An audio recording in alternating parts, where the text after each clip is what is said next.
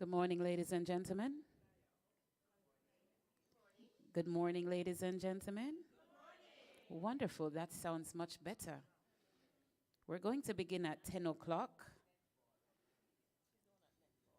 Excuse me?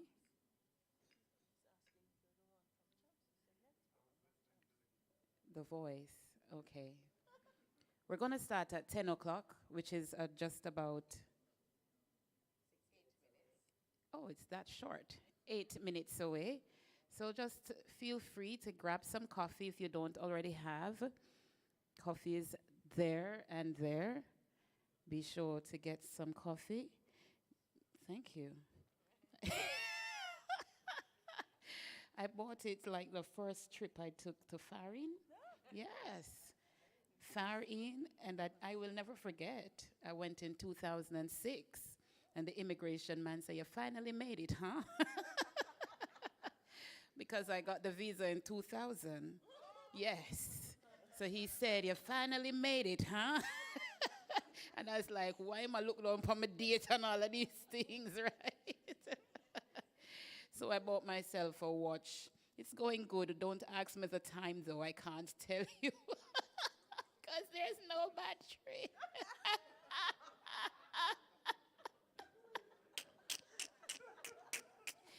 It no got no battery. See there? No, me love. Me can't bother put no battery because me couldn't see it fit through. It's a bracelet now, yes? You have to take your hand turn fashion.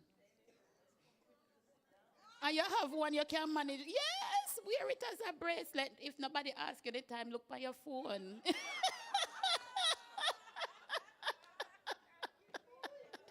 Not true, we don't have phone with time. So we just look on the phone. Good. So if you want to see my bracelet up close, just say hi, come show me. Not a watch, not a battery, me love. So if you have a watch that you wish to wear as a bracelet, feel free, okay? So we'll start in another. Where's your watch? Over there.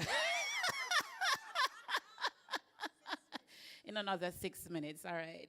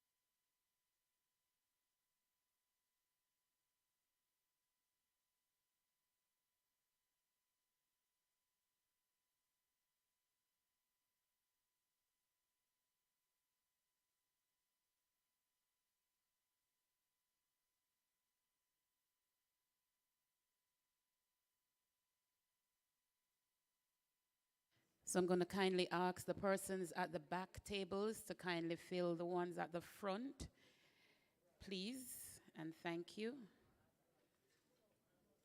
Persons at the back, kindly come to the front tables, thank you.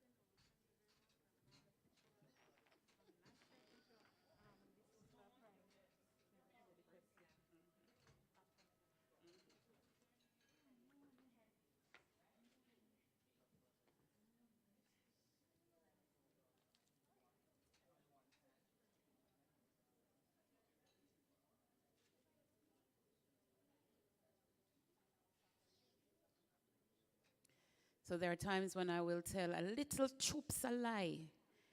But it's not my fault. It is not my fault this time why I told that little choops of lie. So please to forgive me. Because we're going to start in another 10 minutes. So just hold tight, right? Get some more tea and coffee. Let me check the time. The time is now 10:14. So let us say we'll begin at 10:20. You want to see it? So let us go to 10:30. We'll start at 10:30, all right? Is that good for you? Talk to me now, man. Yes, man. Just walk around. I'm asking you guys to walk around to our sponsors who are here and find out about their products and what they have to offer. We have QMax in the house, Ensure is here, and Recycling Partners of Jamaica. So stand up and walk around and find out about what QMax has, and I'm sure you'll find something that you would like to get from them. Find out what Recycling Partners of Jamaica, what they do, and how you can get your bottles into them, your plastic bottles. And Ensure is here, and they have Ensure Max Protein Nutrition Shake. Go and find out about that shake, all right? So I'm asking everybody to move around quickly. Come on now, everybody on your feet and move around to these sponsors and let us find out what they have. Thank you so much. I only have one person standing and moving around. Come on, man. Come on. Come on. Thank you, Sim. That's why you need to move. Thank you. Go and find out what the sponsors have.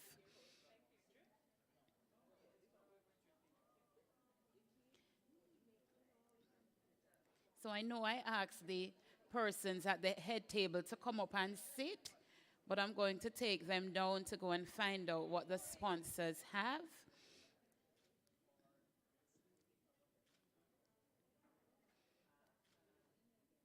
Whilst Colin, I don't see him come take my picture, and it look like we mash up him camera. Eh? I will mash up the camera, sir. You don't even look. He just came and pointed the camera and snapped, boom.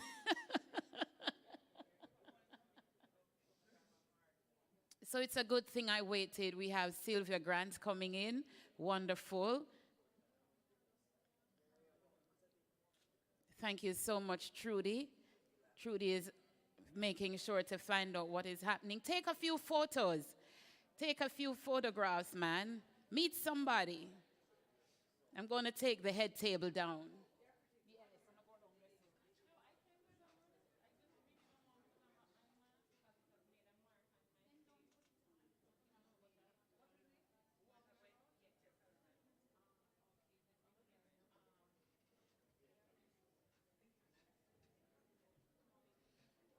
And this would have been done during the welcome. I am going to ask that you will find somebody new. I am sure that there are persons in this room that you don't know. So find somebody new to speak with and find out a little about them as well, okay? I have Connie Francis, one of our honorees, coming in. What a good thing we waited.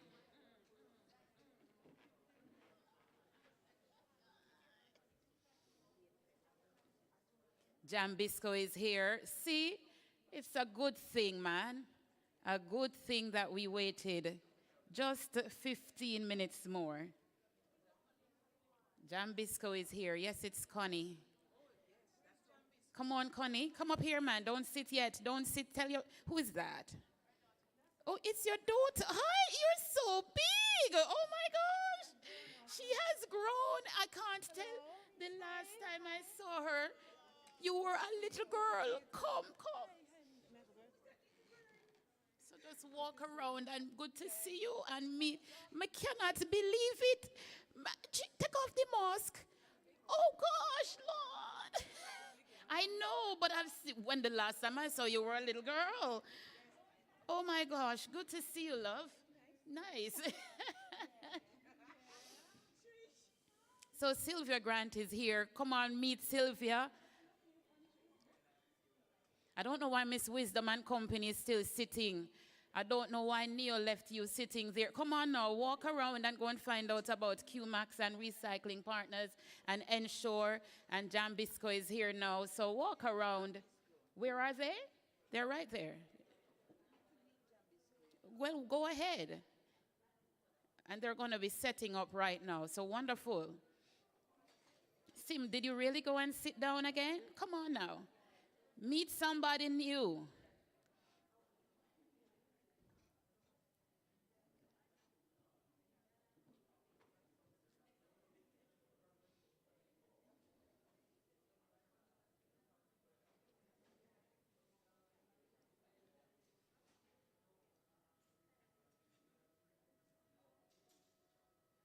Let us meet somebody in Jesus' name. Let us tell them that we love them. Jesus' name. Everybody smile. Jesus loves you. Smile. Jesus loves you.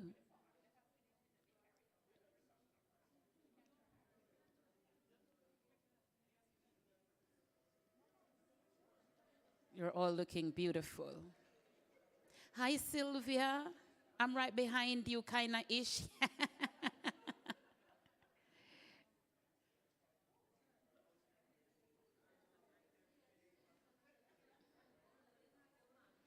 So go and find out what the sponsors have for you. Okay.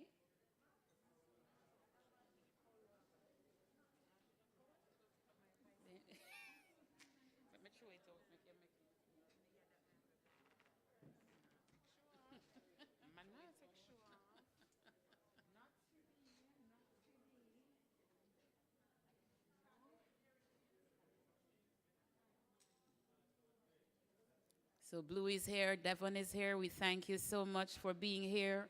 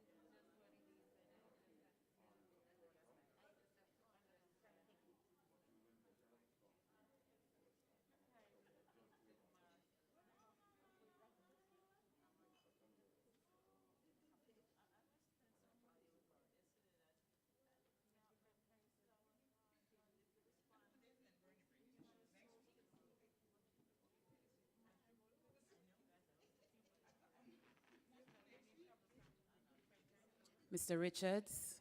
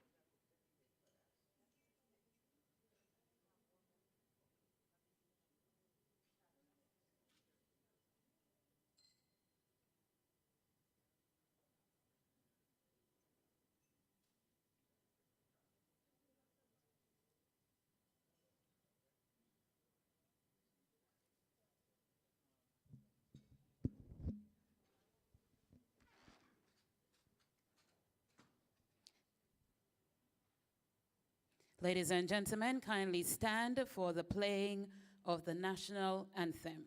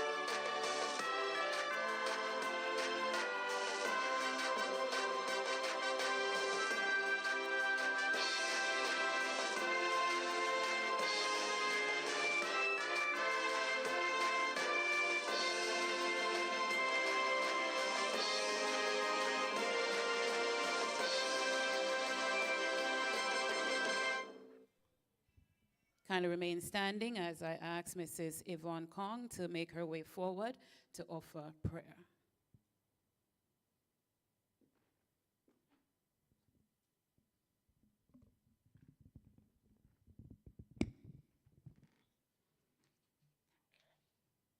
Let us pray. Dear Father in heaven, we thank you for bringing us all here today celebrating Easter with this Yardie Conference 2022. Thank you, Lord, for the women that you have given to sport.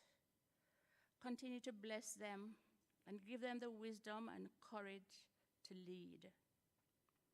Bless the presenters today. Make the presentations meaningful and well received. Bless the directors of Yardie Sports and continue to give them the strength to be innovators. Lord, continue to guide us with your mighty hand. In Jesus' name we pray. Amen. Yes, you may sit. You may be seated. It is a good morning, and it is good to be here at the Pegasus for the 2022 Yardie Sports Women in Conference under the theme, The Evolution of Women in Sports. At the head table, we have the CEO of Yardie Sports, Mr. Dwayne Richards, and as I call their names, feel free to give them an applause. Mr. Christopher Samuda, he's the president of the Jamaica Olympic Association. Dr. Olivia Rose, and she is a sports psychologist, applied sports psychologist, let me not leave that out, at the University of the West Indies. Beside her, we have Dr. Carol Long, and she is a logistics manager on the Run Events Management. Come on, keep the applause going. And beside her, we have Mrs. Marva Bernard O.D., and she is the president of the America's Netball and America's, I don't like that clap there, wait till me finish, wait. And the America's Regional Director, World Netball. Go ahead now and give her a round of applause. That sounds much better. It sounds as if some coffee is in it. That sounds rather well. So at the back, let me take the glasses off, because this is a reading glasses. So I can't see way out there, you know, in them. But I look down to read. We have our sponsors. QMax is here. Give QMax a round of applause. We have in that beautiful glasses, white at the top. The lady down there is none other than Ava Bigby Edmond. She is the head of business development and client relations. Give her a round of applause. Beside her is Kevin Heemans. He's the financial solution advisor. So if you need some money, hey, go to Kevin. Give him a round of applause as well. Over at Jambisco, we have Siobhan Baker, and he's the promotions coordinator. Come on, keep the applause going, man. Don't stop. Nalisha Hall is there. She is the brand ambassador. And Kamisha Pitta, also brand ambassador. Keep the applause going now, man. Over at Ensure, we have Omar Campbell, promotions coordinator, and Dadrian Duncan, brand ambassador. Recycling Partners of Jamaica, we have Candice Ming, marketing and promotions and public relations manager, and Kimisha Campbell Douglas, who is the marketing officer. Please give them a round of applause. So we thank you so much for being here at this very special occasion. We want to say thank you as well to Tankweld, KLAS, J3As, and Sagicor for their kind sponsorship. Put your hands together for all our sponsors. We have Colin Reed, and he'll be taking our photographs. So once you see him come to your table, or it seems as if he's taking your photo, just look cute. All right? Around there we have, now I have to take time and broke it up into syllables, because this name is very hard to call. His name is Teslo. Me get it right? Teslo Roy. I cannot manage. Teslo Roy Henry, and he's going to be doing our streaming. Give him a round of applause. Over there we have Devon Stewart on camera. And right in front of me is none other than Mr. Blue himself. And Blue, I cannot find where I write your name. I don't know what I do with it. But he's Blue. In Blue, give him a round of applause for me, please. My paper is filled. And of course, we have our honorees in the building. And they are none other than Connie Francis. And we'll hear a little more about her later on. We all know who she is. And we have Miss Sylvia. Wait a minute. Connie Francis is sitting beside Connie Francis is her daughter. And her daughter is Colleen Natty. Give her a round of applause. Thank you so much for being here with Mommy. And here we have Sylvia Grant. And beside Miss Sylvia, she's our honoree, is her daughter as well, Janelle Gordon. Give her a round of applause. Beautiful. And we have lots of very special and important people inside here. So give everybody who is here a round of applause. Thank you all so much for making it to the Yardie Sports Women in Conference 2022. Just before Mr. Samuda comes to give the opening remark, you know what? I'm going to let you stay on for a second. And I'm going to ask Mr. Samuda to come before you. Because I have something when I go, you know, I go do a little something for him. Him don't have a clue what I go do. But one little something. Wanna get me? How can I not mention the mother of Dr. Olivia Rose? Dr. Rose is right there. She's beautiful. Give them and she's a reverend. I will tell you that. I want to clap her loud. I want to have to big up the pastor in the building. And if she's here at the end, I will ask her to give the closing prayer. Olivia, you have to stay till it finish. You cannot leave, okay? No. What she said, no. Christopher Samuda is an attorney at law, company advisor, and consultant with a successful career spanning over 20 years, 4 continents, and innumerable industries. He is the former chairman of the board of directors of the Creative Production and Training Center Limited, former chairman of the board of governors of the Media Technology Institute. He is the president of Jamaica Paralympic Association, chairman of the Jamaica Paralympic Foundation. He is the president of the Jamaica Disability Cricket Federation. And if I were to continue to tell you all the things that he is, we would be in here until next year this time. And we don't have that time. We want to finish today. So ladies and gentlemen, he is the president of the Jamaica Olympic Association. Kindly put your hands together for Mr. Christopher Samuda as he comes to bring the opening remarks.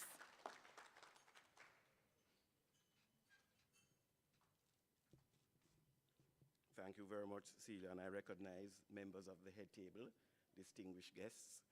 I recognize our honorees, and in particular, and you will forgive me if I'm being insular, if I recognize Sylvia, my Paralympian.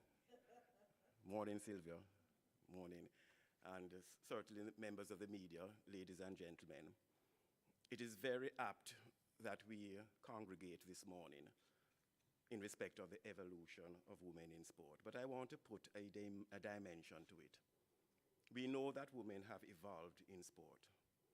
But what I'm commending to you this morning is to effect, if not continue, the dialogue for change and transformation. We all evolve, but in the evolution and as we evolute as womankind, we must, of course, bring to bear the disposition of change and transformation. And therefore, my charge to you this morning is that in your respective spheres of activity, that you bring that change and that transformation. Dialogue presupposes a conversation. And this is what we require in sport in order to advance the interests of sport and also to secure the future of sport. An open conversation, an open dialogue for change and transformation. And we will only achieve that if people understand that there is a common goal, and that must be the advancement of sport. And we, as stakeholders of sport, must ensure that as custodians of that advancement, that we bring to bear that dialogue of which I speak, of change and transformation. But change starts within, and then it is outward. And therefore we have to understand emotionally, psychologically, socially, that we are the beings of change and transformation. And therefore we must get the script right. If we do not get the script right, then we cannot effect the change and transformation of which I speak. And that understanding must come from a very strident, truthful assessment of where we are as a nation in sport, where you are as sport stakeholders in sport.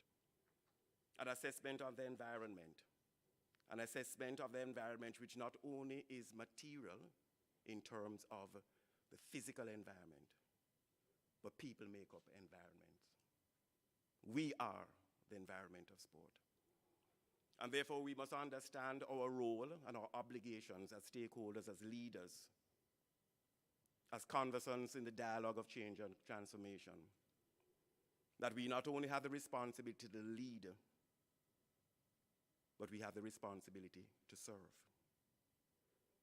And that is where we have the concept of servant leadership. Leaders are servants. For if you are not a servant, you can't lead. And therefore, this dialogue of change and transformation that will commence here and reverberate as we leave this time and moment in the life of sport must be a product that comes from within. We all have our perceptions, we all have our opinions or views as to how sport should evolve, how it should transform. But at the end of the day, there must be consensus. Consensus around a business and strategic plan for sport. Consensus around how we treat the assets of sports, which are, of course, our athletes. How we, in fact, build capacity in our administrators, who are critical elements to the dialogue for change and transformation. How we build capacity in our coaches, and how we telegraph to our athletes an attitude and aptitude for not only success, but victory. And this is what the Jamaica Olympic Association is transmitting and telegraphing to our stakeholders. As the apex body, we not only have a responsibility to be servant leaders, but we have a responsibility to not only contribute to the dialogue of change and transformation, but to lead it. And we are leading it, but we cannot lead unless we get your support, and we cannot lead unless we understand that that support is critical. So this morning, as you evolve in the arena of sport, let it be your chief ornament, the dialogue for change and transformation. Connie knows that very well. Sylvia knows that very well. They are the persons who we are honoring this morning. Honoring not only for their achievements, but the character that you have brought in netball and Paralympic sport. The character that you have brought. Your achievements are, in fact, prodigious, but it's a character that you bring to bear on the sport. And this is what the Jamaica Olympic Association celebrates with you this morning. The character, the mettle, the DNA that you bring to the sport. And therefore, ladies, and if I may be permitted to say gentlemen as well, the dialogue must continue. But we must have focus, and we must have a sense of being. And we must have a sense that at the end, we will all celebrate the successes and triumphs for which we long. So ladies, you have a responsibility. We have all sorts of concepts of gender equity, of which I support. We have concepts of women taking their rightful place in certain spheres of activity outside of sport that are, in fact, should I say, non-negotiable. You must therefore bring to the table at which you are sitting that consciousness and conscience that will propel you to be not only agents of change, but inspired agents of transformation. Thank you for the privilege of addressing you this morning, and I look forward to a very fruitful conference under the aegis of Yardie Sport. Thank you so much.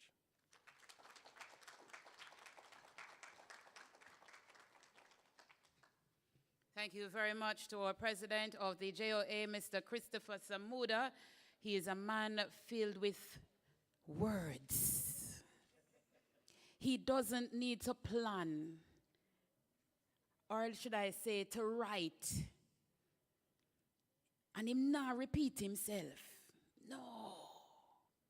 And if him talk tomorrow at our next women's conference, which we're not going to have anyways, because we already have this one, what me just saying, he will say something different.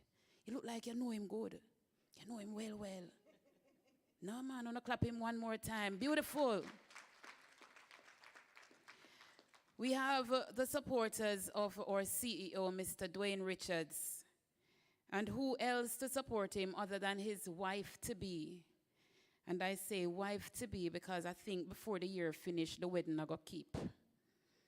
It's a long time me I tell him, say, listen, man, marry the lady, no man. Marry her, no man.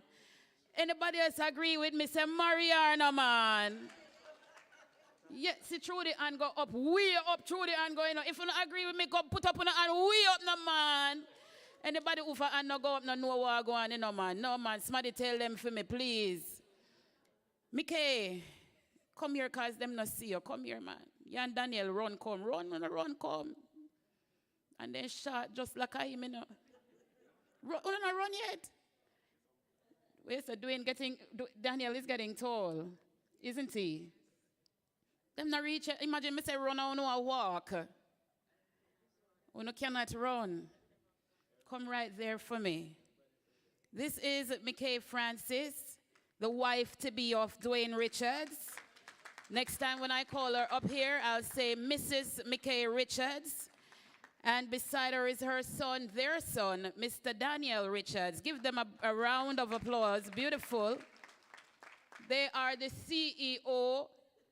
OOO. Yeah, wonderful. You mean a whole heap of picture and doing something. Whole heap from him, my baby. So coming now to give a brief remark is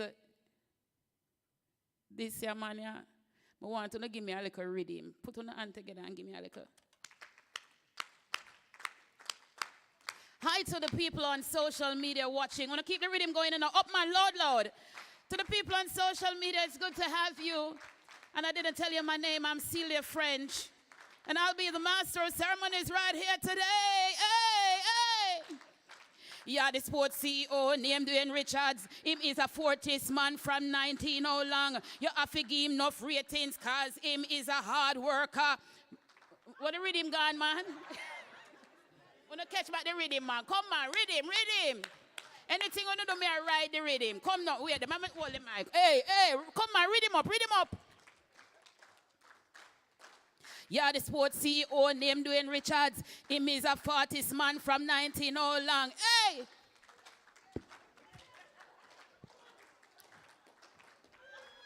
Boy, you know, Mr. Samuda, better me make you give me rhythm, you know, because them now going so good, you know. On the top, give me rhythm, yeah, Mr. Samuda. Come, rhythm. Drum it. Sit there. Yeah, the sports CEO named Dwayne Richards. Him is a 40th man from 19 how long. You have to give him enough ratings because him is a hard worker. Hey, him short and dark and have enough ambition. If you don't agree with me, say, hold up on your hand. Yes. And also, me want to know if you say, when me say strong, you say black man, strong. Hey, strong. Hey, one more time, strong.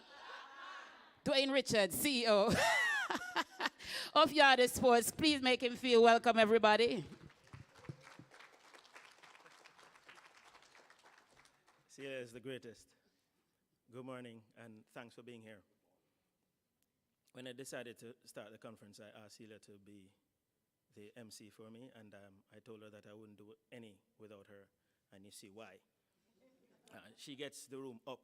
You know, nobody sleeps wherever Celia is. It doesn't happen. And if you don't know, she was one of the voices at Champs for 5 days, 5 grueling days. When I called her 2 days ago, I said, Celia, you get your voice back yet? She said, yeah, man, a little bit. But she's gotten it all the way back now. But I'd just like to welcome you to the 3rd staging of this conference. It's kind of funny that we're here because Yardie Sports came to my mind as an idea just about 10 years ago in this room because of that man. Yes, Mr. Christopher Samuda. I was at his conference, The Business of Sports, and it came into my head to get involved in sport actively in this way, and so I thank him again I've thanked him over and over, but I thank him here today at this conference for what he has done for me to help me to be where I am right now, because at that time I didn't know where I was going, and I found something that I wanted to do that I'm passionate about, and we're here because of that and because of Mr. Samuda. So thank you again for planting the seed 10 years ago and for being here today as we celebrate the third staging. I won't be too long right now. We have a lot of very important people to speak, more important than me. I just get them here.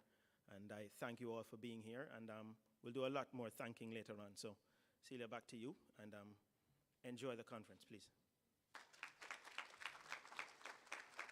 Thank you very much, Mr. Dwayne Richards. And when you can do a hat or a cap, whatever you want to call it, then you know that you're moving and you're going places. So put your hands together for Mr. Dwayne Richards, CEO of Yardie Sports. One more. Una clap better, no man. Better. Trudy, me not see her clap. Trudy, clap, clap, clap, clap, clap. Wonderful. This is mine.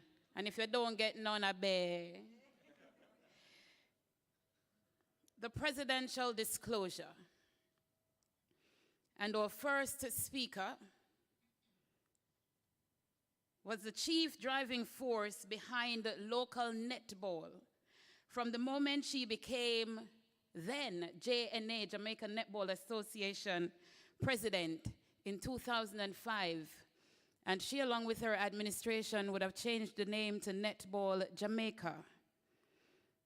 Mrs. Bernard is a certified public accountant, and she holds a Master of Science in Accounting, a Bachelor of Science in Accounting and Economics from the University of the West Indies, Mona.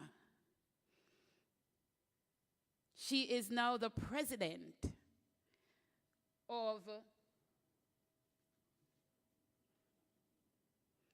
America's Netball and America's Regional Director in World Netball.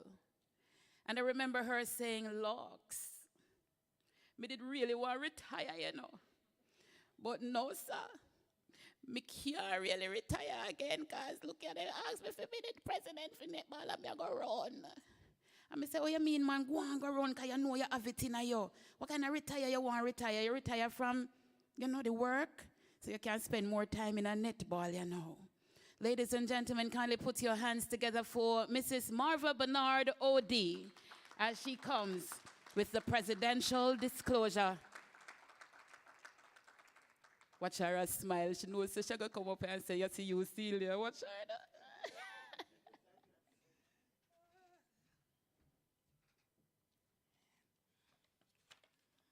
Good morning, everyone. Thank you, Celia, for always bringing a smile to my face. When I say fool, say Celia. Mr. Samuda, President of the Jamaica Olympic Association, it's good to see you. You have read my script, but it's okay. I forgive you. I'd like to, before I say anything else, welcome my colleague, Director on America's Netball Board, Javon Edwards. He's the second VP of America's Netball, and he was the one that had me come out of retirement. So for all of what I'm suffering now, I lay it at his feet. My good friend and colleague and counselor, Dr. Olivia Rose, and also Dr. Carol Long, Logistics Manager on the Run, Events Management. I see my Y at that table, Connie Francis, and my other Y is at that table, and my friend who keeps me sane when all the craziness is happening around. Allow me to recognize my best friend, Dawn Alberga Edwards Taylor, and all of the very important people in this room and out in cyberspace. You have to have people to give you the words. Dwayne, I'd like to thank you again for asking me to present at your Y.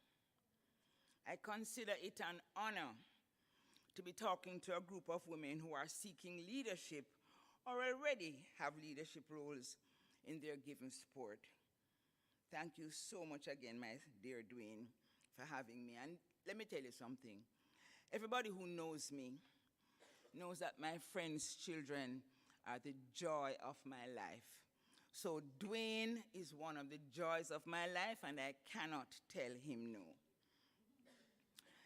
Ladies and gentlemen, if you leave here today and cannot remember anything I have said, I want you to remember that as a leader in sport, despite your fancy title, you're a servant. Mr. Samuda said it. A servant leader. What do I mean by that? As a servant leader, you eat last. In other words, it's not about you. It's not about self, but more of serving others in the sport you have chosen. The fact is that the association you lead does not belong to you. You are serving those who elected you to serve and the athletes under your charge. Once you realize that, you now have a responsibility to operate fairly, transparently, and honestly with the people you serve, especially since most of these people in your care are not so well off. And so as the leader, you have to remember it's not about you. It's never about you. And although I did not get a textbook on how to be a team manager, I was told once a slice of bread is left, I should not eat it. And I mean that in the real sense also. That signified to me what leadership in sport is about. It is never about Mava. It is about doing for others who are in my care. It's about developing future athletes, administrators, and simply to develop the sport. In the Americas region, I have two roles. Sometimes I forget the second one, but you can bear with me. The powder in my hair from my wives. My wives? I used to have black hair once. I'm the president of the Americas region, and I'm also the director, their director on World Netball. World Netball is the parent body of all netball over the whole world. And we have 5 regions, and I have the distinct pleasure of representing the Americas region on that board. I was last year also appointed America's Teamwork Ambassador. My role as president for the Americas Netball, along with the executive team of 5, is the overall responsibility for the development of the sport within the region by empowering leaders, by developing necessary support around the game.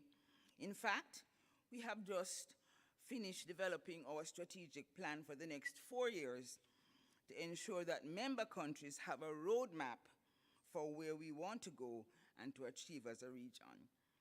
As regional director on the board, the World Netball Board, my responsibility is to represent the views of the region, being cognizant of the implications that board decisions can have on our region. It is my responsibility to represent all 18 countries and to ensure that as much as possible, I properly advocate for them, those who have chosen me to be at the World Netball Board. Netball, as you know, is a female sport, although we are now recognizing the role of men and boys playing the game. It is important that we don't lose our female-centric focus, recognizing the effect netball has had over the years on changing the lives of women and young girls. We have to retain that seat at the table where the governance of our sport is concerned so that we can manage our affairs, to be empowered, and be in charge of our own destinies for the sport we chose to serve. As a sport administrator, a leader in sport, as a woman in sport, I have learned a lot over the years. I've learned to listen. I've learned to be vulnerable and not to be afraid or even ashamed of my vulnerability. I've learned that strong women cry, dry their tears, and get back in the ring. I've learned to pray, to ask God, is what this on me now? And wait for the answer. I've learned to have more empathy. I've learned as the leader, even though you have a team, the buck stops with you. I've learned that it's okay to feel like giving up, but it's not okay to quit. I've learned to stop when I'm tired and rest. I've learned that all the ideas don't have to come from me. I believe that every voice must be heard. Everyone has a voice, an opinion, and everybody's voice must be heard and views respected. Sometimes that in of itself might cause conflict, but out of the discord will come accord. I've learned to govern with heart. The H is to hear and understand me. The E, even though you disagree with my idea, please don't make me wrong. A, acknowledge a greatness in me. R, remember to look for my positive purpose. And T, tell me the truth with compassion. As a leader, I want to emphasize the critical role of term limits and my personal views on that. I have learned to empower the people that I lead, to make real the very strong views I have on succession planning. I believe in term limits. I do not believe that people should sit in any position for years and not leave. For something to grow, something has to go.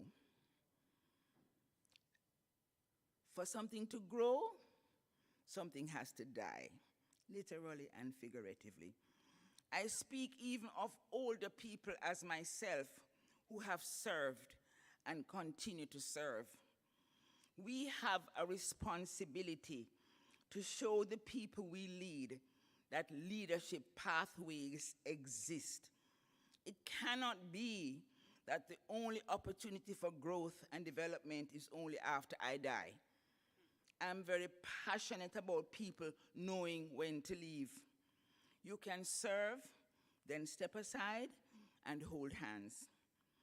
And in keeping with my own mantra and own words, I will not be putting myself up for re-election in October. October is the end of the 4-year term. Retiring or leaving the sport or leadership role that consumed their world in many cases is not an easy transition for some. My advice is to recognize that you may need to seek counseling if you have been leading or working in a sport for most of your life, and then it's something that you no longer do. You need to recognize that there is a separation. Also, very important to note that sometimes, if the separation is unprofessionally done, it can be traumatic. As such, respecting and acknowledging those who serve while bidding them farewell needs to be a professional exercise which embodies the tenets of ethical guidelines that can even be found in the practice of good sportsmanship. Another advice I also give to persons, be it male or female, who lead in sports, is I recognize that the journey can be filled with challenges, and such early recognition of your own feelings is critical, and then making a deliberate attempt to behave appropriately. Two pieces of advice I was given by one man who is no longer with us and one who still is. Jimmy Moss Solomon, my friend, said, Mava, how you conduct yourself will show up others. Think about this. I tell my girls this all the time. How they conduct themselves will show up the other team on or off the court. Image is everything, emphasizing always to remember to conduct themselves in a manner that is sportsmanlike. The other advice is to accept your feelings and behave appropriately. It's okay to be angry and hurt and not like a person, but you must behave appropriately. To this day, I carry around these two nuggets of advice. This is also advice I give to people when they are exiting roles and leaving formally held positions. In any role or position you serve, all these things I have mentioned have been a few of my guiding principles that I have used and would have led to any modicum of success I have achieved as a sport administrator over the years. As I approach the close of my presentation, it would be remiss of me to do so without stating my vision for netball in the region. My vision for netball in the region is to have more countries in the top 20 in the next 4 years. Right now, we have 3 in the top 15, and those are the same 3 that have gone to the Netball World Cup every 4 years. I have never, ever doubted the talent in the region. I do believe that countries in the region have great talent because of their physicality and because of just how they take to sports.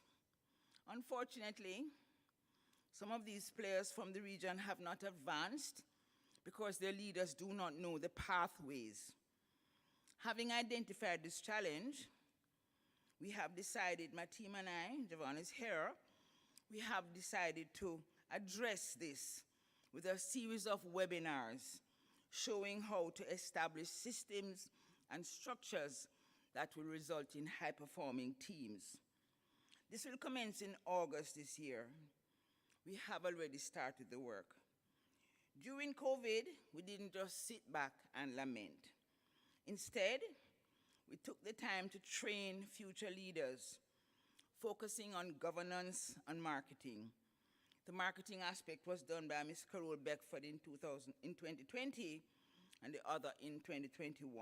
This last one was a certificate course in partnership with the UWI Faculty of Sport, a series of webinars on how to govern honestly, with integrity and transparency, how to do business plans, financial plans, and strategic plans.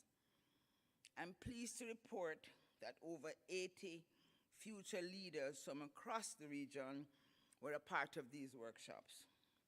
We also trained coaches and umpires so that we can set the stage to increase the chances of countries from within the region to get into the top 20. The reality is, we cannot advance unless these areas are functioning efficiently across the countries. Getting netball in the CAC Games has been one of my biggest accomplishments as president and regional director. I'm very proud to report that my team and I, by the end of the first year in office in 2019, completed the first set of extensive amendments to the Constitution not done since 2014. We've added 4 new members, BVI just last week, Dumrep, Venezuela, and Guadeloupe. Thank you. Very important for us in our transparency drive is that we have shared all of our executive meeting minutes with our members once they have been done. We have just developed a new e-commerce payment platform to address the growing complaints of high bank charges that our members face and have difficulty in paying us, making payments for our services. During the global crisis of COVID-19, one of our member countries, St. Vincent and the Grenadines, experienced a volcanic eruption. My team and I partnered with Netball Europe to get monetary donations, which we used to help them. Those donations provided tangible support that was needed. Also, we engaged the services of Dr. Olivia Rose, psychologist, sports psychologist from Jamaica, who provided a series of free sessions to help them to cope with the aftermath of the volcano. Please, can we just acknowledge Dr. Rose and her generosity? My vision for the region cannot be realized without support. And so I pause to publicly acknowledge support of family and friends in making this possible. In addition to this support, we need support from other countries, from within the other netball regions who have accomplished that which some of us are now trying to achieve. We say we collaborate off court and compete on court. You have to seek out knowledge and expertise and best practices. There is no simpler way to say this, but the support I want in order to have this vision accomplished is to have more of our leaders in the member countries reading. You have to read. You have to read everything about your sport and the network. I always say this. If lawyers go to school and study law books, right, Mr. Samuda, and doctors go to school to read medical books, sports people need to read books on sports and sport administration and books on how some sports did it so you can get ideas. I have heard these words spoken time and time again. Sport is a business. Sport is a business. I don't want to say anymore. Sport is a business, people. It is not something that we do as a hobby. We need to make money, we need to manage money, so we have to go to school and study how to lead a business, how to be a CEO of a business. Because the people that are here, why? Are going to be thirsty and hungry if we leaders do not equip ourselves to lead, and to lead as if you are running a corporate enterprise in your country.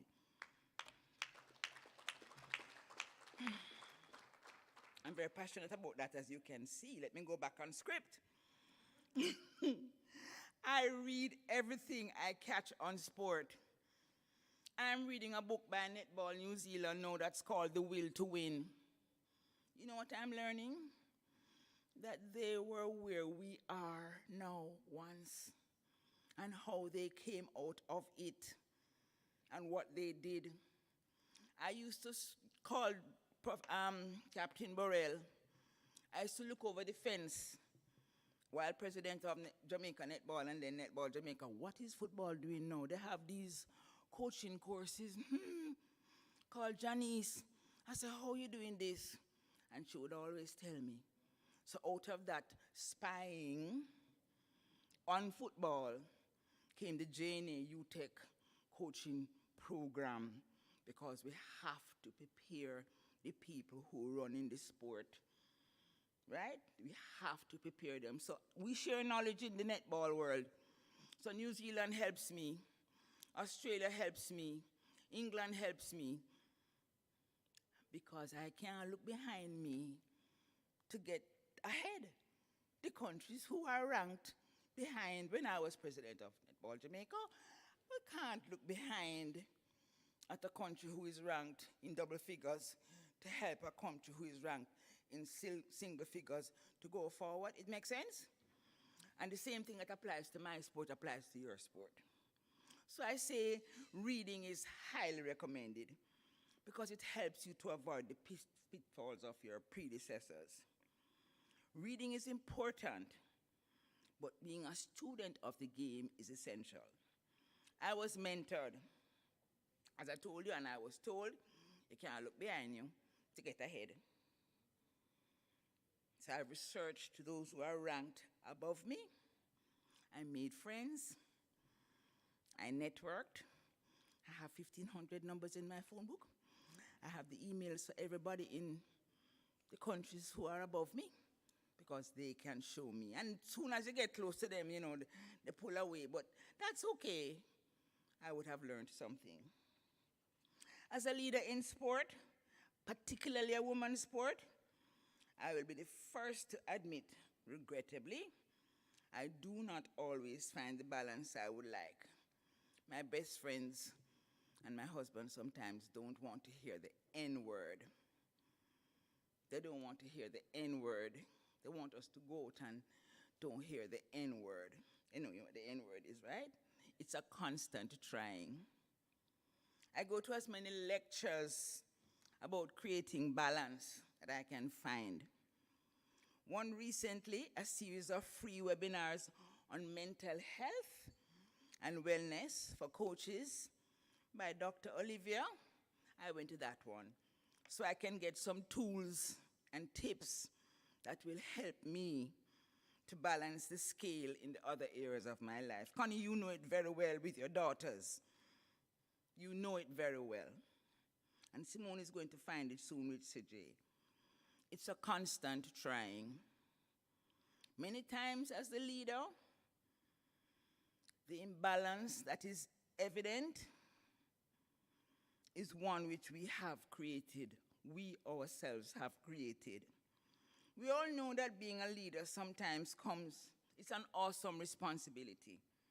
You are leading people and leading functions, and my reputation as someone who is dependable means a lot to me. If I say I'm going to do something, I'm going to do it. I do not cast blame on anyone serving as a volunteer. So I pick up slacks. I'm not paying you, so I can't fire you. Most times, that's another challenge that volunteer leaders find themselves facing. If I tell you I'm going to do something, it will be done. And that sometimes is at my expense, time or energy. And sometimes at the sacrifice of family and friends and other personal matters. I soon get it right, Miss D. Time. To my younger administrative self as a leader in sport, I don't know what I would tell her to practically find and maintain the balance, simply because I love what I do. I might love the people all the time, but I love the work that I do. It's a constant struggle. But I create lists, try to create time for family. You have to shut down sometimes. You have to create friends times. As much time as you can gather with family and friends, you take the time. You just have to find the time to do both. You won't be successful at this all the time, you know. But you have to try, and I'm forever trying. Again, I encourage reading. I have read books that have helped me to create this kind of balance. There's no excuse for not finding balance. But I will always say one of my greatest joys working as a leader in sport is watching the metamorphosis of these young people that came into Jamaica's program. And I've already spoken about Connie and Simone that are here. And later on this morning, I think there are going to be some girls from NHT who will be here. They make me proud. They own their own homes. They drive their own cars. They have graduated with all kinds of degrees. And some are now giving back to netball and to society at large. And I'm super proud of them all, gray hairs and all. As I make my final pass to exit this podium, I want you to know that the challenges I have experienced over the years as a woman in sport administration pale in comparison to the significant development of women across the region who have become real global citizens for positive change. I'm honored that I had the opportunity to serve. And I encourage you to persevere. As one of my mentees told me recently, yeah, they come back and give me advice now. Miss B, don't focus on the staircase. Take it one step at a time. Persevere. Keep going, ladies. Persevere. Thank you.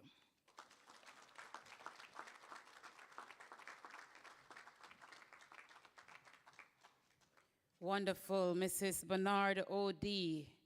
with her presentation. And as I sat there, I tried to grasp and take in all that she was saying.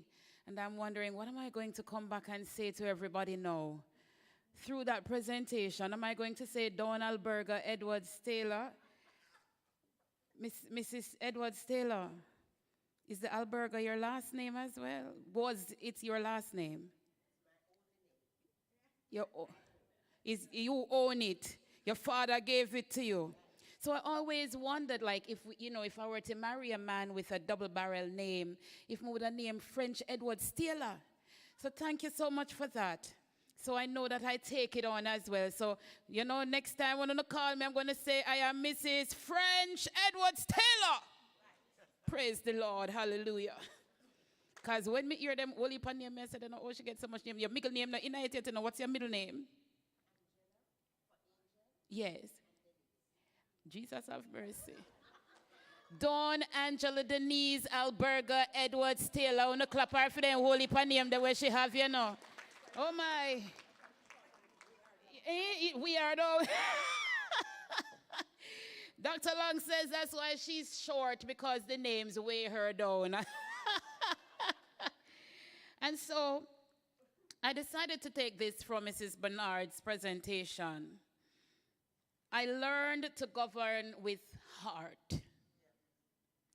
H, hear and understand me. E, even if you disagree with my idea, please don't make me wrong. A, acknowledge a greatness in me. R, remember to look for my positive purpose. And T, tell me the truth. Tell me the truth with compassion. A lot of people speak the truth, but then turn it wrong and make you feel so bad. You feel like you would have choke off.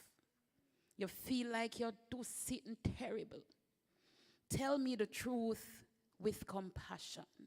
And that's what I took from her presentation. She said, "Whole heap," and I hope you grasped it. But I felt like this part needed to be repeated. Kindly put your hands together again for Mrs. Bernard.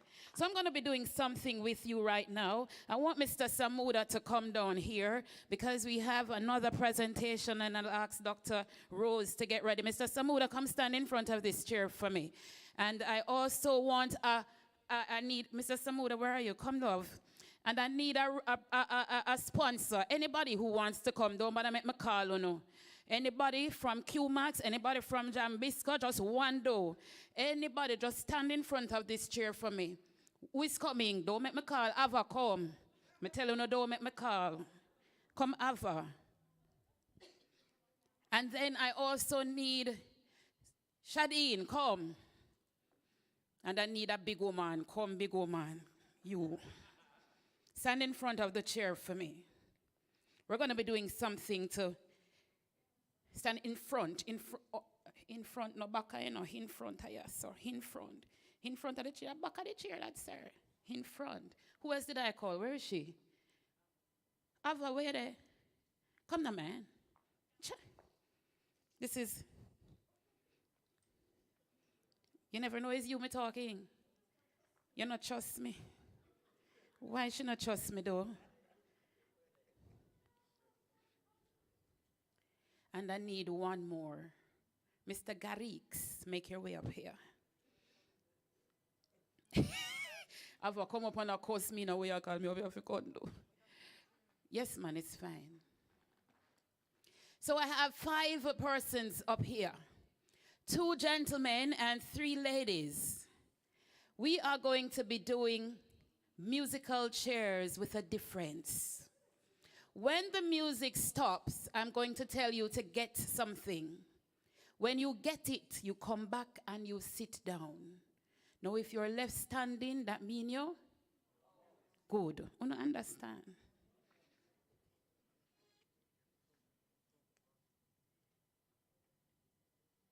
One second. I walk one. Dance around the chairs. And when the music stops, you run down there. No, this way. Come back, miss. Hi. Hold on, little. No. Turn up. And your own musical chair you are playing. Mr. Garrix, you are the leader. Dance around the chairs, and then you come back.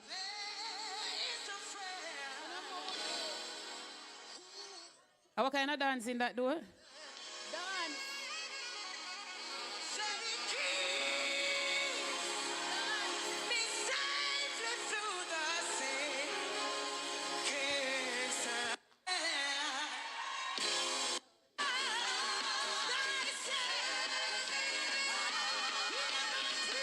Get a flyer from QMax. From QMax. Get a flyer from QMax. Any flyer from QMax. Watch Mr. Garrix, I'm going to lick down the big woman. Mercy. Get a flyer and sit down. Big woman out. It seems as if she a big woman. Are your shoes? Oh, Lord. Stand up again. Let me remove this chair over your heart. Let's go. We're going to sing a song. Any song. Which song? Because the music now work on the phone. Eh? A, B, C, D, E, F, G, H, I, J, K, Shadeen, move faster, L, O, P, Q, R, S, T, U, V, anything, W, X, Y, and Z. Now I know my ABC. Next time, won't you sing with me? Get a spoon.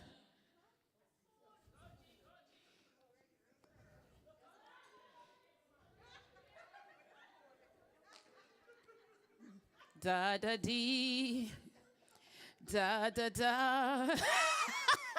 Somebody fling him up, you know. Da da. Watch her, where she go? Da da. Where you go, miss? Da da dee, da da da. Him deliberately out. Him deliberately out himself because he can't bother run no more. Your shoes bust out? Me fi make it bust out? Or we bust out? You know, bust yet. Stand up. 2 chairs remaining. Yes, ma'am? Put down the spoon. You have a song over there, sir? So let's go again. Quick, quick. What do Mike? What do?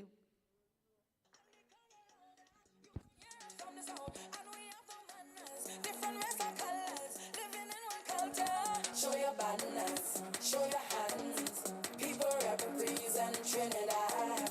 Where you from? Show your flag. And if you don't now, get on back. Get a pack of crackers from Jambisco. Cream crackers. She can't bother she out herself. Nice. Mr. Garrix look like a him want win, you know. Wonderful. Thank you very much. Keep the crackers. We don't want it. Keep the crackers. Now, the final thing is here now. Ready, sir?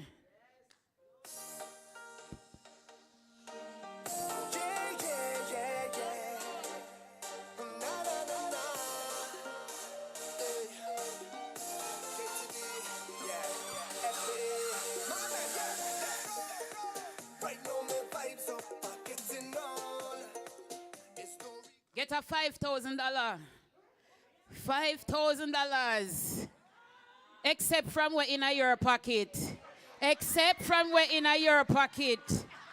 Bring one $5,000. Get one $5,000. Make sure a 5,000. Me I watch you know. We no two thief. No give me.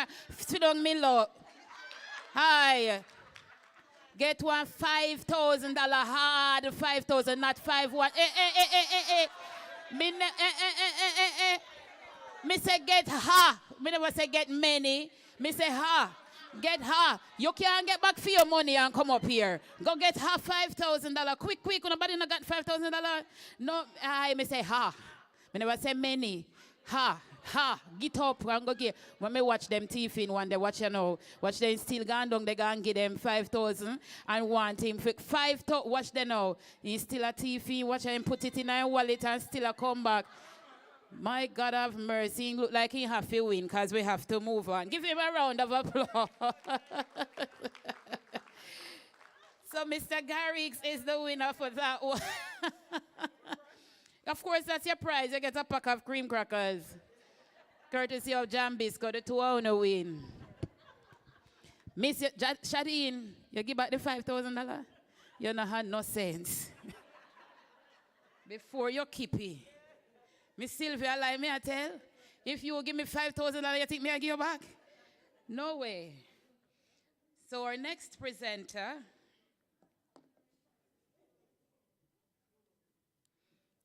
Mrs. Nicole Grant is ill, so let me apologize for her absence. And so we'll move on to our sports psychology. Dr. Rose is a distinguished sports psychologist in Jamaica and the English-speaking Caribbean, serving as a consultant to numerous athletes and sports teams, including the West Indies cricket team and the University of the West Indies, Mona.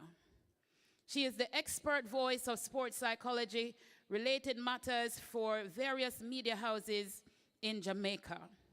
She completed both her BSc in psychology and MSc in applied psychology at the University of West Indies, Mona. Currently, she holds a PhD in sociology of leisure and sport from the University of Leicester in the UK. Dr. Rose is a teacher, trained educator, and has been involved in learning at the tertiary level since 2006 to 2020. She has both served as a lecturer and administrator at various tertiary institutions in Jamaica, and currently is a senior administrator in the capacity of sports psychologist for the University of the West Indies, Mona. It is important to note that this trailblazer is the first to be appointed in this post at the Mona campus, but her work extends to all other campuses across the Caribbean through the Faculty of Sport. Dr. Rose has been the curriculum developer for various types of sports psychology related courses at the associate, bachelor's, and master's levels. She has worked with athletes and coaches who compete in 13 different sports or types of sports. Dr. Rose is an author of 5 books and has published numerous articles and serves as an international peer reviewer for 2 sports scholarly journals. She is a motivational speaker and a presenter at various international and local conferences and workshops on self-development, sports psychology, and emotional intelligence and leadership team building, performance and productivity in organizations. In her free time, Dr. Rose loves fashion, as you will see once she comes up here, very fashionable, reading, and traveling and art. Put your hands together for the applied sports psychologist, Dr. Olivia Rose. Louder. Thank you very much, Miss Celia French. Okay, this is really bright. All right. Okay, members of the head table, it's still morning. Good morning, and I cannot see. That light is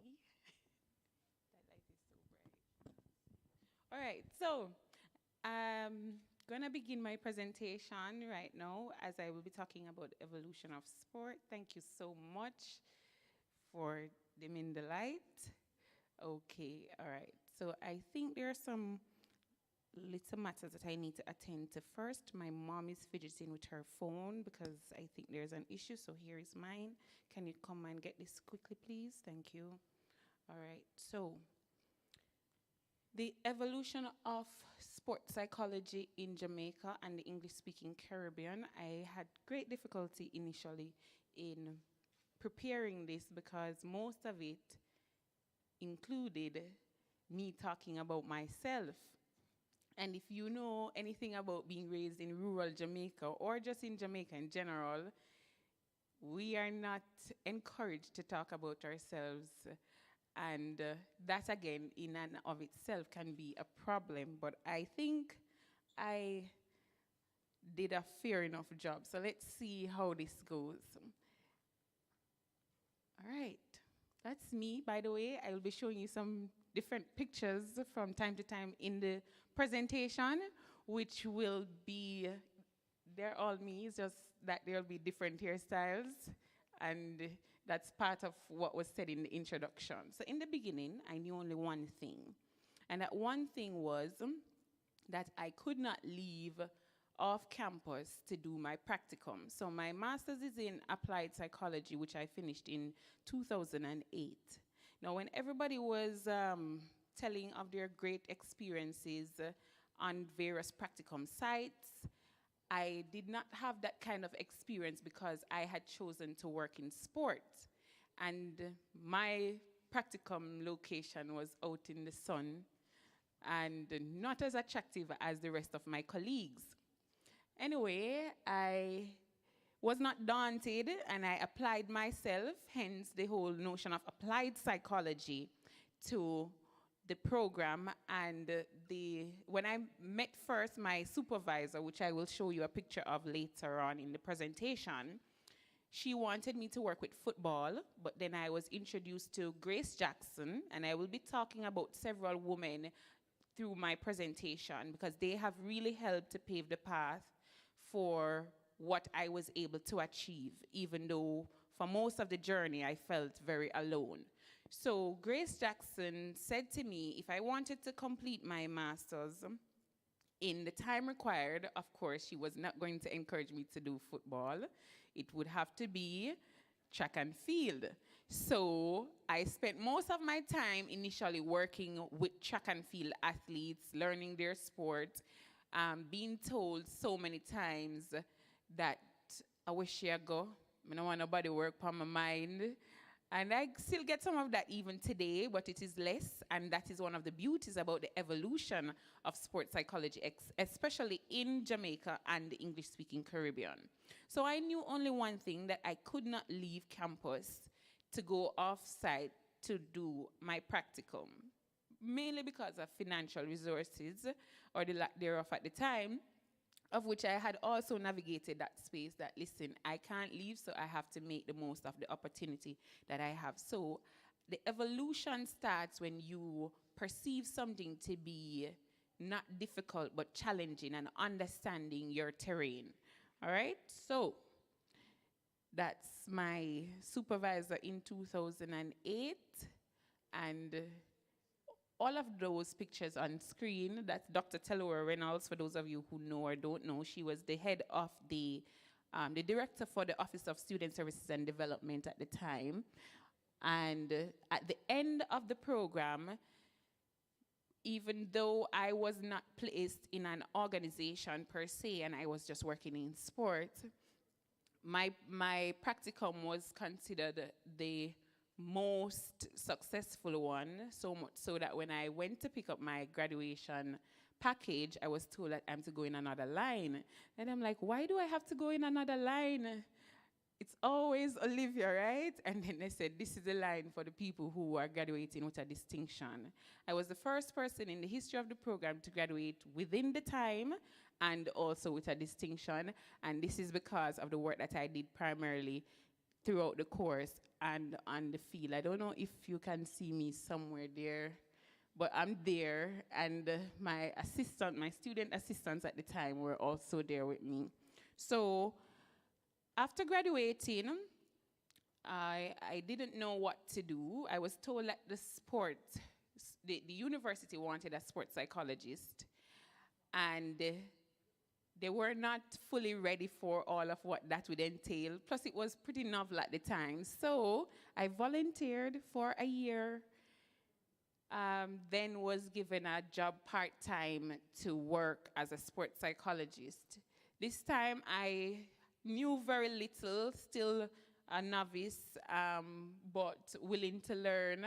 I'm somewhere under that tent with the athletes at the time, and that's a picture of Grace Jackson at the front, and the picture to the top left is when they were doing the sports psychology sessions in the evenings after training.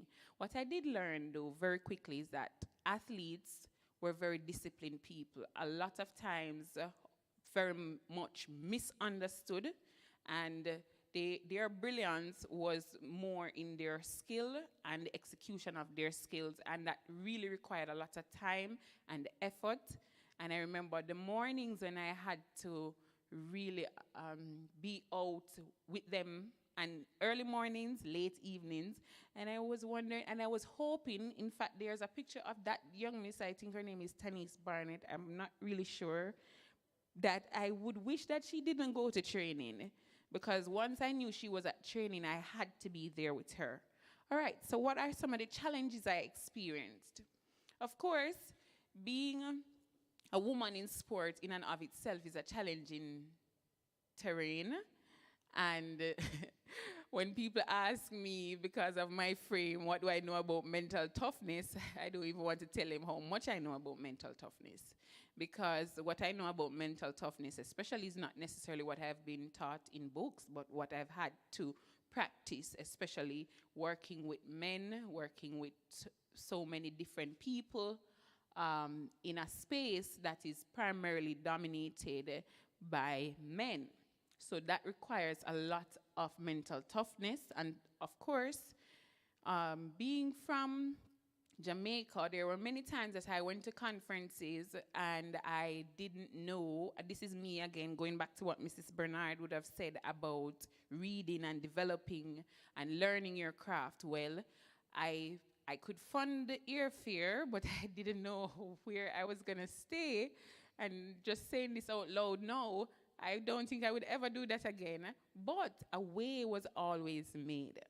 And what do I mean by that? It's usually a way made also by women. So we are our greatest enemies, and we are also our greatest friends and support and family. It is just now for us to choose which one of those we're going to be. So I remember when I was to present at a conference in Philadelphia, I was the only black presenter, the only woman from the Caribbean anyway, English, Spanish, and the other speaking countries, French, right? And the way it was made possible because I went to Grace Jackson at the time, and I told her that I was only able to pay my fare for this conference, and I'm presenting, and I don't know where I'm gonna stay. And she said, oh, you're gonna go in Philly, that's one of my places, and then the rest is history. She called somebody, and somebody happened to be the first black woman to be on the cover of APA, which is an American Psychological Association. So if you know anything about the APA, that's the referencing that most people use.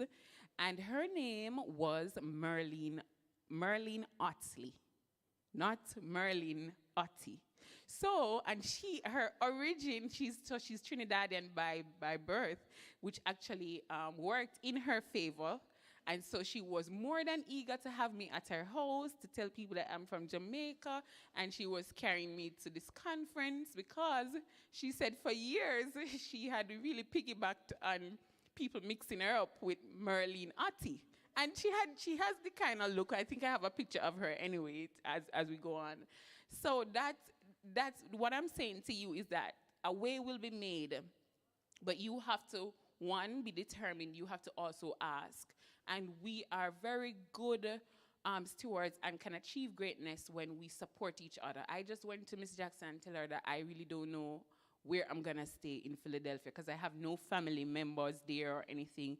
And I was well taken care of. In fact, I also met another lady who was the head of their hockey federation again. And so what I'm saying is support is there, and we need to, as women, be way more supportive of each other. So some of the challenges I would have experienced include very few sports psychologists in the region, the stigma, that should be number one, of what it means to work with a psychologist. I don't even need to put the word sports in front of it.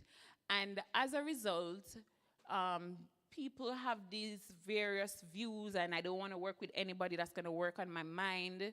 Why do I have to see that person? Yet, by the way, the rest of the world is so advanced when it comes on to mental health, mental skills preparation, mental coaching. So we need to really catch up with them where this is concerned.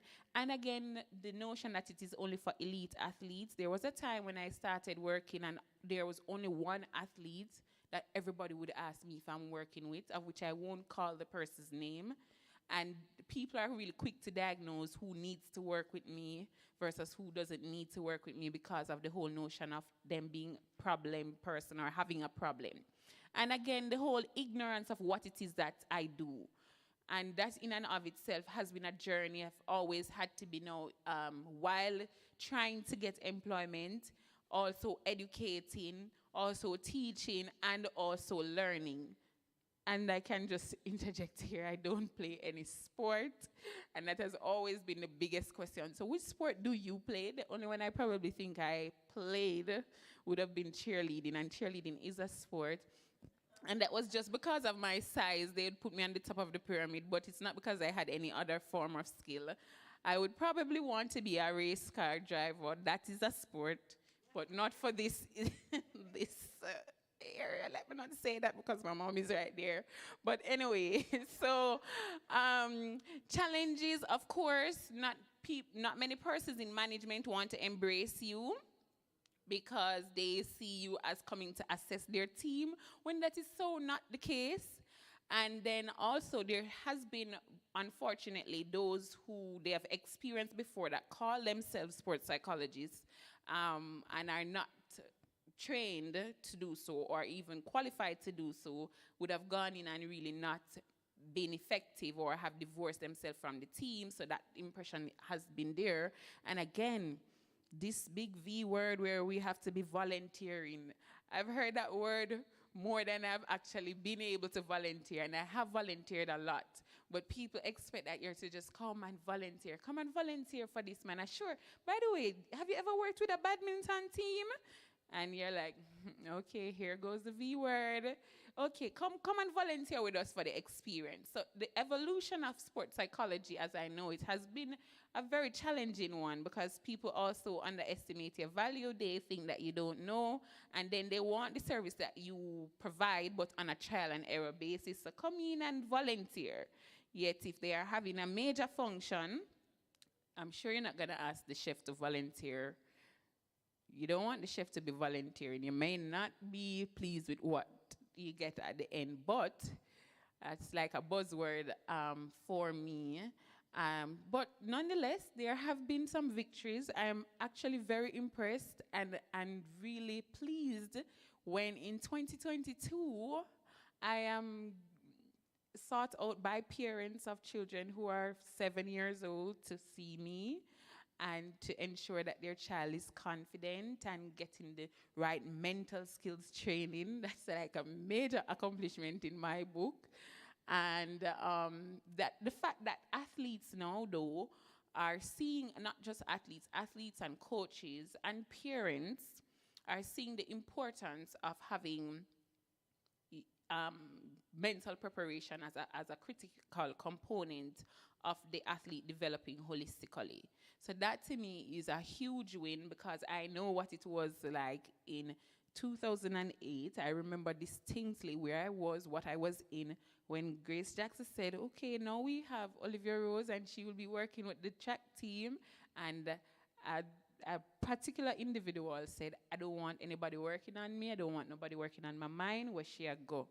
I remember that. So to now be embraced and to be asked to speak and to work with teams and so on, that is a great accomplishment. But even bigger than that, because we need to have faces looking like ours in rooms such as these and otherwise, I was able to partner with sports psychologists from across the region, and we had our first applied sports psychology conference of the Caribbean in 2018.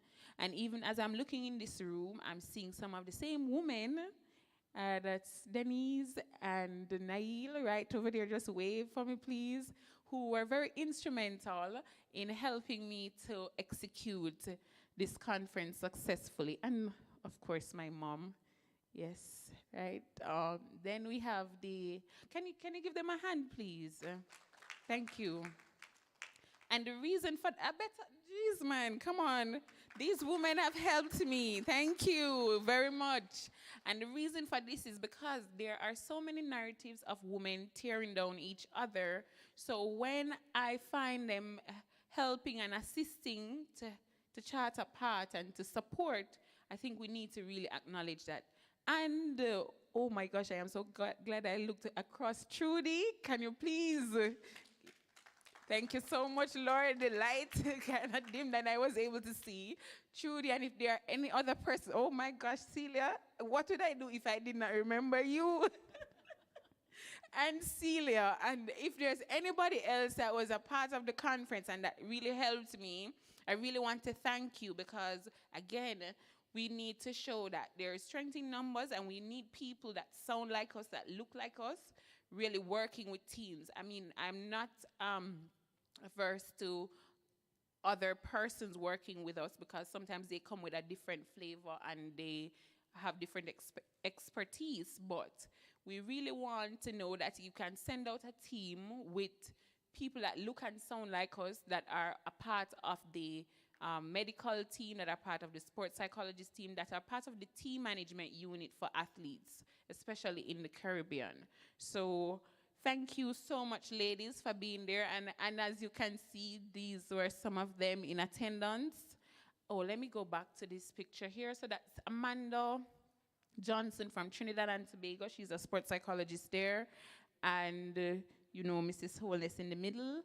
And that's me from Jamaica. And why am I not remembering? That he's representing Rudy Aline. Thank you, Lord. Rudy Aline from Barbados. And there were quite a few other sports psychologists at the conference in attendance. All right, so the victories have been, as I said, we have parents now, coaches, athletes, presidents of various associations now wanting to include the services of a sports psychologist. And most recently, Puma has hired a mental coach. I don't think the correct term for that particular person is a mental coach, to provide psychological services to the athletes that they sponsor. And I think that is a very good initiative, and we hope that more opportunities like that will happen over time, because again, mental preparation and the holistic component of the athlete, be it physical and mental and emotional, are critical. And of course, being included in the team management unit now, so teams are going to travel, and it is a no-brainer that you should have, well, I hope it's a no-brainer now, that you should have a sports psychologist on the team. And again, the services that are being provided and people are now more aware of is that you work with a team of other professionals, and these range from sports psychologists, sports journalists, sports administrators, referees, coaches. Clientele is wide.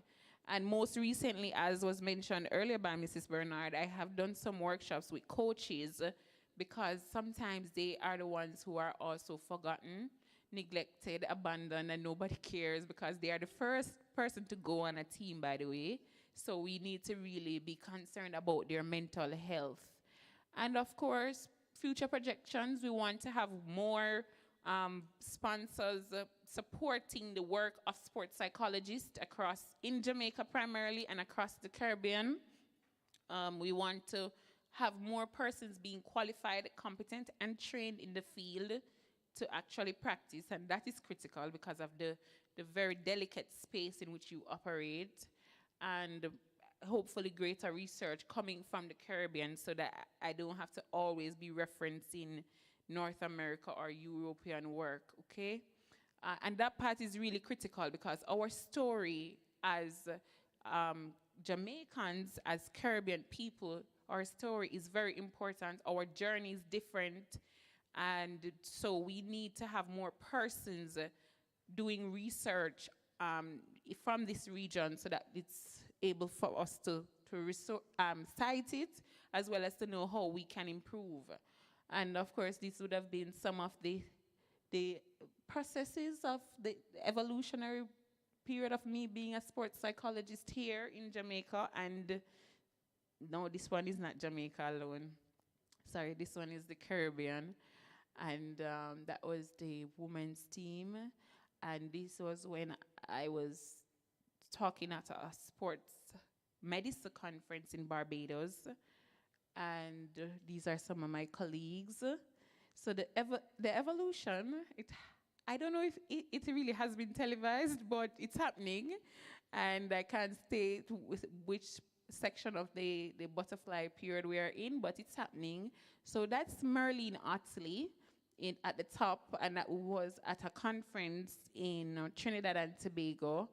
And that's me doing some work there with the Jamaica Football Federation again, and that's also important to note, because they have been utilizing and training their coaches, especially a component of their coaching level 1 and level 2 courses include sports psychology. And there has been also support from the Sport Development Foundation of Jamaica, and they have sponsored parents, coaches, and athletes workshops. So it's happening, and it's continuing to happen. And I don't know where I was, somewhere there. I think that was New Zealand. And currently that's that's 2022 at the top left. And these would have been some of my colleagues when I had a different hairstyle in probably 2015. And just being a part of the team. So the journey continues. Of course, in closing, just want us to know that the obstacle really is the way. Like I said, I only knew one thing, that I could not afford to leave the campus to do my practicum. And look at me 14 years later as a sports psychologist. Perception matters. Yes, it may be difficult, but it's also possible.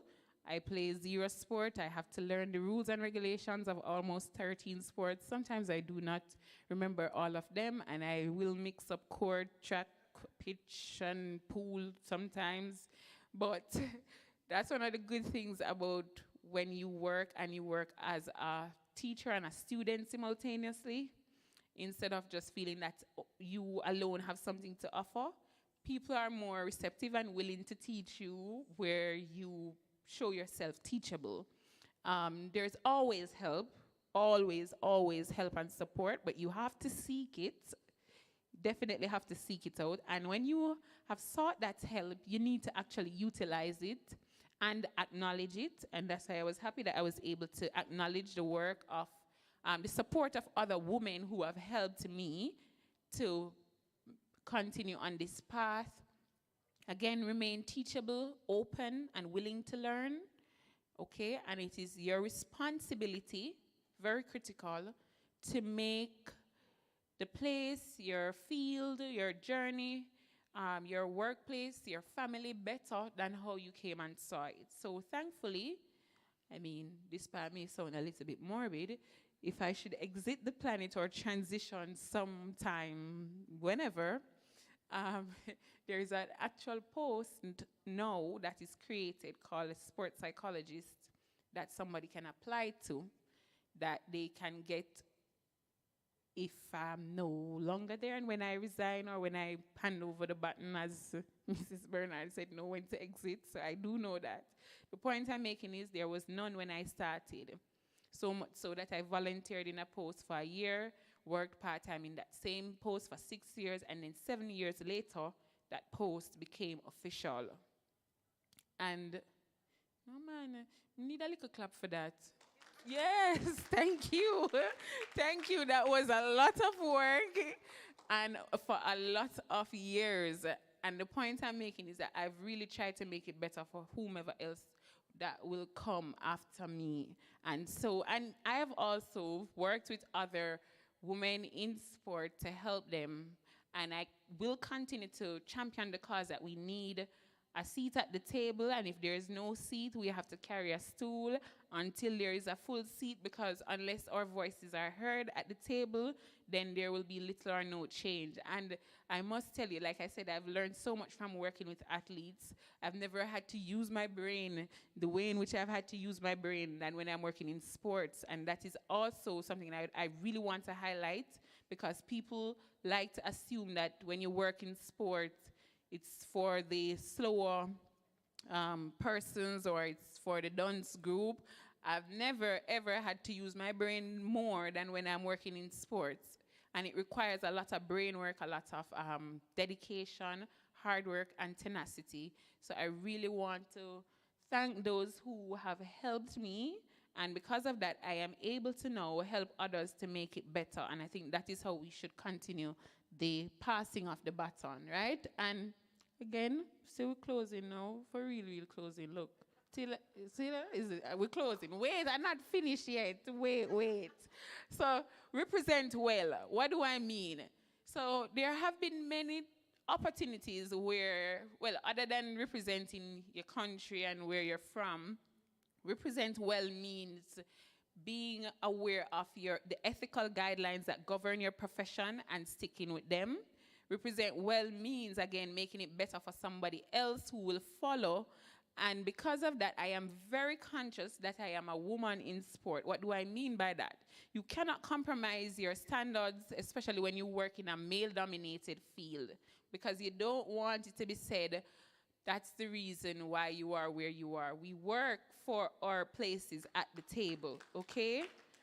Not any other word. And that's really important, because I know that when whomever is to follow to receive the baton from me can do so in a good position. So even if I'm to pass the ball, this is me now with football, I've passed the ball for you to get in a good position, right?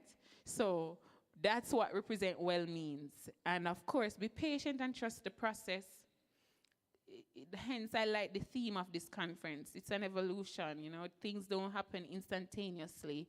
And because of that, sometimes we will get weary and tired, as you'll see when athletes are tired and fatigued as well, but they still stick it through, especially those who do the 5,000. Like, I have great admiration for those people who do the long distance running, because that's no walk in the park. And that's the same thing I'm asking you to do as it relates to your goals. Be patient with the process. There's no going around putting in the work. Okay, so you don't dodge work and you don't think that you can get because of an association. Neither is it an excuse because you're a woman to say, okay, I'm a woman, so they need to be gentle and mild with me. No, there's no excuse. You do the work, and hopefully you keep doing the work and even do more work so you can get the results that you want. Very important, as the evolution continues, avoid negative people. Avoid negative people. I hope you don't have to avoid yourself, but avoid negative people. Because if I had listened to the people who told me that this was impossible, and believe me, there were times when it was seeming very impossible, clearly I would not be here today, okay? But it's very important because negative people give off a negative frequency and negative bad vibe, and them tell you how much it cannot be done. That kind of energy you don't want. And we already have the odds stacked against us, so avoid negative people, and I hope that's not you avoiding yourself. And if you are negative, please do some work. I am not advertising, but go and see somebody, okay? And words have real power. Words have real power.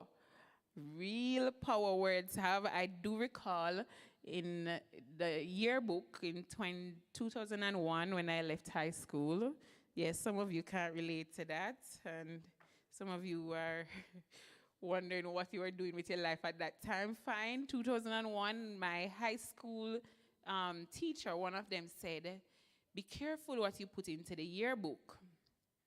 And I was like, okay, this was a time when everybody was looking for some big words and big professions that they want to be and just write it down. And then she went further to say there was somebody that had put that they want to rob a bank, and they robbed the bank. So I went to Westwood High School. Let me just hurry up and say that last story.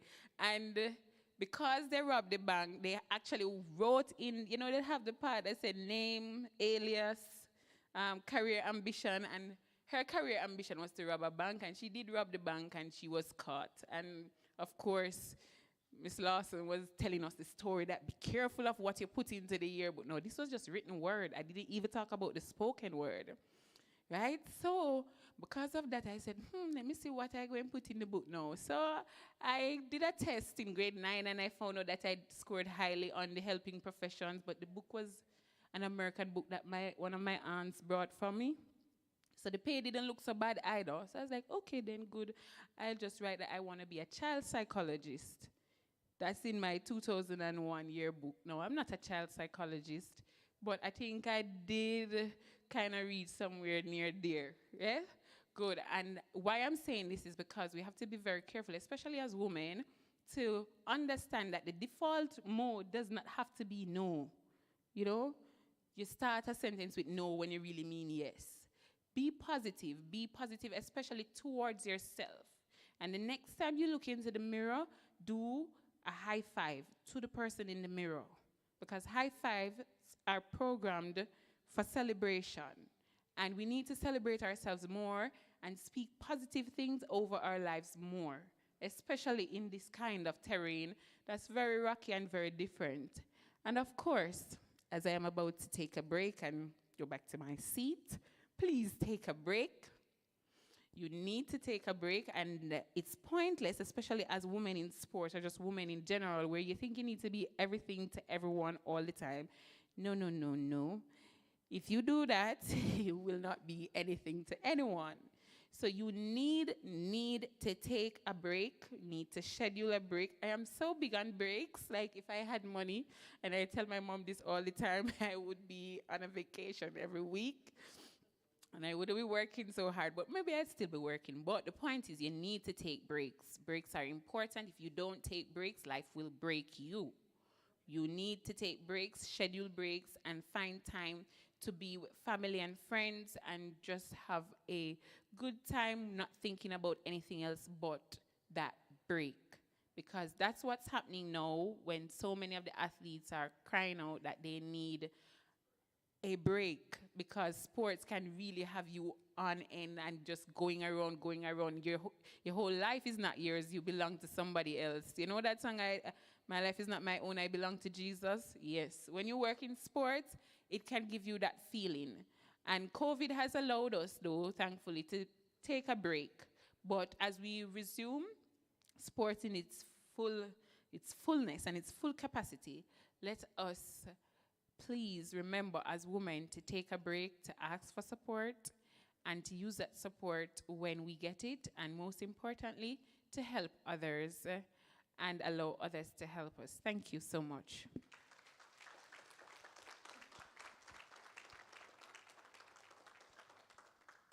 That was indeed an awesome presentation. And I am sure that we all, especially the younger ones in here, would have received the message well. Did you? Yes. Put your hands together one more time for Dr. Olivia Rose. Is Ufa hand loud? So yours, Kevin? Okay. We're going to take a 15 minutes break, a 15 minutes coffee break, and then we come right back and we'll go into the presentation from Dr. Long, Sports and Academia. All right, so a 15 minutes break. It is now, let me make sure because it's not going to be longer than 15 minutes. It is now 15 minutes after 12, and so we resume at 12. Excuse me? What is your watch saying? My watch is saying 15 minutes after 12. It's right here. We come back at 12:30.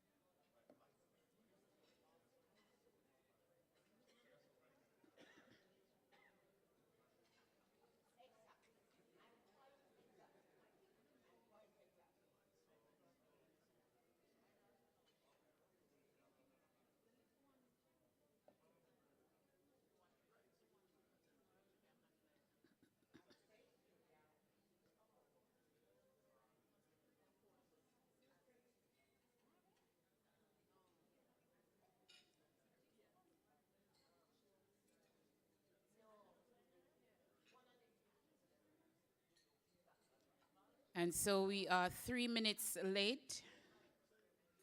And then I'll invite Mrs. Bernard, Dr. Long, and Dr. Rose to come back to the head table, please.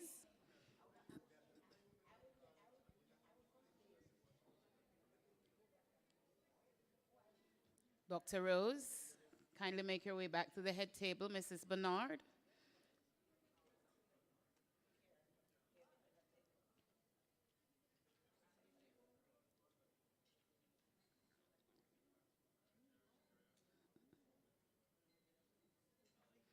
So Dr. Rose took a gift for someone here this afternoon. Make your way back to the head table, love.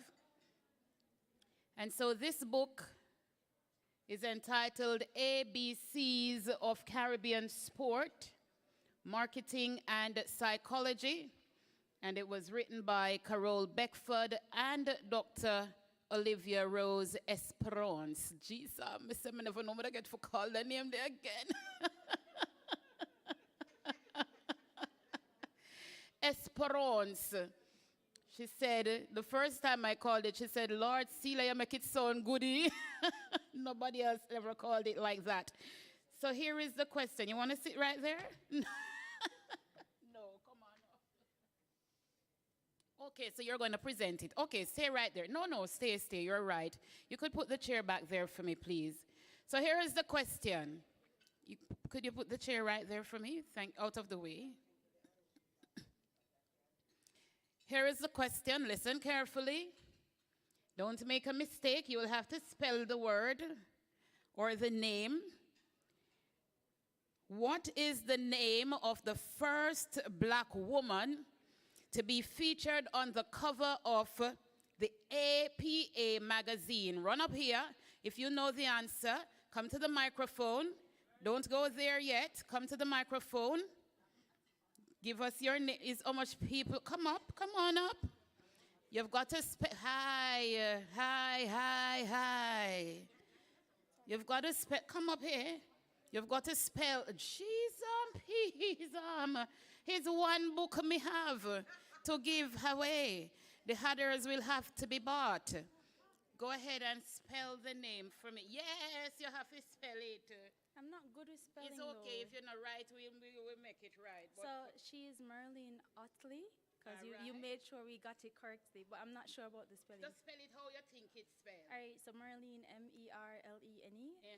Otley, is it 2T, O-T-L-E-Y, or O-T-T-L-E-Y? Yes, the last one. So spell it good now. So Merlene, Yes. O-T-T-L-E-Y. Yes. Okay. Very good, very good. Give her a good round of applause. Merlene Otley, the first black woman. You can go over. Where is Colleen? But jeez, deliver me from. Go over some more, me love. Go in front. Yes, you can go in front of that. Why? The QMax one needs to fix in the line there. Wonderful. Okay. You see how long it might take to fix them up?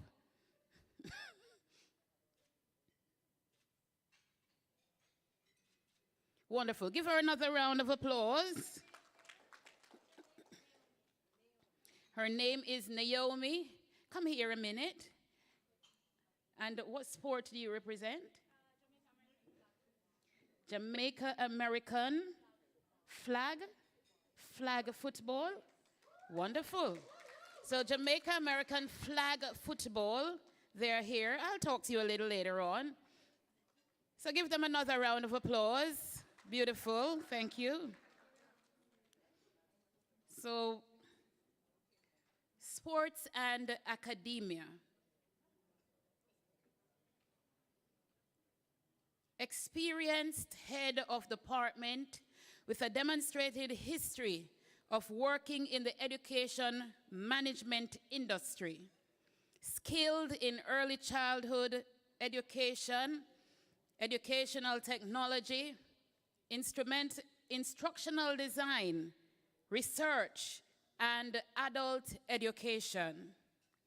Strong education professional with a Doctor of Philosophy focused in early childhood education and teaching from the University of South Florida.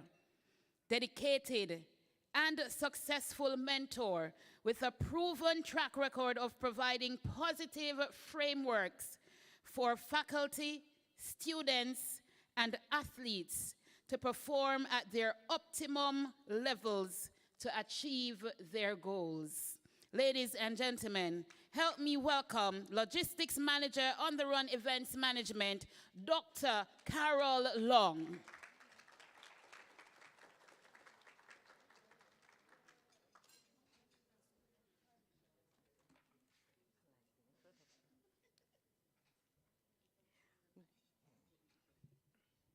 Good afternoon, everyone.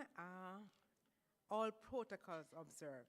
Marva will tell me that that's not nice. Everybody needs to be mentioned and everybody should be acknowledged. But for want of a smoother, faster process, I'll go that way. Thank you.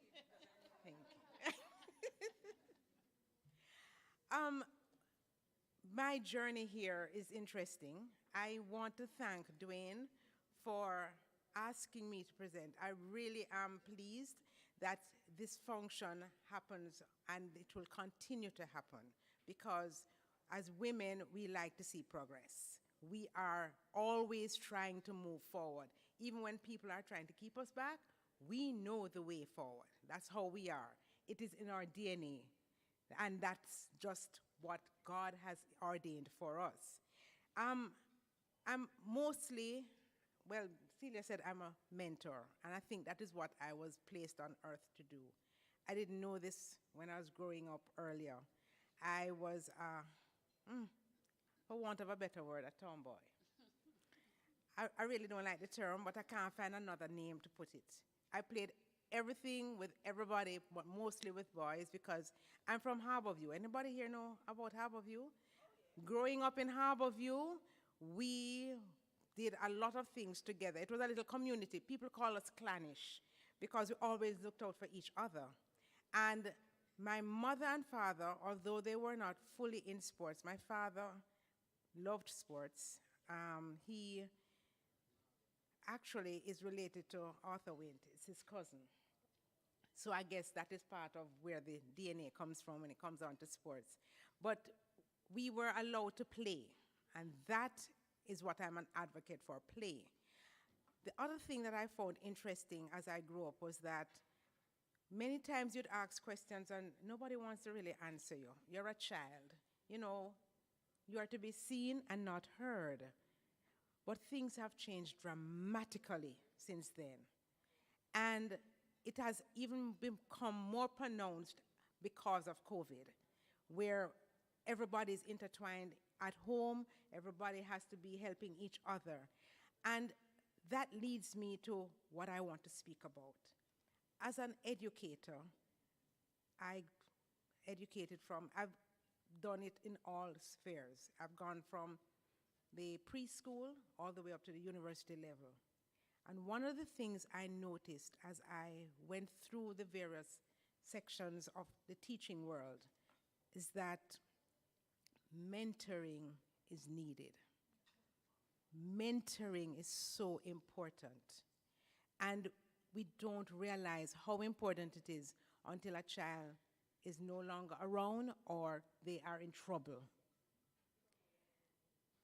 I transitioned. I'm one of those that transitioned, and I think transitioning is good because it means that there is some form of growth taking place. And as I moved from being a PE teacher at a high school to a lecturer in college, I realized I needed mentoring. But it started long before that. When I did my teacher training certification at Shortwood Teachers College. And when I left there, I started teaching at a high school.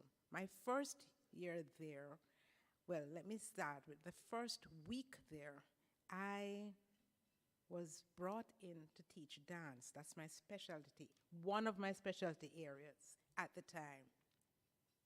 And my first class was a netball class. I had to teach netball. Mark you, as a PE teacher, you are taught. But, here's my chance to teach dance. And my timetable said, netball.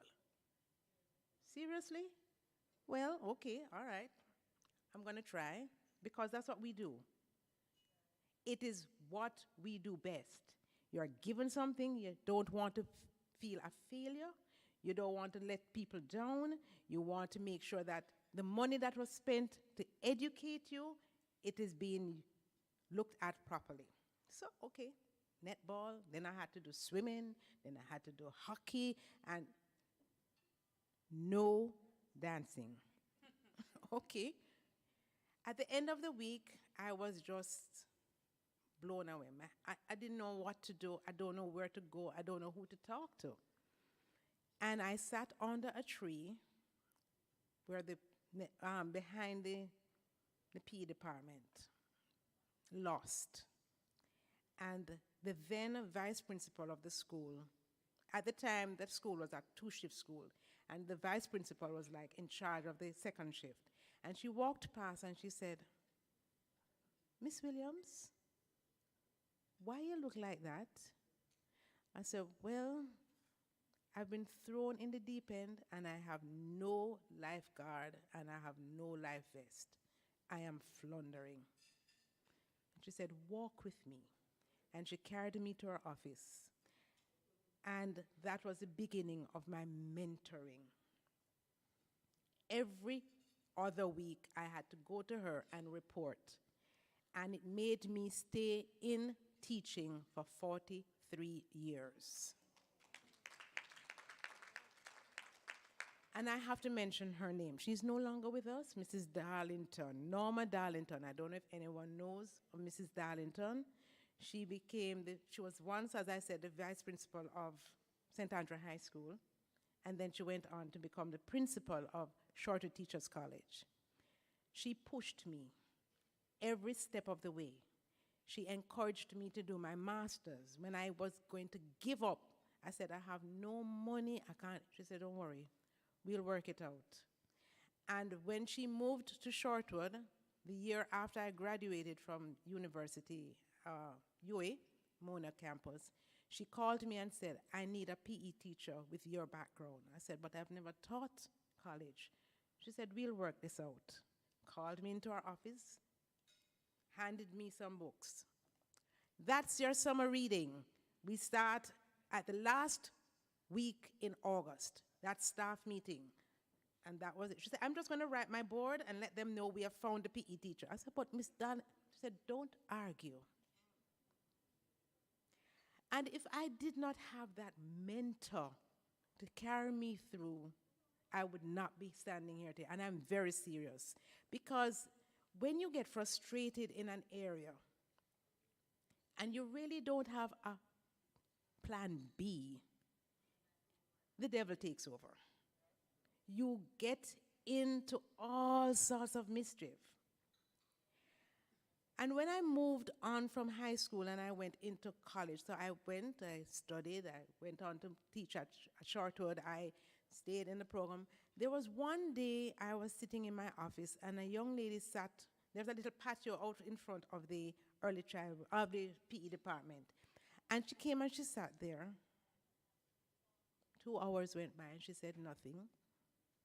2.5 hours went by and I said to her, are you okay? She said, I'm fine. She got up and she left. The following week, after her class, because I taught her during that time. So after the class, she came and she sat. 2 hours went by, nothing. And I said to her, are you okay? She said, I am fine. I'm fine now.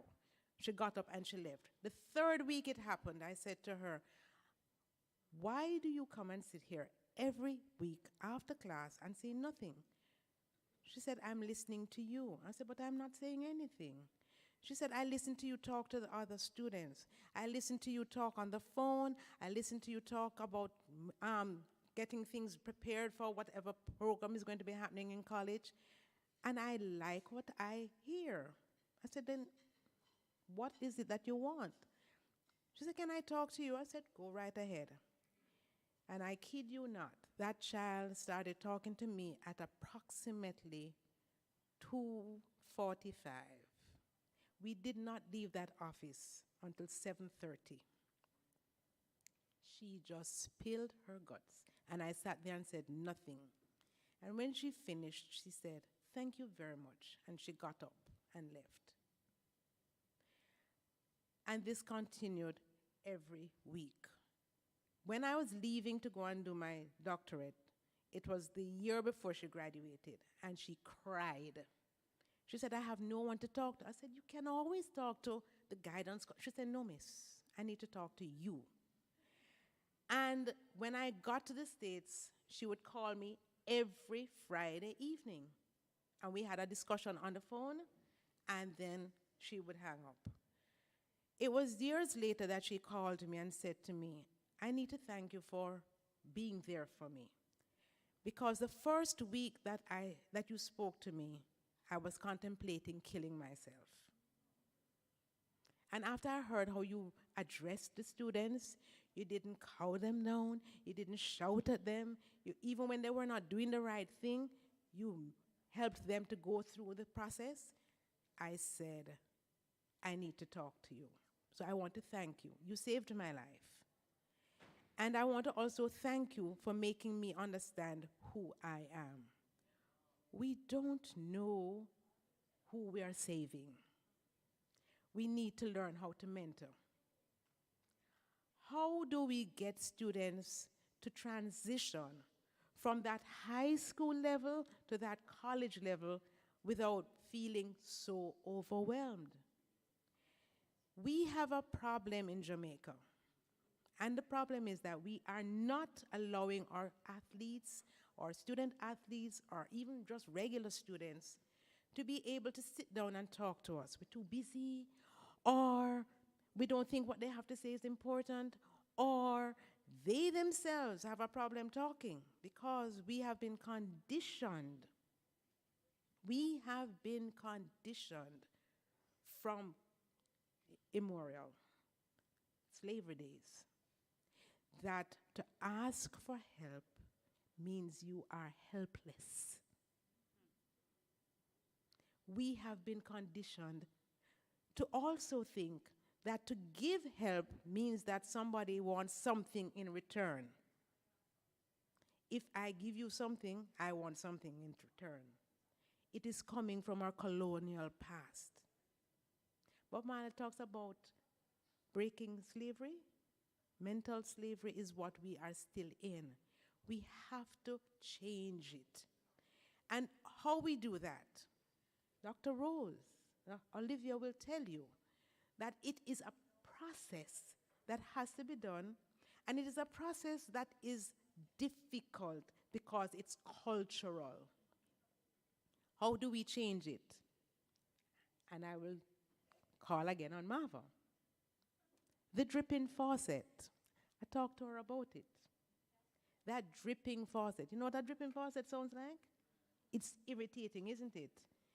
Especially at night when everything is quiet, it just tip, tip, tip, and it eventually goes tip, tip, tip, tip. And when you can't take it no more, what you do with it? You fix it, don't it? Be a faucet that is dripping, a dripping faucet. Eventually, you will find some way to get that change done. When our students move from high school to college, as a student athlete especially, we expect them to do the same as they were doing in high school. They did well. They have good grades. And a lot of them come to us at the college level with very good grades. Excellent athletes, student athletes. But what was done in high school is no longer done in college. It's a different world. It's a different monster, actually. Your time is no longer yours. You have to make sure that you keep your GPA up. You have to make sure that you report for training morning and evening, sometimes 3 times a day, depending on the sport that you're doing. You have to make sure that you go to the competitions. But who is helping our poor student athletes to navigate that new domain that they're in. I like to look at the who, the what, the where, the why, the how. We talk about that a lot in business. And just like it was said before, sports is a business. And when we look at our student athletes, we as adults need to help our athletes maneuver that space. Because if we don't, we're going to end up with a lot of our athletes who just fizzle out like wind. We don't know where they are. Many of our student athletes leave and go abroad. How many do we hear about? We can't even find them. We don't know where they are. We don't know what they're doing. And sometimes when we buck up on them, they're in such a bad place that they don't even want you to recognize them. No mentoring has been done, and that is my role. I believe I was sent here to be a mentor, and I like to do what I said, the who, what, where, and why. So how do we help them to transition from being just a high school athlete, where they are the big fish in the small pond, to being the student athlete, now a small fish in a big pond, where you have all these various activities going on around them and nobody's there to help them? That's my role. But it's not my role alone. It's each and every one of us' role. Each of us must take that role. Some of us don't know how to mentor because we were never mentored. And mentoring doesn't mean you have to go to school to learn about it, but it works. Reading, searching the internet. I do a lot of that. And what is very interesting, and we had this discussion at the head table here, is that, and even with Trudy a while ago, we are such an oral society that even if we do research, we don't write it down. We have nothing to base our research, our movements on. We have nothing to say, all right, empirically this is what took place, and therefore A to B to C. We don't. We're just banking on what somebody else is saying, or we're using a developed country's data to fashion our own. And the cultural aspect is not taken into consideration. So we have to think about all those things. How can we, as individuals, especially since we are all in this thing together, and especially as women, let's forget the fact that as they see us, they say, oh, you're a woman, so it is natural for you to be nurturing. It is natural for you to be understanding. It is not. It's a learned behavior. What we do with each other is what we learn from each other. How you treat your sisters and your brothers is what was taught to you. And so, as I moved from being a high school teacher to a college lecturer, I made space for each and everyone to come and speak to me. I have been at my department sometimes until way into the hours, just sitting and listening to athletes who want to talk. And I said to them, but that's what the guidance counselor is there for. If there were more PE teachers inside there, they will tell you that their offices are usually the most busiest because the athletes will come to the PE teacher quicker than they go to the guidance counselor. And that, I think, is because as a PE teacher, we understand the challenges that they are going through. So why do we need this function as a mentor? We need it to ensure that our student athletes are successful. That is what our role is there for. To make them be the best that they can be, not to make you look good. I will stay, I don't think most people know who I am. I don't think many people inside here know my name. But there are many persons who I mentor just because I want them to be the best that they can be. at any given time. I was asked by Mr. Samuda to help Shauna Kay. Just talk with her. Just see what she's doing. You know, anybody know Shauna Kay? Shauna Kay Hines, please stand for me. She's our Paralympian, first Taekwondo Paralympian. Thank you, Shauna. And all I do is talk with her, ask her. I don't do nothing more. But when they have a sounding board, when they have someone that can talk to, or even you don't have to say much, you know. They just need to get it off. And sometimes just listening to themselves, they will hear what they want to hear and realize, oh, you know, this is possible. You know, how good you know. Look at all the things I've done. And you didn't say it, you know. They are listening to what they're saying to you. So that's why you need to be a mentor. Why, as women in sports, we are not just a nurturer. We are mentors. We have to be. How do we do it? That's a challenging one. Because, as I said, of our cultural background, many people are not going to come to you. So you may see a student or a student athlete or an athlete or anyone sitting there forlorn. Mrs. Darlington set the stage for me. She was the one that made me see that, someone is over there just sitting, looking frustrated. Just go and say to them, how are you? And you may just open that gate for them to talk to you. How you do it? Make yourself available. Make yourself, you know, some people, you look at them and say, no, sir, me not, no, sir. You're mad? Me must go talk to her? You must say mad. Where you come from? I can't do it. Look at how she look. Some of us put up such an iron front because we want people to think how we're strong and forgetting that there's that one child or one person who wants to talk to you, wants to say something to you, but they're afraid. So how? Be receptive, be open. When do we do this? Can I tell you? All the time. But, as Olivia says, we need to take breaks for ourselves. Because all that weight on you, I used to work with some special needs children. And after a while, I had to stop.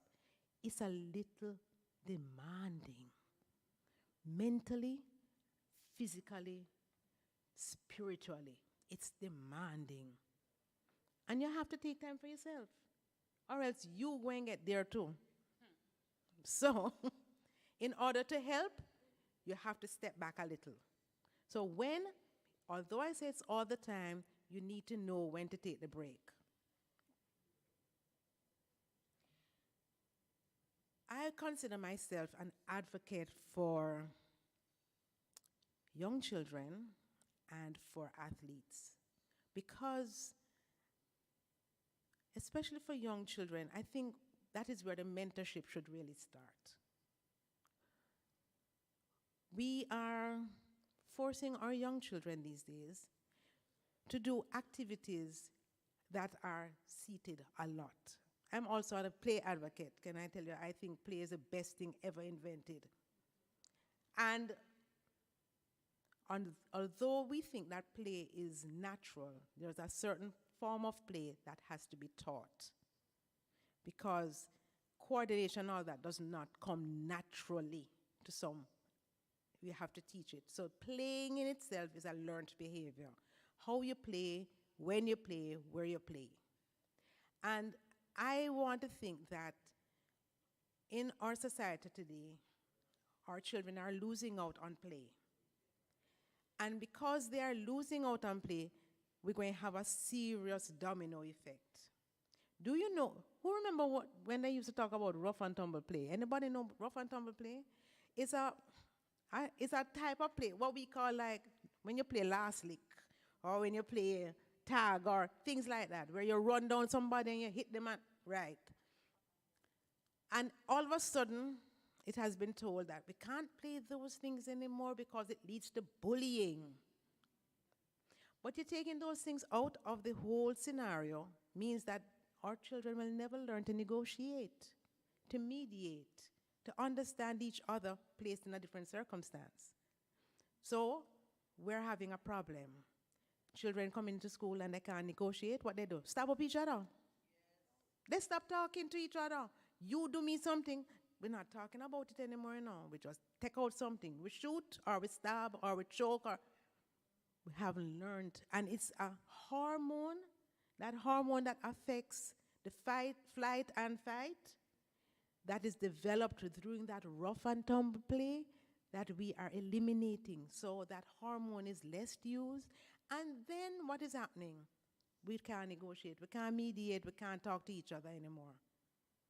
And we talk about with fitting skin. Them skin things, if you say anything to them just, but as I said, it's a learned behavior. We're not doing it. So we have to do more with our young children. It can't be what is continued to be. We're going to implode as a society. It's going to get from bad to worse-er. There's no middle road, because that is what is happening right now.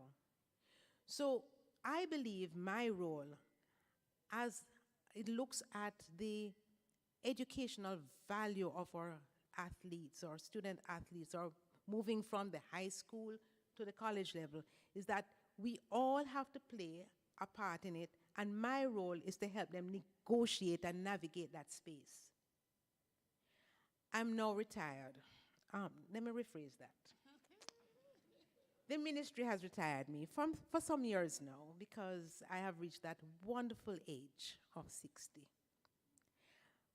And I said, yay, no more getting up and going to work. I have a whole heap of time now.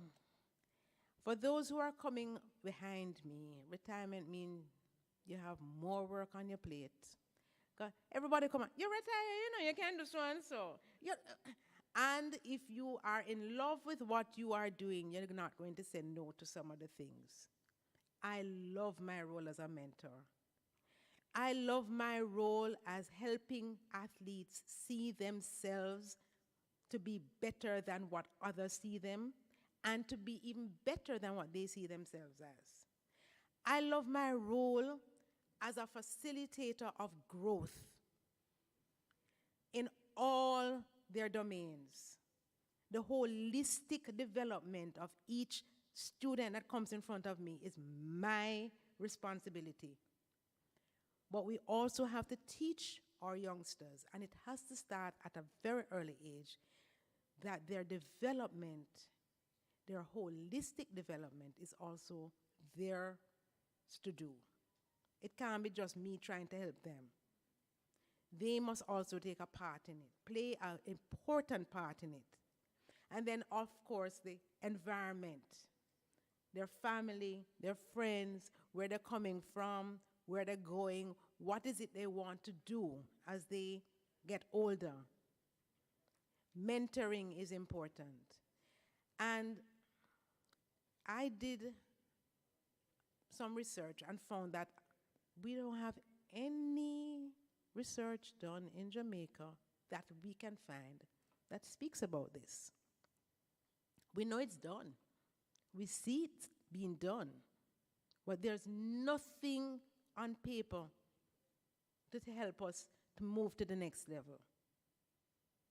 So as women in sports, I'm imploring you, please, when you have your athletes working with, even if you don't like the research, find somebody who like research now, call them. I have a group of students here, or a group of athletes here. I want some data written about it, so that the next person behind me, or the next person behind you, can have a framework in which to help them, to mobilize our athletes, our student athletes, as they move from one level of their learning to the next. We need that. It is even more important now, especially as we are embarking on globalization and how we think, and more so because our athletes, our student athletes and our children total, they are faced with this online learning. So everybody is telling them things. We need to center them. And how we do that is through that mentoring. My children were mentored. My husband is a teacher as well, and he helped to mentor them. We mentored our children, and fortunately for us, when they got sports scholarships and they went abroad, we were able to keep that connection open. We were able to have them get some mentoring while they were abroad. And now, because of what they see being done, they are mentoring. They help. So we need to make sure that the tradition continues, this mentoring. And like Dr. Rose, I don't want to advertise, but they're starting a mentorship program called 11 Coco. They live abroad, and they want to help athletes, student athletes, who are struggling when they get abroad. Because I can tell you, it's not pretty. You come from an environment where your coach come and say, "So Celia, what you did today? How are you going? What is going on?" To an environment where, "Here's your program, you need to get this done, and we'll talk at the end of the week." How does that athlete function if they don't have somebody to help them? So we need to have that program in place. So I'm praying and hoping that God will see them through so that they can have this program. They want to help to mentor our athletes when they get to the States. And so I'm hoping that their program will get on the ground and get going. I also think that here in Jamaica, we need to be more mindful. And especially since this forum is about women in sports and having us evolve, we need to step out of the plate as just being the next person you can go to, but the person to go to. Sometimes we're afterthoughts, and we need to take the reign and make sure people understand that here, you can go to Celia if you want somebody to help you with speech. You can go to Dr. Rose if you want somebody to help you with your understanding yourself. It's not because you're weak. It's not because that you don't know, but that additional help is what we all benefit from, that additional help. So we need some more mental coaching done. We need some more mental health aspects being out there, and not for people to think, "Lord, that they want mad. Mad, she mad, you know. You know, so she's going to see a psychiatrist, a mad, she mad." It's the mindset. And as a cultural people, we need to change that mindset. We need to understand what this whole mentoring is about, and it's not just about changing the mad head. It's learning how to appreciate yourself and how to grow as a human being. We were placed on earth to help each other. We weren't here. And funnily, you know why it's so difficult? Because human beings are basically, in our DNA, we are selfish people. So that's why when God said, "Love one another as you love yourself," why it is so difficult. Because, right, Rev? All right. It's because we are such a selfish person. So when he said to us, "Love one another as we love ourselves," it's so hard to do. Because, first of all, we need to learn to love ourselves. Some of us don't know how to do that. And that is why I honestly believe that as a group, as people of, I hate to say color, but we also think that people who are black or colored or whatever you want to call it. For me, it's people, we are the original people. And because of that, we need to step up to the plate, become who we are supposed to be. Irrespective of what we look like, we all belong here. We all have a niche in that mark on the earth. And when we leave here, when we transition to anywhere we're going, I don't know what your background is, but whenever we leave this earth, we should not leave it saying, Lord God, I'm glad you're gone, you see. Lord, that the one shouldn't even be around for so long.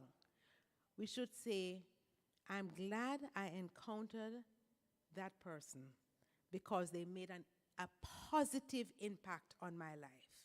And that is how I believe all of us as women in sports, and even if you are not a woman, because nowadays I don't know who is man from woman, because everybody is everybody, unfortunately.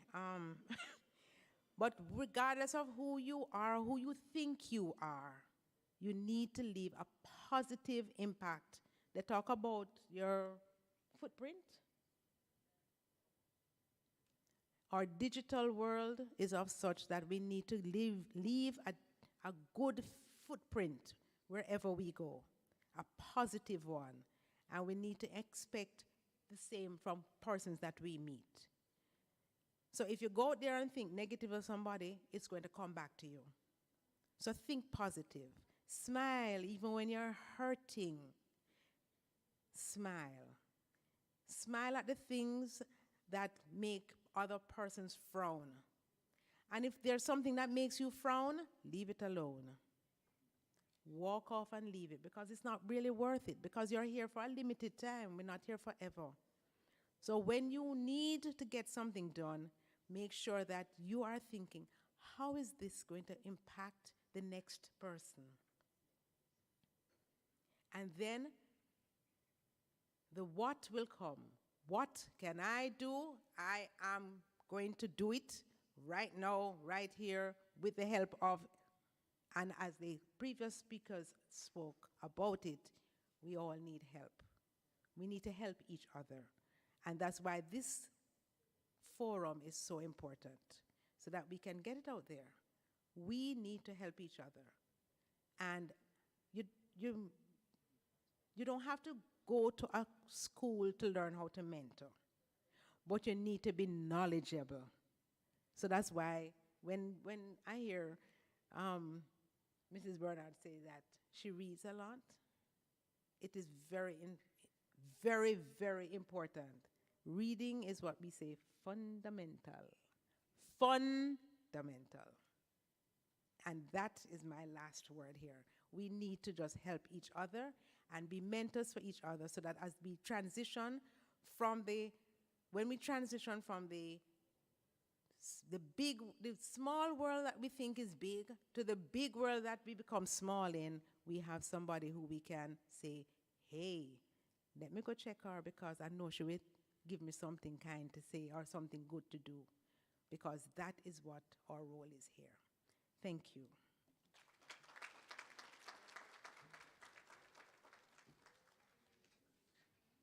Thank you very much, Dr. Carol Long, for your presentation. And can we all promise ourselves to be mentors? Can we? If you can promise yourself that you'll be a mentor, it doesn't matter your age. Put your hand up. It can be in the future. You see Mrs. Elaine now and Sharona is doing cause it's not true. He was speaking to you, I'll forgive you. If you intend to be mentors, put your hand up. It's just for these two. I know you all put up your hand already, because Dwayne was busy engaging them. Put your hands together one more time for Dr. Long.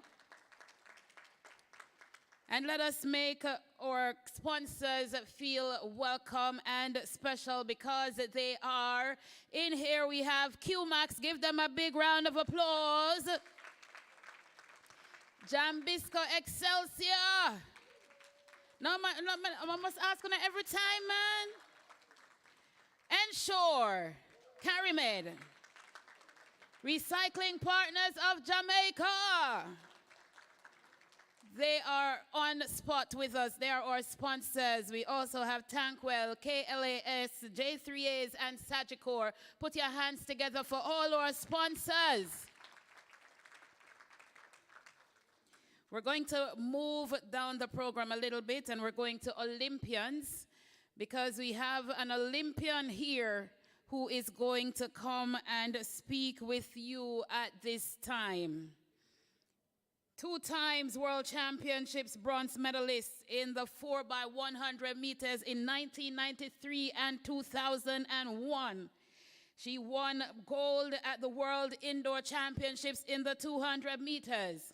She won a silver in the 4x400 meters at the World Indoor Championship. She also won a bronze medal in the 200 meters at the World Indoor Championships. 2 times Olympic Games finalist, 6 times World Championship finalist. Ladies and gentlemen, boys and girls, oh, the boys and girls gone. Please put your hands together and welcome Miss Juliet Campbell, Manager for Sports Marketing Central at Puma. Una don't clap already, una can't clap on chairman.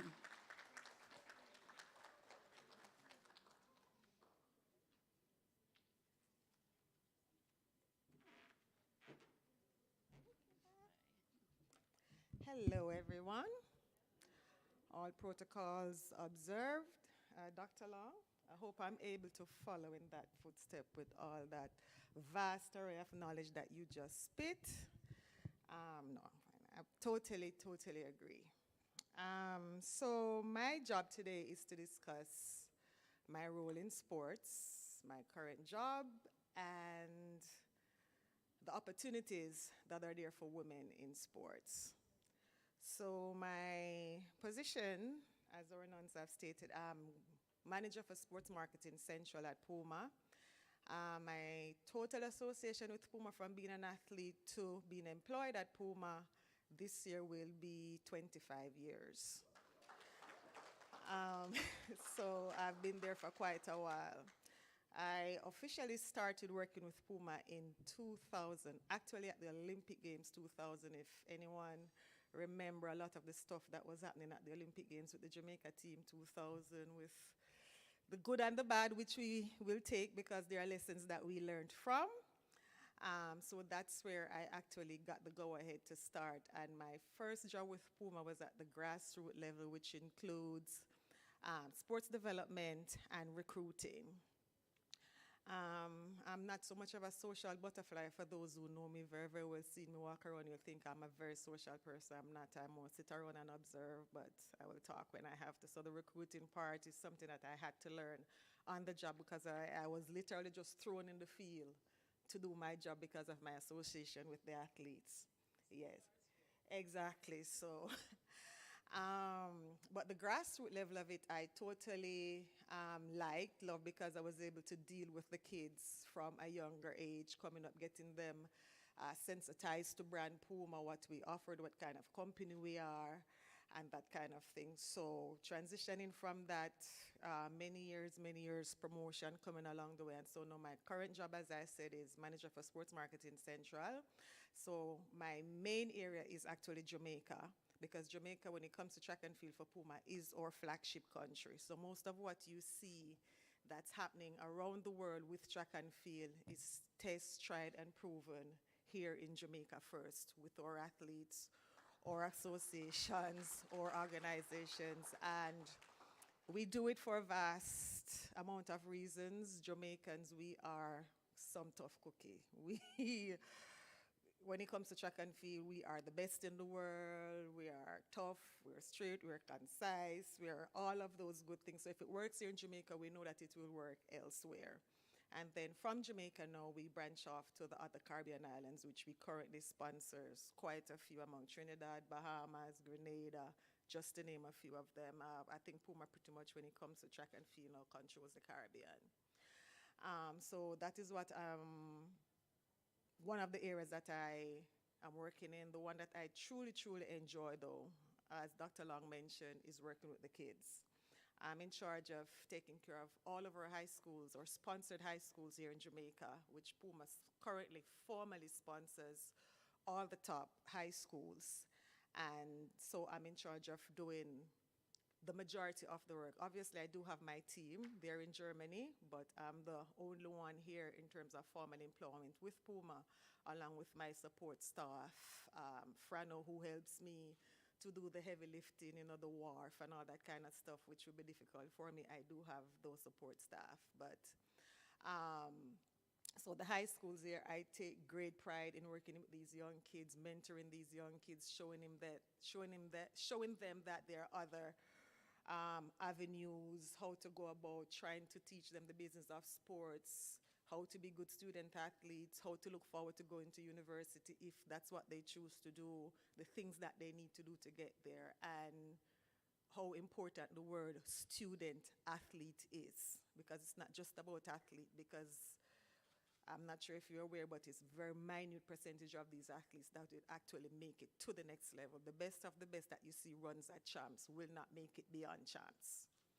And so the student part of it becomes very, very important. So when it comes to facilitating the schools with equipment, financial support, staff support, coaching support, club support, meal support, a lot of persons, for example, would see these athletes running at champs and thinking, man, this is awesome. They have no idea the amount of work and support that goes behind the scenes and what has to be done to get these athletes to ready.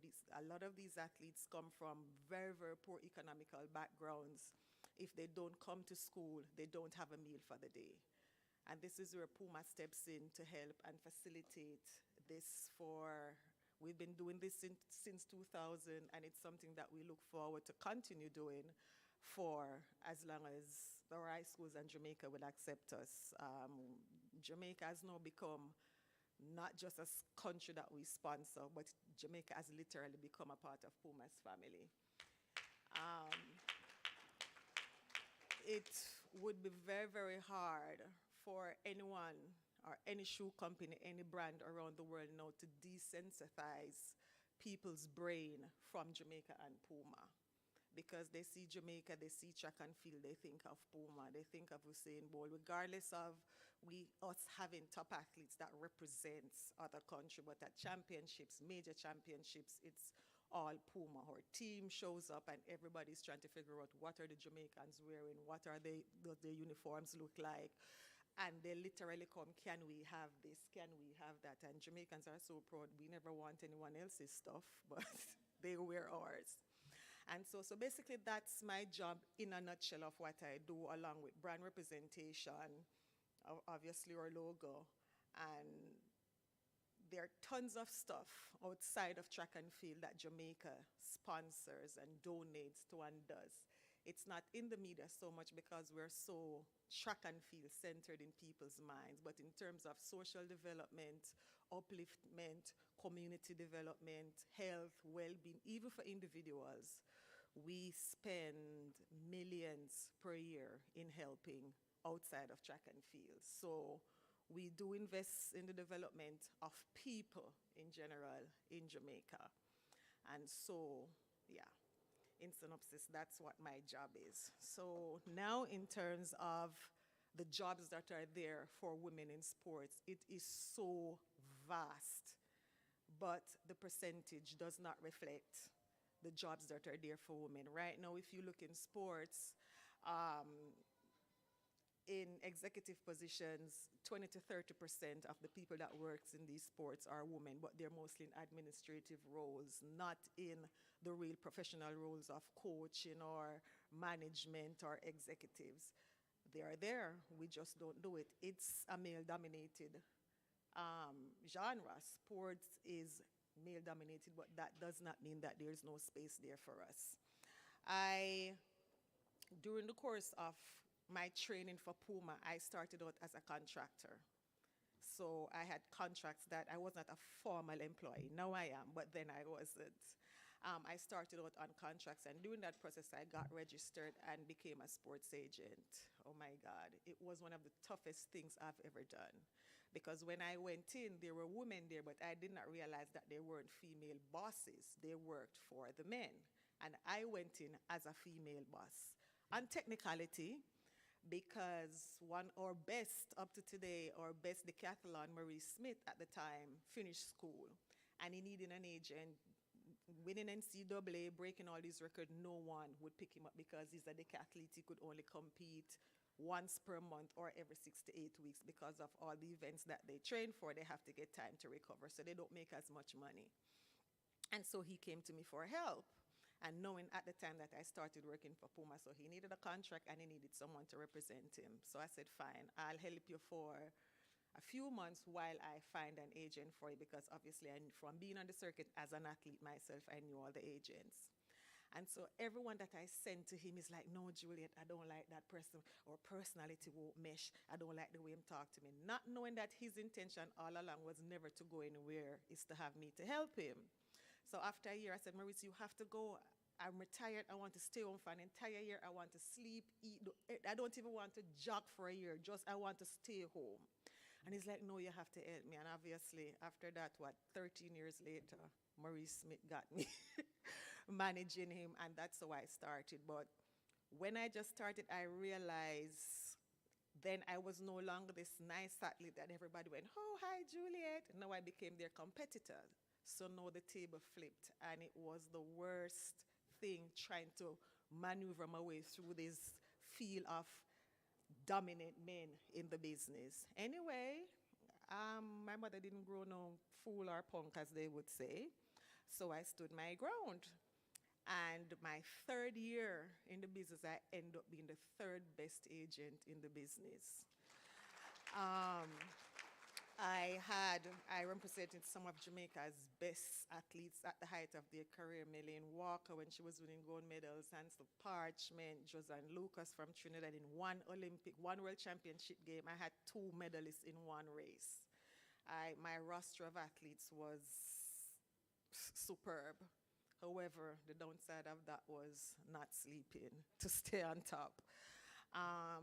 But I enjoyed that period of my life then, and I realized, I had a child and other things came up, which I realized, okay, Juliet, you need to switch the script a little bit. And also I wanted to do more in the company that I was working for. I became a full-time employee and started climbing the ladder after that. But there are many, many other positions. You could literally do what I do, being a sports agent. Even here in Jamaica, the number of athletes are so huge, and there's not enough good agents. I know this, I'm in the business. There are a few, and there are persons who are trying, but there's something about us women, the nurturing, the motherly part of us, the want the kids to do well. That's one opportunity. Sports agents, sports attorney, masseuse, sports psychologists, you name it, the numbers are vast, and these are all professions. They're literally not hard if you focus and work hard. It's not.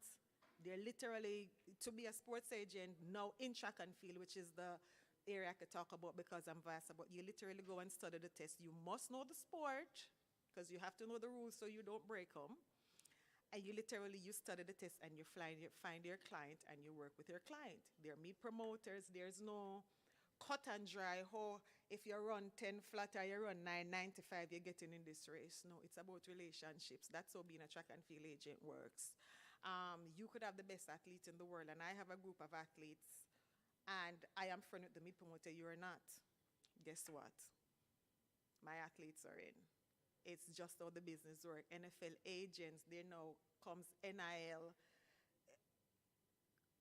It's vast. There's every year that male counterparts, male agents are in, male managers, male executive, male CEOs. There are positions there for women. I never understood why women never try these positions. They are tough and they are male dominated, but that doesn't say that we can't get in. 97% of men, when you look in NFL, NBA, are women, are men, 97%. And when you look in the background, 3% are women. The jobs are there. I just started investigating about how to become an NFL and NBA agent, and I have a friend who's an attorney, a sports agent attorney, and he told me it's not hard. And I'm like, why didn't I think of this? Because we just saw these things as male-dominated areas. That's not for us. And they're not hard to do. But we have to support each other, get a group of women together, you know, the attorneys, the accountants, someone who is good at marketing, someone who is good at the gift of gab, because it is important. You have to go convince and talk to these clients in order to join your company, and you do it.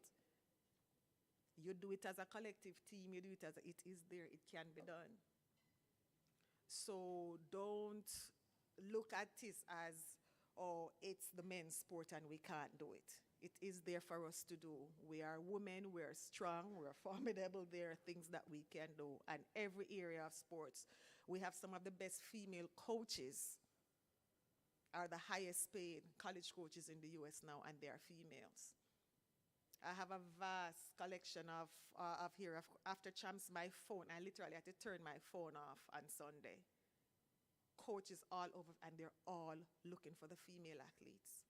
It's hardly any who calls and asks for, do you know this male athlete? Do you know this male athlete's coach? Their parents, can we speak to them? Because proven track record of our female athletes abroad, the coaches will tell you they are more focused, they study harder, they train and they become more successful. Statistics shows here in Jamaica, the women has always outperformed the men.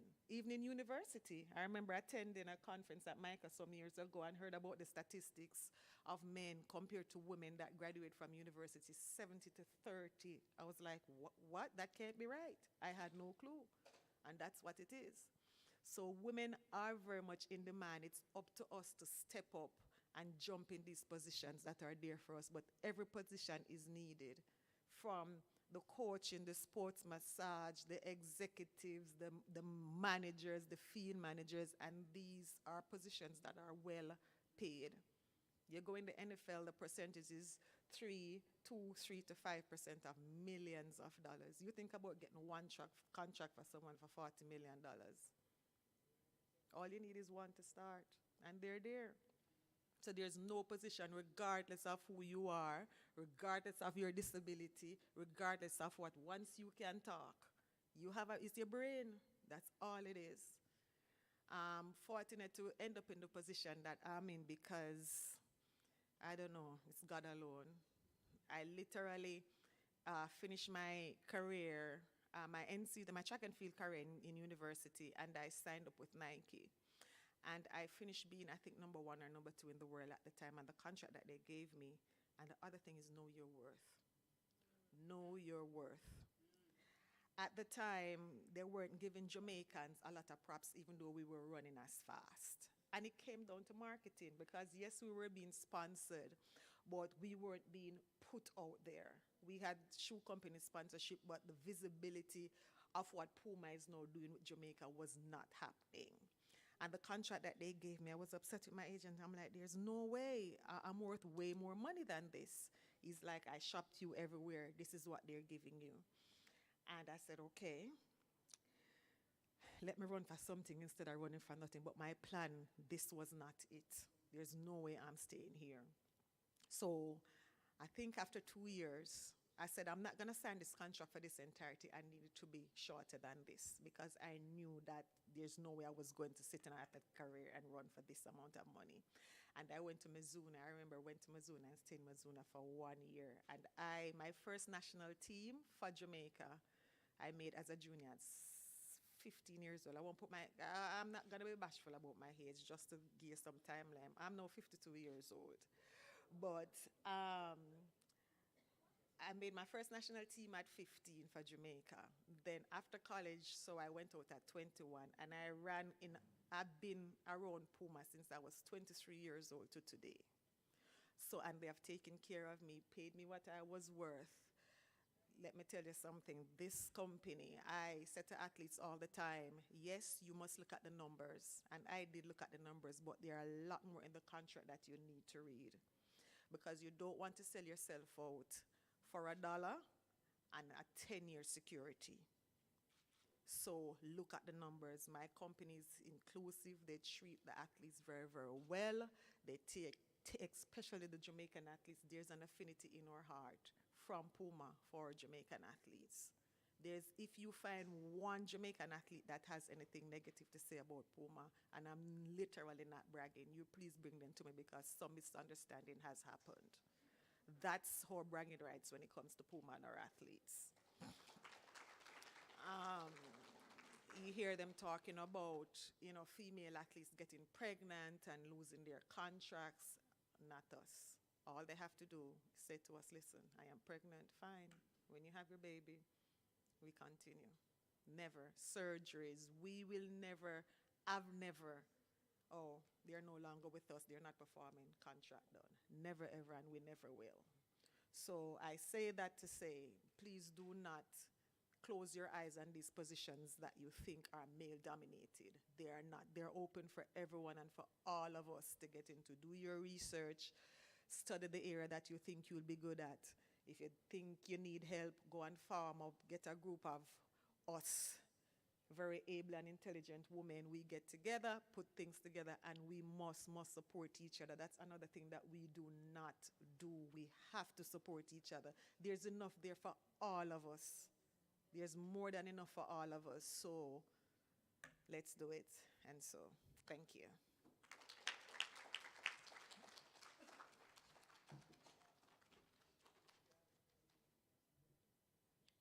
Absolutely amazing. We must support each other. Can I hear all the women say that? 1, 2. Again. Wonderful. We have to. We have to. And we have heard it in the presentations. And to make a presentation to Miss Juliet Campbell, we have Mr. Dwayne Richards. Daniel is going to do it? Okay. So Daniel Richards will present Miss Juliet Campbell with a plaque.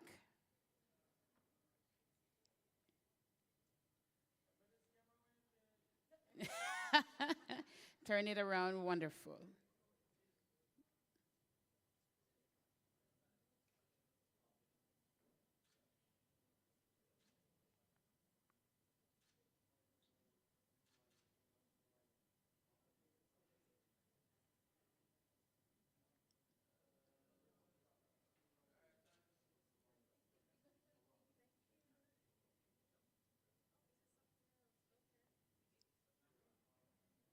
Now she's getting a bag courtesy of Tankwell. The grandpa smile, right? Thank you so much, Daniel. Thank you again, Miss Juliet Campbell. Clap her, man. Clap her, clap her. Manager for Sports Marketing Central, Puma. So let us go back to women in sports media.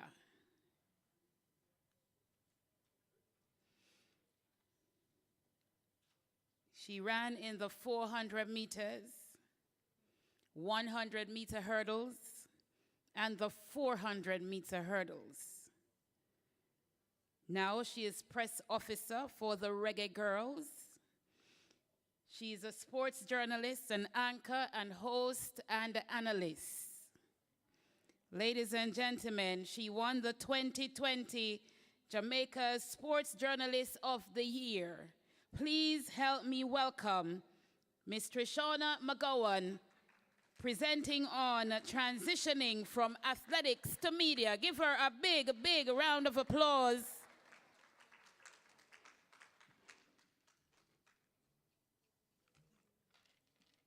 Good afternoon, everyone. Good afternoon, Celia. Good afternoon, ma'am. And Dwayne. I don't know why I'm going to bring me up here now. I don't know why. But listen, let me tell you something. It's now 1:43, so I'm going to try and do this in Usain Bolt record time.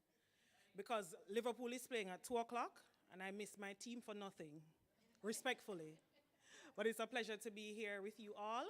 And I know everybody, well, they're supposed to have food and everything, so nobody needs to get up and go and get food because I see setup going on. But transition from sports, doing sports, to media. Celia, who told you that I ran them events there? A wrong info you have. I'm kidding. But no, I got silver medal at Easter Boys and Girls Championships back in 2004. Yeah, can you believe it? To be a medalist at Champs, it's a big deal because we have witnessed the 5 days of grueling competition. So whether you are a former athlete that competed there, whether because of a brand you worked there, or through whatever form of working there, it is tough. So I have a soft spot for student athletes in all forms, whether it be track and field, football, or whatever. Like I said, like soft spot. Like whenever the school tried to talk about some grades and stuff like that, I get upset. I'm like, look how many kids in the school are, and they're not punishing them, and they're doing nothing. But you don't want to take it on student athletes. That's my rant on student athletes. They're the best thing ever, and sports is the best thing ever. Now, let's talk about, how women are leading, and as a journalist, making this transition like Celia spoke about. Women are winning in all forms. I mean, when you look at the recently concluded Boys and Girls Championships, and you look at the 100 meters Class 1 girls, if you went to the stadium or you didn't go to the stadium, that's the event you all knew about. If I was to ask if you were paying attention to the male 100 meters, don't even remember who win, and that is okay, that is okay. But the girls 100 meters were really the focus, last week. And I think that it's telling about the women and how we're making our way and taking up space in sports, whether it be competing, whether it be the backroom staff, whatever it is that we're doing, we're winning, leading, running Puma, beg your shoes now, Juliet. No, whatever it is that we're doing. Marva Bernard, I always trouble her. She has so much time to lead. Elaine Walker-Brown, being a part of the JFF, a dominated male space, but she's there. The girls love her. Everyone loves her. So Cara Long taking time and stuff, getting the times right upstairs so that the sites have it. So women are working in all other areas. Whether you're seeing them or not, they're there. And that's massive about the space that women are taking up in media and in every aspect of sports. It can't just be one place. It has to be every place.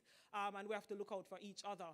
So like I said, I love that aspect. So let me check the time now, because they say as 2 o'clock come, whoever for come up here better ready, because I go and watch Liverpool, I'm kidding. No, I'm not. I'm not going to run leave you. Another perfect example of about women and how good we're doing. The 100 meters women, again, last year at the Olympic Games, people watched the men 100 meters, but since Usain Bolt, left, everybody's like, so what the next person that's going to take over? Mind you, there are people competing for us. There are people competing for the men in other events. But Usain is not there. Nobody cares about the 100 meters for men, really. But guess what they cared about?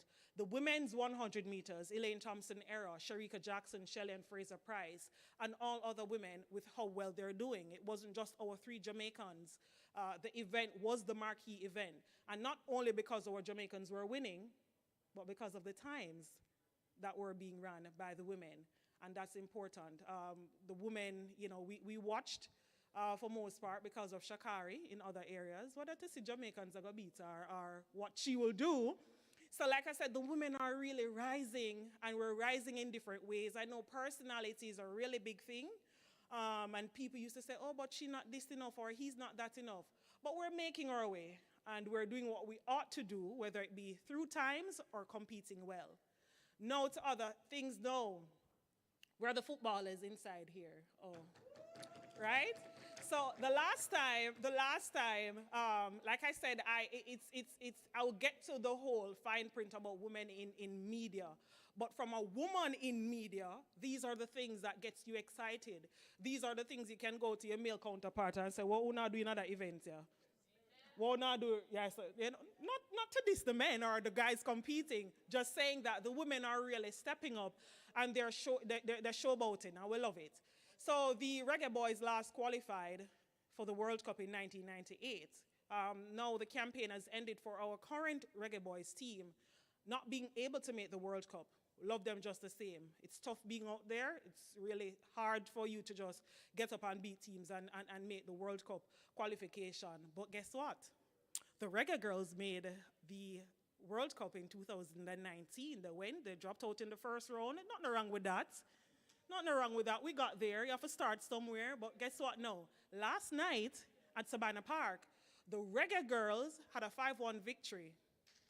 5-1 victory against Dominica Republic, it was a top of the table clash. Now what that did was to push them further. They're now going to go into the qualifications in July and look to see if they will be able to make the World Cup again for next year, 2023. That will be in Australia. Now that you can't make the World Cup if you're not inching closer. So the women are inching closer for a second shot at going to back-to-back World Cup, and I think that should be a big highlight. The focus needs to, as much as we give to the men, the women are now showing that we deserve. And I want to see corporate Jamaica stepping up to give to the women because they're performing. The Sunshine Girls, the resources that they lack. Hi, Marva. Hi, Connie. The resources that the Sunshine Girls lack. They're not unique. Let me say that first. The Sunshine Girls are not unique in terms of what they're lacking, because Jamaicans do not love sports. They're wagonists. However, if you're winning, some will jump on board and give. I'm not a marketer. I don't want to be. I know Gillette spoke about that. I have no interest in being a marketer. But my love for sports, oftentimes leads me to think that, but they're performing. Why can't you give them $50,000? Me cheap. So I can't go say, boy, I beg $500,000. I'm afraid I turn off the people them. So I cheap, I always stick with 50,000. And if 5 people give 50,000, how much that? You know, do the maths. So I believe that based on how our women are doing, especially as team sport, that be the Reggae Girls and the Sunshine Girls, I think they deserve better. I think they deserve more. And like I said, I leave Elaine and Marva and Connie and everybody to say, boy, I would need more than 50. But I will start with 50 because it's 50 more than you had. And like I said, it's always disappointing whenever the women teams are showcasing. They're carrying the sport on their back, and they pretty much get nothing in return. A lot of our girls, both for some of the women's in the Reggae Girls, the women in the netball team, they have to work to make a living other than the netball because it's semi-pro, the Sunshine Girls team. So many elements. But nonetheless, guess what? Whenever the camp is called, they're there. They ask for time off from work. Some bosses will frown, but because a national team, they'll maybe grant them the request to go and perform. But these are just some of the things that the women have to endure, but they do it with pride of representing the national colors, and more can be done for the women. Now, let me check the time. Want to keep in check for me? I don't like that, I don't like that. Now, about the women in media, sports media, maybe by luck, I went to school and I studied early childhood education. I love children, and I specialized with children with disabilities, the autism, the Down syndrome, etc. Yeah. But when God is leading the way, sometimes you just have to follow the path. I love sports, all sports. I was recently asked on our trip to Cayman by the captain of the Reggae Girls team, which is my favorite sport. So I said I love football, not because I did track and field. Mind you, I love track. I love sports, but I have this passion for football. Mind you, I cannot play football. I can kick the ball, but I don't know how far it go. So I don't know. Shauna, does that count for anything? I can kick the ball with the side. See there? I know something, but I love sports. I love track and field. I love netball. I play business house netball. So I love sports, and it's whether for the men or the women. Now, a friend of mine was aware that, but you love sports. You talk about sports passionately. You know so many things about sports. I want you to become involved in sports. So I gave the side eye, because if you know me, I'm not just a yes girl. It has to sound like, what is it that you want me to do? What is it that you're thinking of? And the opportunity presented itself back in 2012 when the Olympic Games was in London, and I became an analyst on KLAS Sports Radio. And after 3 days of doing it, a colleague then said, "You're so good at this. Nobody would know that this is your first time." And all inside me, I said, "But me not think me I do such a good job." But, for male counterparts to then say, "Man, you're going good, man, you're going good." I say, all right, I like that. And I kept the same pace. But then I still didn't take it seriously because, like I said, I really went to school for early childhood education, maybe looking to go work with one of the kids, them, I don't know, our step center or one of the places. In 2013, February 2013, just before the Gibson relays, I got a call, KLAS again. So I said, them people are, what am I calling me for? So they asked me if I would be interested in working as an analyst for the Gibson relays. I was like, really? So I was like, yeah, man, I would be there anyway. Marva Bernard can tell you, if there was anyone from the Premier League, I go to these, I would be going just for the fun of it because I love it. I want to see. So I don't even have, now that I'm getting paid for it, I think it's a cheat code, but that's a different story. Because I would have been there to give support because I believe that support in sports is important. And I went and I did the Gibson relays then, back in 2013. And they called me back for champs. So I said, no, this looks serious now. So the fact that they called me back in 2013, I was like, no, man, them rate me. Them rate my work. So onward, I made a commitment to myself. I did very well because the fact that they called me after Gibson, how my little brain work, I'm like, I hate being caught flat-footed. When you're playing football, when you're playing netball, I did hurdles. You cannot be flat-footed. Problem right away the minute you're caught flat-footed. So everything in my life, I don't like to get caught flat-footed. If I get caught flat-footed, me da sleep. Yeah, I was asleep. So when they called me for Champs 2013, I was kind of prepared based on the knowledge that I had of the sport. And I was going to the track meets because I love it. Whenever I get paid, I just have nothing to do on Saturday. I'm not a beach or party girl. So I just decided that, all right, I'm going to track meet them. So when I got called up for that, I was prepared somewhat as best as possible. And I like to say that the rest is history. And along the way, let me say this nicely. You don't have that many women in sports media doing what I do, what Karen Madden does, and Denise Walters, Shawana Ebanks. But you had Dana Bogle, but she writes, she's for the paper. Delia Harris, I think, did a very good job at setting the pace back then. But since that time, you have not had that many women. And along the way, I was always guided by the men. And I think I'm very blessed and I'm very fortunate. And I hope there are no, well, even if there are younger girls here, that's fine. I'd never had to sleep my way to the top. My work was so solid that the men were like, yeah, man, you are the person for the job. And I say that to say, for younger women who would be looking to get into sports media, it's a tough field. Because even when the men will sometimes help you, they may be looking for you to fail. Some maybe really just know that, yeah, man, you're going to ace it. So just go and do your thing. But never think about who are looking for you to fail. That's not your job. You have no control. How I live my life, I cannot control what Celia does. I cannot control what anyone inside here does. And frankly speaking, I don't care. What I care about is what I present to you and hope that it reaches at least one person. It encourages at least one person. Because in sports, you will learn that it's a one-person job. It's a one-person's... you are on the field, even if you're in a team sport, you have to do your part in order for to help your team. If you're running track and field, you have to show up at the line and display your part so that you get the victory. So at the end of the day, I think Mrs. Long said it best, and also Gillette Campbell spoke about the selfishness. Sports is selfish.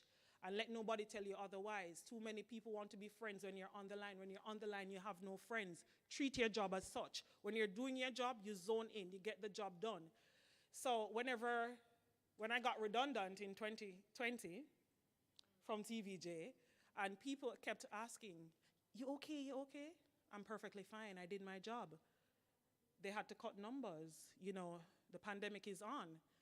whatever reason they had to. Again, respectfully, I didn't care. I did my part, and I trust my work will always see me employed like Jose Mourinho. I trust that my work. If you follow football, you know Jose. I mean, the man is, yeah, but you have to trust in doing your work and getting it done for you. Everyone else falls secondary. You have to do your job.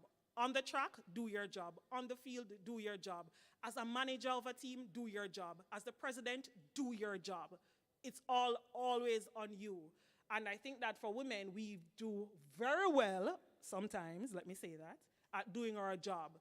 And we oftentimes don't complain. The men complain a lot. Men, respectfully, we don't complain too much. But the women, no, man, we do a job, man. You know why we do our job? Because we are now seeing our way in areas of sports where nobody or women were before. And we see it as a big opportunity to make the best of ourselves in this space for ourselves and for me, for younger women to come in sports, because that's a big deal. You spoke about mentorship, Mrs. Long. I believe in mentorship. I mentor a few girls. So hear me out real quickly. Let me check the time. A father asked me to mentor his daughter, but she was in high school. I said, you sure you want me to mentor your daughter?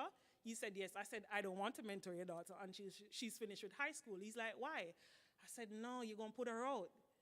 You're going to put her out because my mother, I did sports. You have to allow people to buck the toe, make bad decisions, and not because she's a girl, but, make her do her thing. I told you at the start about my love for athletes, right? And this is how bad it gets. If you clap, my figure say you'll like it. So I name it bad, but if you clap, I assume you like it. So I believe that the shelf life in sports is so short, it's thin. If I had a daughter and she's good in football or track and field, and the opportunity present itself for her to be coached by Stephen Francis or make a Sunshine Girls team, and then she has the offer of a scholarship, I believe both goes hand in hand. If she can balance, you have to know your child. That's the first thing. So let me throw that disclaimer out before the parents them in here lose their mind. I believe in balance of academics and sports. They go hand in hand. So I am big on student athletes. But for me, if my child is super talented and the opportunity present itself where them have to go focus on sports, that them have focus on. You know why? Oh, so I'm going to tell you why. You don't have to, and again, you don't need to agree with me. I saw someone that is 90 years old that went back to university, and whether it be that they had to pay for it, that's their decision. But he spoke about the life that he has lived, and he decided to go back to school whenever. The shelf life for sports is really short, and the opportunities present to people because of sports, whether it be through media, whether it be that competing, people only dream of doing half, traveling to half the places that we have traveled to because of sports. Do not rob your children, do not rob your girls of the opportunity to live life through sports. Your job as a parent, your job as a guardian, is to guide as best as possible and support. The dream seems crazy. It will seem crazy at times. Best believe it will seem crazy. But just support that dream even for a year. Negotiate. Say, okay, for a year, you can do this. It seems crazy, but I'm telling you, the opportunities that is presented because of sports. Somehow now for save up for travel, go some places. No for vacation. Ask student athletes. There she is. Sumoy, the woman of the pool, Alvaranga. Ask her how many places she has been to because of swimming. How many places have you been to, Sharona, because of football? Marva Bernard, how many young girls have you used the Jamaica term, your boss, because of netball? How many places have you been because of Special Olympics? How many places have you gone to when you kick down the people them? That's what sports does. That's what sports does. It's powerful. And for women, a lot of we are taught to be nurturers. We're taught to do this and to follow the code. There's no code for us to follow anymore. If it feels right, if your daughter is hungry for success in something, you have to support that. Negotiate, because we know, so we don't want them to lie and doctor, and them no want to do that. But since you're insisting on that, fine. But if her dream is to play netball, if her dream is to run track, all when you think she's going to come last, support her coming last. Because the places, that last place, and 12 seconds can take her, you will only hear of other girls in school dreaming of that. They will never travel to half the places your daughter will travel to. And the network, there you go. See? So it's not so crazy. It's not so crazy. So we're not clap, so it's not so crazy. Support the dream. And finally from me, because my team, I'm sure, kicked off. Dwayne, can you check to see if they've already scored? But no. My final take as a woman in media and the evolution of us, like I said, we're growing, glowing. Yeah, we're glowing. We look good. And doing all that we're supposed to is to corporate Jamaica, the government, and every other person involved. I think that there are too many women who sit on the board of companies and do little. I know not everyone will be big and bad and bold like me and a broad back and thick skin. She was my mother, so to speak, when I made my first national team, my second national team, Mrs. Long. So she know me stay from a long time. Mrs. Bernard, know the kind of person I am. I must speak it like it is. If you don't like it, deal with it and the Lord. I don't know. We're adults, we'll be fine.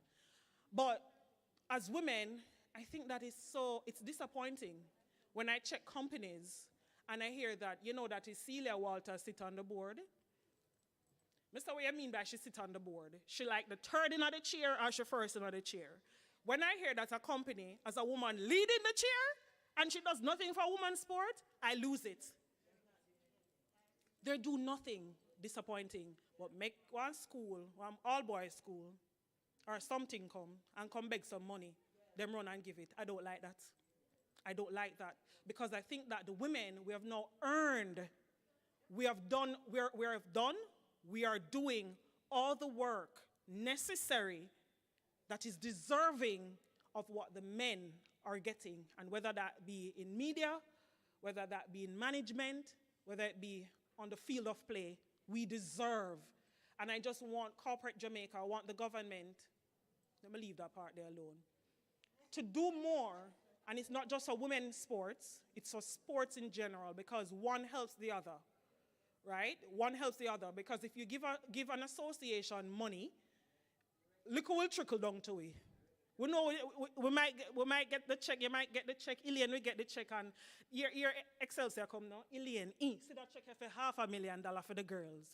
Then the people them will get the check, for example. Next thing the people, listen, for example, this don't happen because Excelsior not give no money to Elaine, just who are listening, because Jamaica people take things wrong. Exactly. And now so it go, example. And say, see the money here for the reggae girls. Then you know the reggae girls only get 100,000. No. Even so, give the money.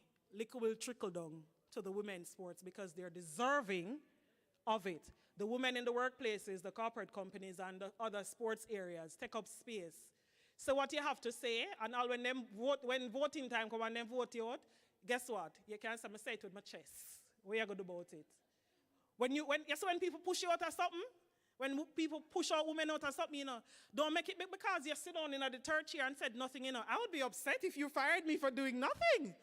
But let it be a case that when you push me out, you can say, by the grapevine, say, sir, because she did say that, make them push her out. Yeah, because you're going in the right path. You're lobbying for the right things. And more women need to start lobbying for more women. Women need to start lobbying, championing other women, encouraging other women. Because the others might root for you, The others might root for you, but them do it half-heartedly. Let me say it again. Some, Dwayne know that he can call on Trishana or send Trishana a flyer Tuesday evening to say, I knew in advance, but he knew I was busy, but he can send it. But I came because I don't think no other men actually do something for women, giving us the platform to speak. So I know because he coach girls and think the football team, volleyball team, all sort of stuff, but still, big up yourself for doing that.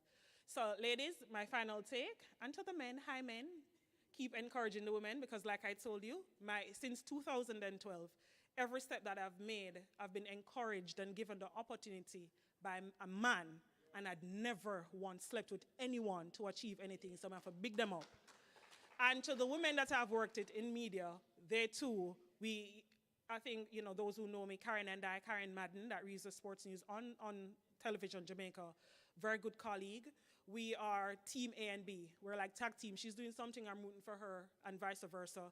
Denise Walters the same. And for me, any other woman, they know that I'm like one phone call away, one message away, like to ask. Do not become caught up in the hype of just wanting to, whether it be on TV or radio or whatever it is. You can put me on at the back. But once I see the money I push for the teams and the women are, yeah man, I like that. She can tell you, Shauna K can tell you, and others in the Paralympic committee as well. I am for sports. The women benefit, but I am for sports. The young girls, the old girls, what you call them again, the masters? All them I like. Those are run so. So for the women here today, even those with the sponsorship, you see, let me see how many may run at the back there so before I come off. Okay, that company I've made. See, two lovely lady by the recycling. Ensure, I get something for drink now. Right? The Excelsior, I soon go get 2 crackers before I leave. All women, they're mothers, they're wives, girlfriends, and they have so many responsibilities. And Dwayne will keep them here until 4 o'clock and Celia. And guess what? When they leave, they have to go home, they have to go, maybe cook. Enough things they have to do, But we keep shining, growing, and glowing. Have a good evening.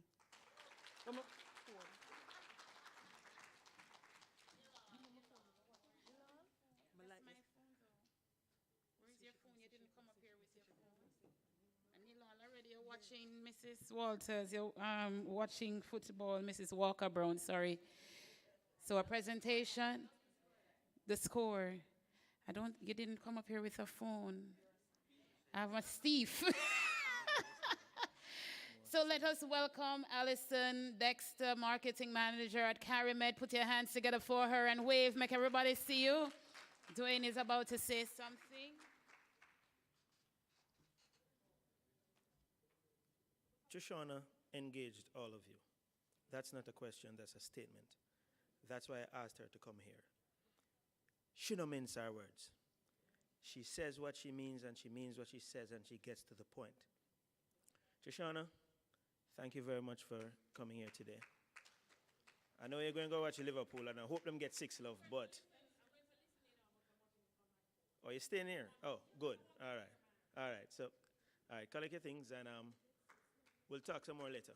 Thank you. All right, thank you very much, Dwayne. So let us do a little activity right now before we get into our next presentation. Dr. Rose, come here, please. Mrs. Bernard, I need you right now. I need all of the big women them in here. Come right here. So for me, stand up right there. So Mrs. Walker Brown, come here for me, please. There was one other big woman. Is who again? It's 4 big women. Is who again? Them age group here, big woman.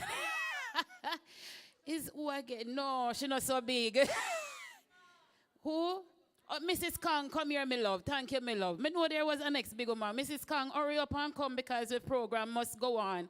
Stand up right there. So take off the glasses then because we don't need them. Put them on the table.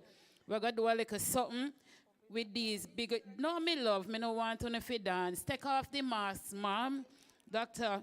Rose, take off the mask. Come, Mrs. Wang, walk up a little faster. A little engagement before we move on, because I know, say, we don't like the fun. If a lunchtime good yet, hold back on your head, take off the mask, me love, take off the mask. I wonder if I must make them sit down. No, hold back on your head, go over there so don't itch up on Mrs. Walker Brown. Go on over there, so. Hold back on your head that the biscuit, no, this looks serious. The biscuit is going to go on a forehead. Yes, ma'am.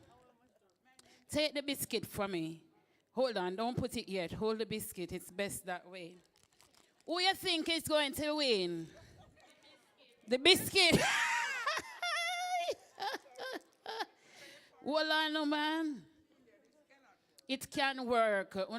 Mommy not eat it yet. No, it's not eating time. So put back your head, put the biscuit on your forehead. Mrs. Kang, a biscuit not on your forehead. Right, which one of the big woman you think going to win? Is it going to be Mrs. Kang over there? No, they say no. Mrs. Walker Brown right here? Is it going to be Mrs. Martha Bernard? Is it going to be Dr. Rose? Denise think of everybody. So now, without using your hand, take the biscuit down into your mouth and have it. On your mark, get set, go. No use your hand if it drop you out. Move the biscuit.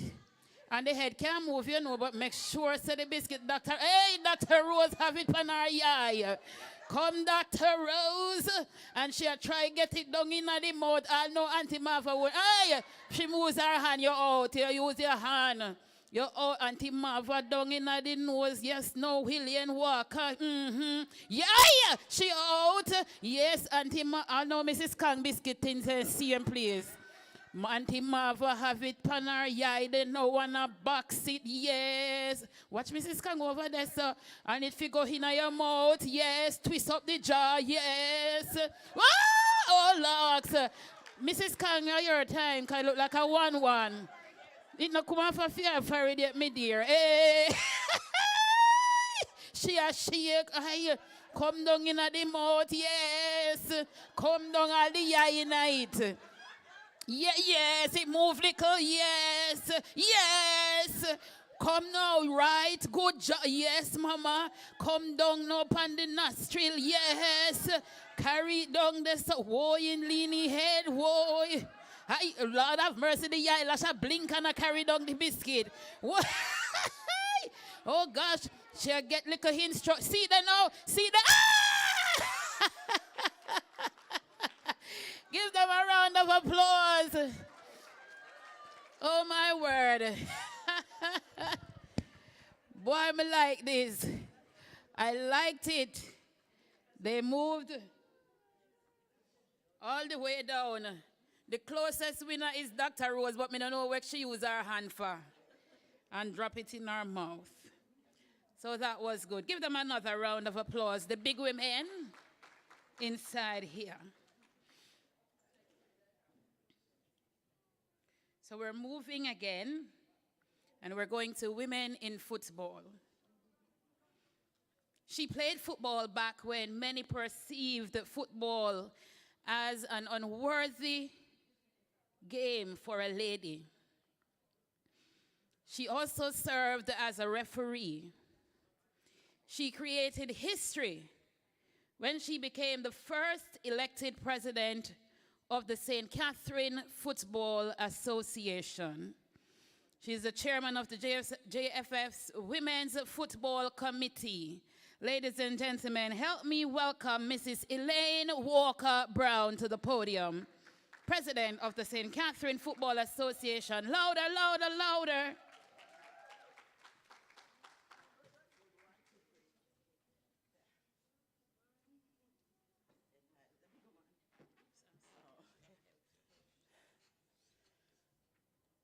Pleasant good afternoon to everyone.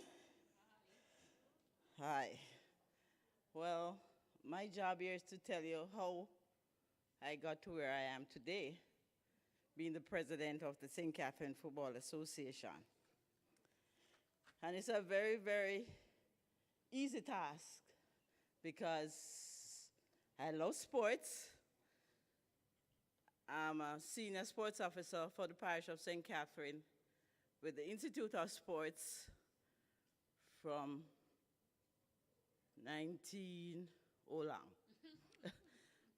And our master servant said, big man. I don't look my age, but I'm a big man. All right, I got involved with women football through the then Bob West. A lot of you might not know Bob West. Bob West was associated with Boys Town Football Club. He's presently somewhere in Manchester at a home, and I'm due to look for him very, very soon. And the then president of the Jamaica Women's Football Association decided that she would not take up back office that year. And he encouraged me and told me that I was suitable to do so. At that time, there was a gentleman at the of CASAFAS, Kingston and St. Andrew Football Association, Mr. Dougal Campbell, who was the administrator, agreed with Mr. Bob West. I think I wasn't ready for such an office, but with these gentlemen who are knowledgeable of the sport, I said, I'm going to take up the challenge because I have you to guide me. And as Trisha emphasized, that I don't get here because I'm a woman and I know it. The men held my hand to where I am today. I took on the challenge in 1991. I became the president of the Jamaica Women's Football Association. And in 1994, I got my first baptism going off to Montreal, Canada, to participate in the CONCACAF Women's Football Qualifier, the same thing that you saw happen last night. And when we went to Montreal, we got a whipping from US of A. We got a 10-0 whipping. And when we were there, I thought about it and said, there wasn't anything happening in Jamaica other than we take up these women who think they know the game, but if one of them got injured, we would not have a replacement. And we're saying, there's no development. We came back home and we sat and we discussed it, and there in 1998, we launched the High School Girls League, and there our development started. I had a very supportive administrative director at the Institute of Sports. And if you hear my voice get a little shaky, this man was my mentor. This man was my teacher, my confidant. This man told me that I could do, I must even go into politics. And I said, sir, that's one area I will not ever even think about. And this man's name is Clayton Solomon.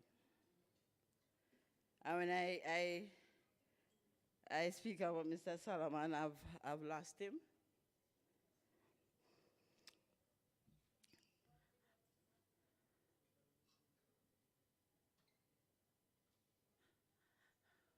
But he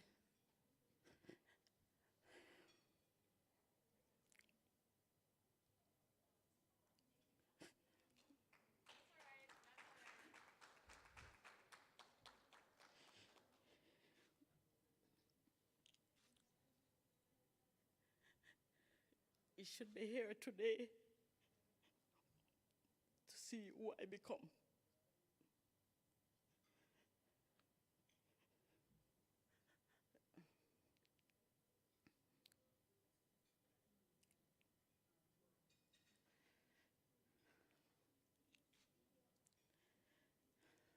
Sorry about that. This man has assisted me to attend the University of Technology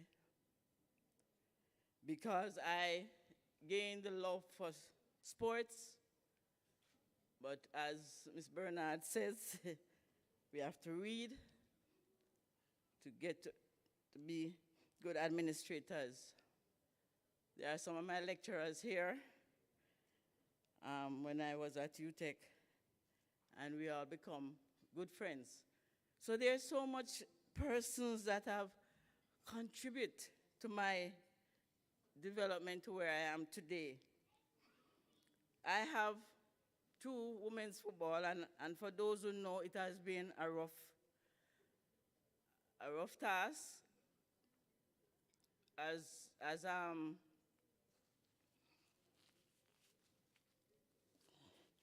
the chair for the Women's Football Committee of the JFF. It wasn't an easy task, and I can say it wasn't easy under Captain Horace Burrell either, because a lot of the men think that our place was in the kitchen and in the house. Some persons who you approach will say, ask me for a netball, Elaine, because women not supposed to be playing football. I realized that there were great opportunity through this sports for young girls, especially players who their parents, like me at the time, didn't have the finances to send their daughters to university. And through this wonderful game of football, I can tell you, and Sharona sit here with me today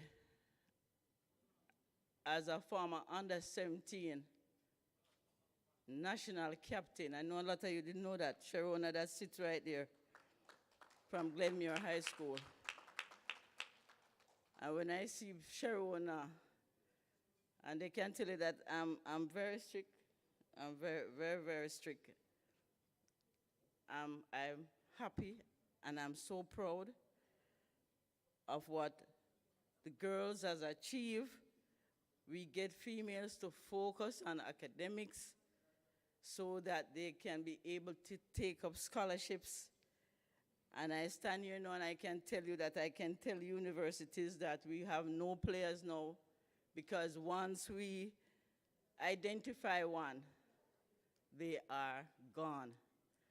I can tell you under my leadership, I have gone over 106 Jamaican girls from inner city communities, rural communities, that has gone overseas on scholarships.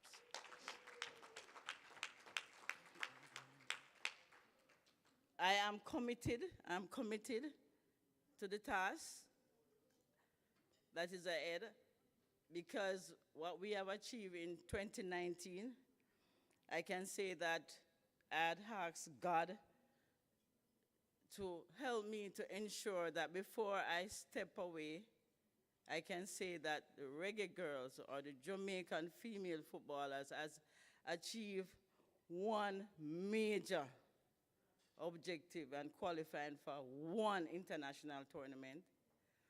And God has granted me that. We have gone to the World Cup. We have gone to the World Cup, and I must say, and I said it to Sharon a while ago, so we have to go back. Because FIFA president told me that we don't know what Jamaica brings to the World Cup, and we have to be back.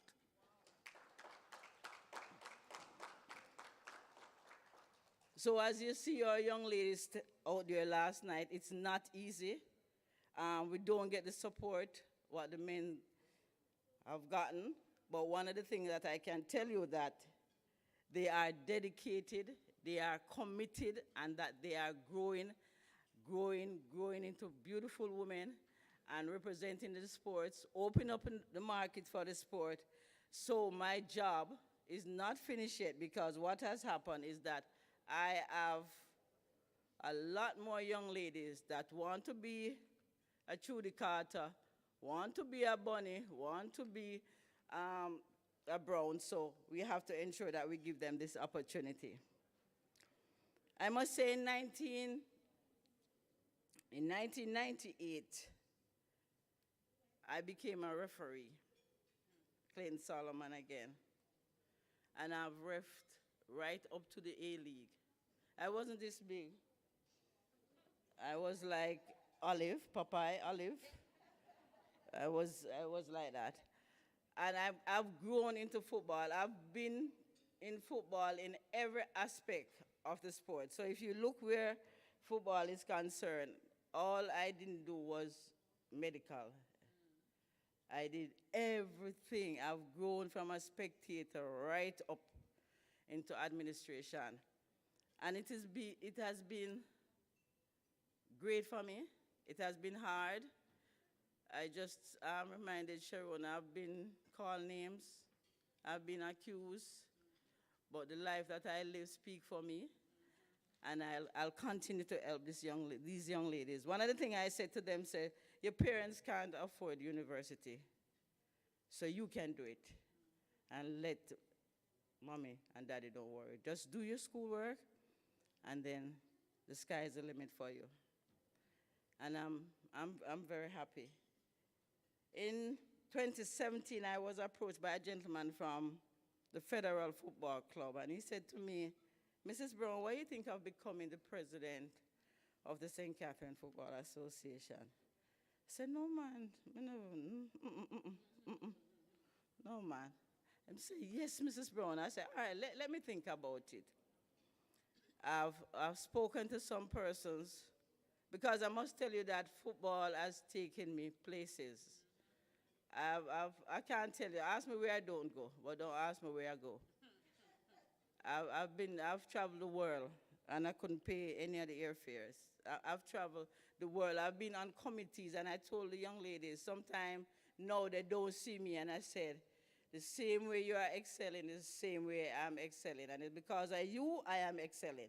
So I've happened to be serving at the FIFA Women's Committee. I'm presently with the CFU Women's Committee, and it gives me an opportunity to help them, because I've met persons, I'm meeting persons that can even help me to execute my job as the administrator, and things that we can do to improve women's football in Jamaica. So I spoke to some persons, because I think that I must ensure that I have money if I want to become the president, or I'm going to get the sponsorship and that sort of thing. But being a sports officer in St. Catherine, I've seen where the parish was going down with football. And being a sports officer, I'm not a football officer. A lot of persons see me and thought I only do football. I do every sport. I market netball through primary school. So yes, so there are a lot of the players. Miss Bernard comes sometime when we will have community football up in North St. Catherine, come cool St. Catherine. You know, she'll come and she'll look at the netball at the community level and at the primary school level. So where in sports is concerned, we unearth talent for different sports organization through primary school. So I work very closely with communities in St. Catherine. So when I decided that I'm gonna challenge for this position, I was a little laid back, because it started to look like politics. It started to look like politics, and one time I have to call JFF, and I said, no, we need to control this, because the gentleman saying some things about me, and him don't know me, and I want anywhere I come in, any hour I come in, I must come out. So if I lose, I must clean. If I win, I must clean, you know. Don't speak ill of me if you don't know. You know, and I went into the race, and one of the things that I wanted to accomplish, and I think I'm accomplishing it, is the development of our youths. What I see happen in women's football, this is what I bring in St. Catherine. Because if we can get so much girls gaining scholarships, women's football just come about comparing to the male football. Why we can't get some of these talented DeCosta Manning Cup players gaining scholarship, and the opportunity is greater for the boys than the girls. So hence I decided I will take on the challenge. As is to show it wasn't about the gender, it's about the sports. It's about the job, what I can do, and how can I deliver the job. So I'm here as a president. I don't know if I'm gonna stop at that, because I see where we need some strong leaders to step up, because there's a lot of opportunity for our youngsters. And I'm not just talking about the women now, I'm talking about football general. And we need a lot of administrators, we need a lot of serious people to think about the sports and think about ourselves after. You understand? So I just want to say to the parents, Trishana said it earlier, if your daughter wants to play football, what I will say to you, supervise her. We were growing up as children, and we were not left on our own. You understand? Our parents are there, and I can tell you that any parents, I'm going to tell you something about Sharona. When Sharona was playing football, anytime you see a lady at the in the middle of the half line, is who Sharona? Is her mom. Is her mom, and Sharona has grown, and Sharona become a Rhodes Scholar playing football. Playing football. No. And playing, all right, let's say playing sports, but it didn't stop her from doing what she needs to do to reach where she is today. So I must say that I'm happy, I'm proud to be where I live a decent life. I'm a no-nonsense person. I'm a disciplinarian. I have a lovely husband. And I must say that I get consent from my husband and my 3 daughters before I take any task, because I will not neglect my family. You understand? So everything I do, I have 100 support. My daughter, my last child, is 26-year-old. And she said, Mommy, you can't do anything because you don't have no baby. So I'm saying that women, let's equip ourselves. And one of the things I hear most of us saying that we come here, we are not team players. Some of us keep pulling down each other. If I need help, I'll seek help. Anybody that can assist me, I come to them. I don't know it all. I know people, I know men. Mr. Garrix is here. Mr. Garrix is from the former executive of St. Catherine Football Association, and him have my back. You understand? I can go to Mr. Garrix, you understand? And I know COVID has thrown us off a little, and he will be closer to me now, knowing that COVID is gone. COVID is gone, not to come back. You understand? So I'm saying to our young ladies here, I see a lot of young ladies here, anything you want to be, you can be. Hold your head up high. You don't have to do anything else to achieve than to work hard. Anything, I think Trishana emphasized it. I will not go back there. The cameras are here, you know. But she has done it. So I'm saying to you, the sky is the limit. Women, let's stand up. We are not here to undermine the men. We have a job to do, and we can do it. And we equip ourselves to do it. So let's step out. Let's be mothers. Let's be leaders. And I must say, one thing my girls don't like me for, all those girls you see playing, all those women you see playing last night, one said to me, say, Mama B, one thing me not like about you. You don't understand, so we grow up. And I say, once a mother, always a mother. No care how old you are, your mother can knock you out and you stay knocked out. You understand? So ladies, I'm talking to my young ladies here. I see a few over there. Step up. So when I step down, I expect to see Sharona stepping on my shoes, you know. You understand? Because she can do it. You understand? She assisted in managing the Reggae Girls in the World Cup, and she did a fantastic job. And we're going back to the World Cup, but let me say to my Jamaican women, we can be anything that we want to be. So just step out and be confident and stand proud. God bless you all. Have a good day.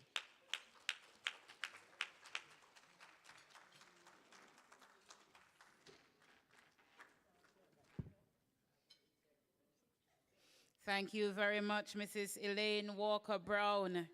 And she said it best. Once a mother, always a mother. Mothers never think that we grow up. Thank you so much for your service, Mrs. Elaine Walker. And she charged us to step out, especially for the young persons. Make sure that you prepare yourselves to take her spot. Sharona, you got the call as well. So ensure that you take up the slot. Let us move along as we invite now a young lady who is known for her football skill. But before I go into that, she was the head girl at Glenmuir High School, 2009 to 2010. She has 9 CSEC subjects, 6 ones and 3 twos. On a clap her loud, you know. Clap, clap, clap. 8 units of CAPE. Hello, is my child. Hi. She is a Jamaican international football midfielder. She has a BSc in economics, an MSc in economics and statistics from the University of the West Indies, Mona. In 2015, she was named the 2016 Rhodes Scholar of Jamaica. Put your hands together and welcome the fashionably beautiful international. No, man, wait. Sit down back. Sit down. Yeah, me I go pull up. We're not clapping with our mouth. And I know enough I want to eating. I'm a grudge, you know. Anyways, let us use our hands. Put the forks and the knives down. Put your hands together and welcome Ms. Sharona Forrester, adjunct lecturer at UWI, Mona, and Rhodes Scholar. Good afternoon, everyone. Thank you, Madam Moderator, for that rousing introduction. It is indeed a pleasure to be here today. When Coach, he'll tell you, that's the only thing I call him, Coach, asked me to speak, it is impossible to say no. He went above and beyond for me and my team in his tenure as head coach of the UWI football team, and we just have to love him. So big up, Coach, Mr. Dwayne Richards. Hi, Daniel. Now, finally passed my knee. It's really good to see you. Listening to Mrs. Walker Brown, she is indeed a disciplinarian. As a member of the Reggae Girls, once a reggae girl, always a reggae girl. So as a reggae girl, we have seen her, So I believe her when she said she was like Olive and running, because we were in camp and she, of course, was our manager. And I think it was Scabo who threw something that resembled an insect or a lizard. And let me tell you, she take up her foot them in her hand and she sprint off. And I have the video to prove it. So it's very good. And, she's saying that her baby is 26, but she was my manager. But then I lectured her youngest daughter at the university. So it's, life is that big circle. And I'm grateful to be a part of the football and also sporting arena in Jamaica. I was grown in a sporty household, but never forced to do sports. My mom was a part of the first female basketball team for Jamaica. And my dad played cricket for most of his life. So we were always outdoors, this whole inside thing. We had a computer. I think by the time I got to high school, there was a computer in the house, so there was no staying home and being on the computer or on games. We were outside playing catch, stocky, cricket, football, marble, you name it, we were outside. And, these children really are missing out on that. And I'm grateful that the pandemic is giving us an ease where you can see the children. You know, I passed so many sports day happening between last week and this week, and it brought me so much joy to see the children now outside and running. And really, that is where I would start, you know, with the focus. I was the assistant manager of the Reggae Girls going to France. And my journey started around about, you know, that's 2007 maybe, when I was captain of the under-17 team. I took a break. I was doing other sports. So she would know that I play netball. I was playing a lot of netball and basketball. And then Coach Merrick asked me to come to the national team. And moving from the national team, Sidella Marley and the foundation came on board, and they were so extremely supportive, and we didn't qualify. And that was the 2015 campaign. But they didn't give up on the team because we didn't win. They stuck with us. And I think that whole experience for me has taught me two main things. The focus of Jamaica to improve women's football is not just going to come from having fancy coaches, having fancy equipment, and that kind of improvement, but it is investing in grassroots. When you look at football in South America, when you look at football in Europe, and you have young persons, 5 and 7, you know, those young, tender ages, they don't play chaka-chaka football, kick the football in the middle and people run it down. No, they are passing. They are strategic because they're being taught properly. And when you look at it, that's when the mind is most malleable. That's when we can mold these young people. But here in Jamaica, as women, we are held back because no, you must play netball because that's what you ought to play. When the little girl really just wants to go out there with her brother and play football. I was fortunate enough to be in a time when it was always, for Clarendon at least, there was always this one girl. So I believe there was Kimia Parker before me, and that was the one girl on our parish team with all the boys. So I had something to look to. And that is very important for the children to see. So as Mrs. Walker-Brown says, you know, they want to be the next Bonnie, they want to be the next Jodie, they want to be the next Trudy, but they have something to look to. That grassroots shift, we must shift the culture to know that football needs to be properly taught from a tender age, and that as a woman in football, you're not strange. You're not weird. It is a sport, and if you love it, do it. So as we focus on this football at a tender age, it has so much potential. As a player, as an administrator, I have seen football change the lives.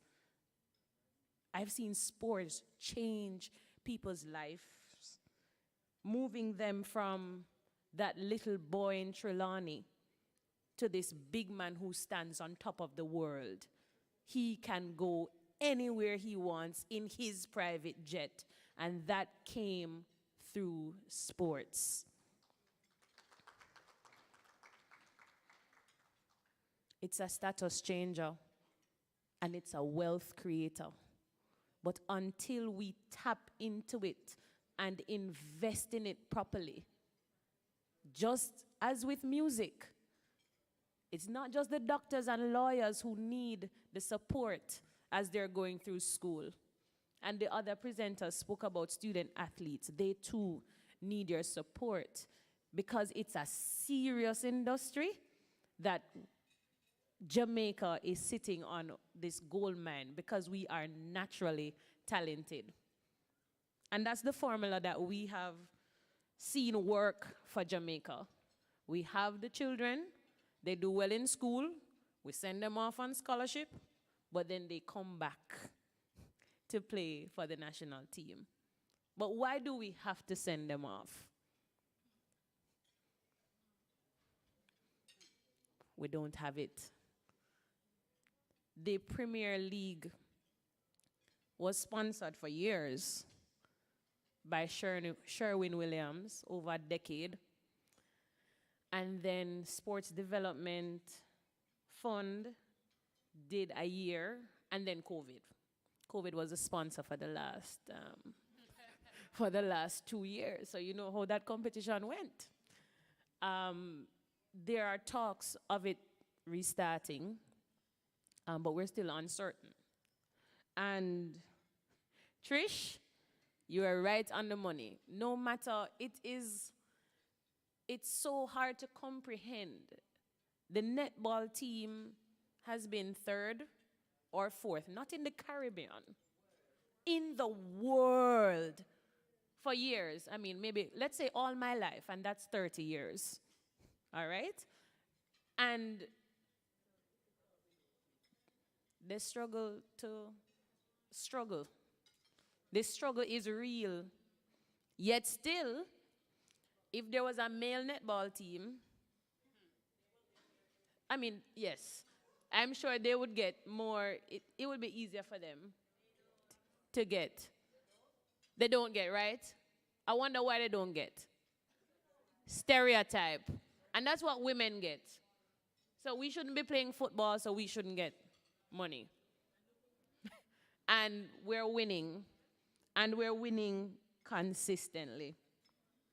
So the other point that I've learned from my experience is just the importance of partnership. Corporate sponsors need to understand that these investments take time. No, when I buy a stock, I'm not selling it tomorrow. I would love to give it to my child, right? Because I bought it for $1 today, but I'm expecting that years down the line, I'm going to get some return, but it's not today. And that is how sports is. You cannot invest today and expect a gold medal tomorrow. But still, we need the investment, because if we don't have the resources, we can't give you the results that you want. Investors have to be brave and give women a chance. You have to give us a chance.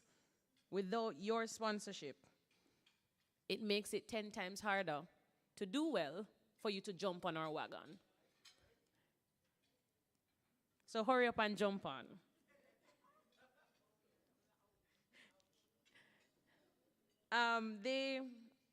Being a player and a manager and the spans of time, I've seen some changes that have worked. From simple things like uniform. So as a national player, we say we're playing a pupina because we were wearing the male jerseys that they wore, the year before, or maybe an older one. We didn't have female jerseys, so, when we are run, we are fly. Baggy, right? No, I'm describing the shorts. I'm not speaking of the undergarment. So the uniforms changed, and that came over time. That was literally 2016, thereabout, that the women started to get clothes with women's sizes. A differentiation was finally made, and that came with Romai. The other change was an increase in stipend. So when the boys were getting 100 US per day, the girls were getting 10. All right, so we can go again. 100 versus 10. That was the ratio we were working with. There were times when Sidella and her team had to make up to probably push us to a 25. So when the world is complaining about the imbalance with men and women, they have no idea till they check sports. If you look at prizes, the other day with the cricket, the women won and the men won. Men prize, female prize. The disparity needs to be obliterated, or at least let's mind the gap for those who travel to the UK between the train and the platform. That gap needs to be closed. Now, as a manager, coach was asking, talk about being a manager. There is not really a job description because it's everything. Let me cater to you, anything they want. We're in Scotland, food is bland. Me have to find one Tesco, go get some little all-purpose seasoning for them chop on the rice, for eat it, right? Because these girls are used to good food, right? So it's bland, we have to get food. We reach somewhere, we reach, but the luggage, they're somewhere else. All right, so we have to go now, all right, a quick stop to the mall, not for no big shopping, but just get the necessities. Who left them shoes? So the shoes in the luggage are not in them, in their bag. We have to buy boots, right? There's nothing you can think of. There are goodies that come sometimes as you travel. You realize the diaspora we really have to big them up because they really showed up in our tour when we were in France. They carried some things. We have a parsley tote to ensure that everybody gets something. So it was just an interesting time. And being a past player, it was just so much pride to watch them go on the field to now create history, being the first Caribbean team to qualify for the Women's World Cup.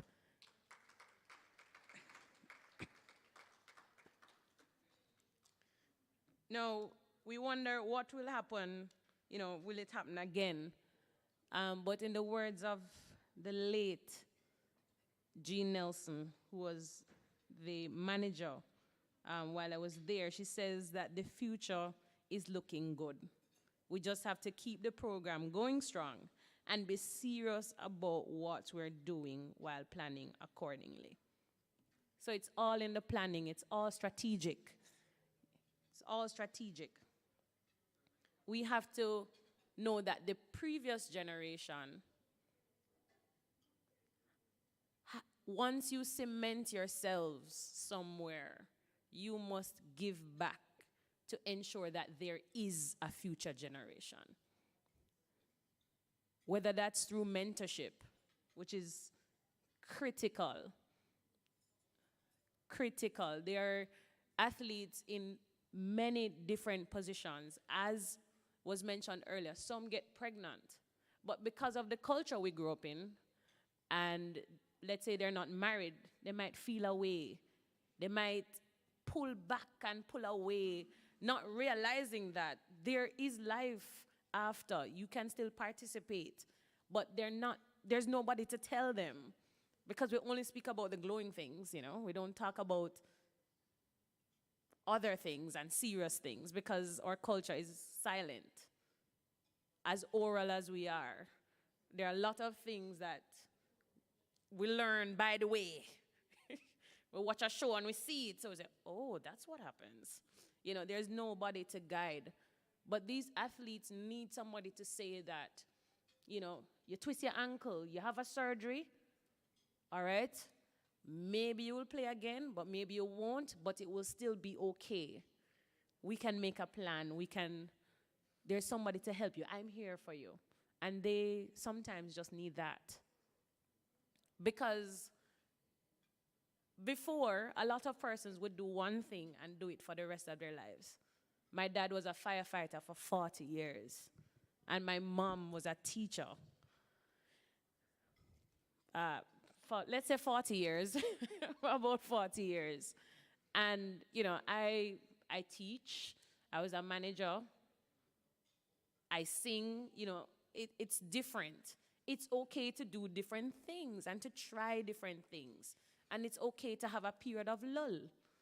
So there might be a period where you're just in the valley and you're there and you might even be by yourself. But if you know that there's somebody there, praying for you, there's somebody that you can call, it makes a difference and it changes your posture in that valley.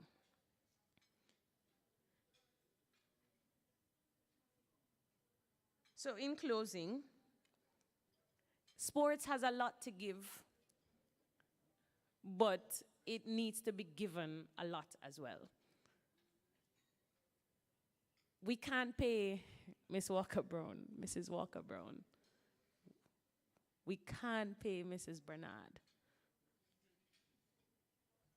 When we're sleeping, they're up thinking, how can I make this better for these girls? How are we going to get by? How are we going to connect this dot? How is it going to work? How are we going to get to the next level? How are we going to sustain this thing? But they do it anyways. And I've watched, my mom is very big in netball and athletics, and I've seen her go off on Saturdays to different track meets, and she go ref here or, and she's just going and just going. But we're not rich. But the work is important. And I think that is why I love it, because you're giving of yourself to make others greater. And I do believe that my being on earth is to be a philanthropist. And in everything that I choose to do, I try to impact lives positively. I make a positive mark. So if I'm the assistant manager, I'm giving it my all. So when I leave, people are like, where are you? We miss you. Because I make my work speak for itself.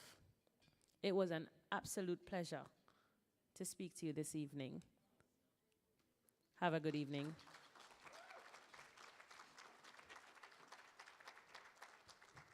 Come on, keep the applause going for Sharona Forrester. If you feel like saying, woo, shout it out, man. Amazing. Thank you so much for all you do. And I see that Mrs. Walker-Brown is into her elements as she listened to you. I hope no tears not coming down, but I feel, so tell me if no tears that are Sharona. Some tears that are, my feels a little chops, not true.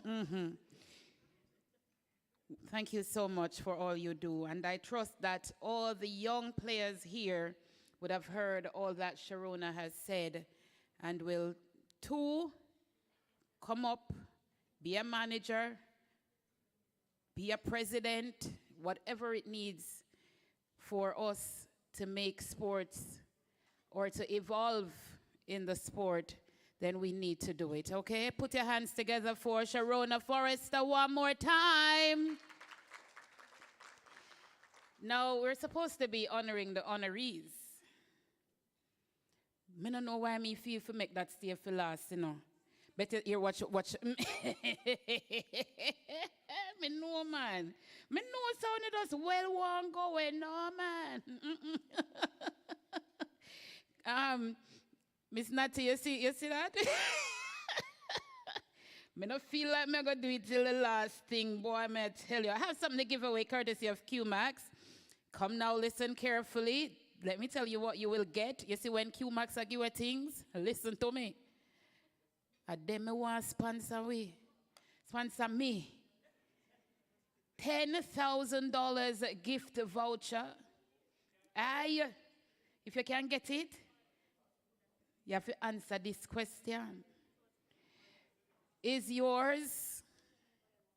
Let me read the question. If you know the answer, come on up here and give it to me. Name at least 4 investment products offered by QMax Wealth in creating an investment portfolio. Come on up if you know the answer. Name at least 4 investment products offered by QMax Wealth in creating an investment portfolio. Nobody now come, hi, look how me gonna get $10,000. Hi. Nobody no know. No man, the whole of them sit down. And what kind of run come if you have the answer? No understand? Run come no man. No man. Imagine this. Now imagine the answer run a back and the man affair run and give it. Come no man.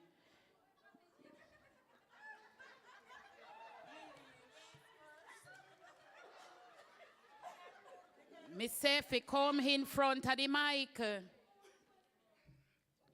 Answer now. Wait. Will you look for my phone for? It says, Answer the question. If you don't know, then you're going to come down. Shh. Don't say a word. what the question again? Name at least 4. No, man, you don't need to see my phone. Investment products, yes, offered by QMax Wealth in creating an investment portfolio. Is where you said at the back? Going once. It says, Going twice. pension fund, stockbroker, bonds, or portfolio management. No? Yeah. Is that the answer? I said 4 things. Son of 4 that. It's 4 you give me, say it again. Stock brokerage, bonds, pension fund, portfolio management. It's 4 she give me or 3? It's 4. Advisory services, 5. Extra. 5. One down, one down. All right, there you go, Miss Alva. Come and give her gift. Where you going left the gift certificate? Go over there where it's calling. Go over to the signage and collect. Go over. No, man, hi. Wanna wait now, man. Let me give you the other question immediately. And the other question is,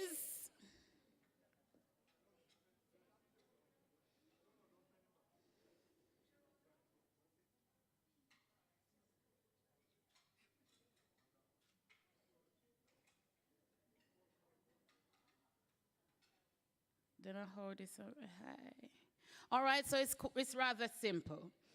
We'll do this one at the end of the.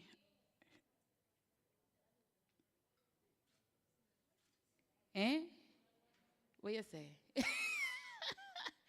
All you need to do at this point is to complete a form with your name, telephone number, email address, and drop in the box on the QMax Wealth table at the back of the room.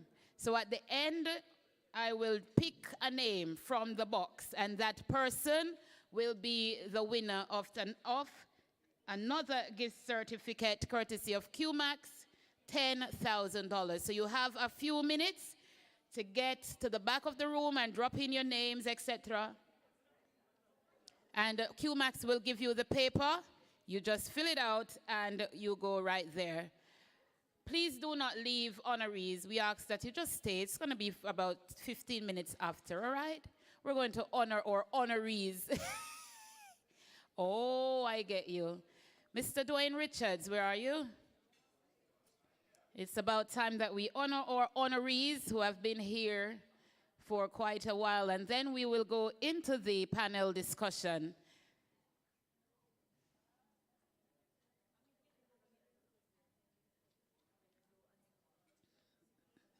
Put your hands together and make welcome Mr. Dwayne Richards. I'm reading it? Okay.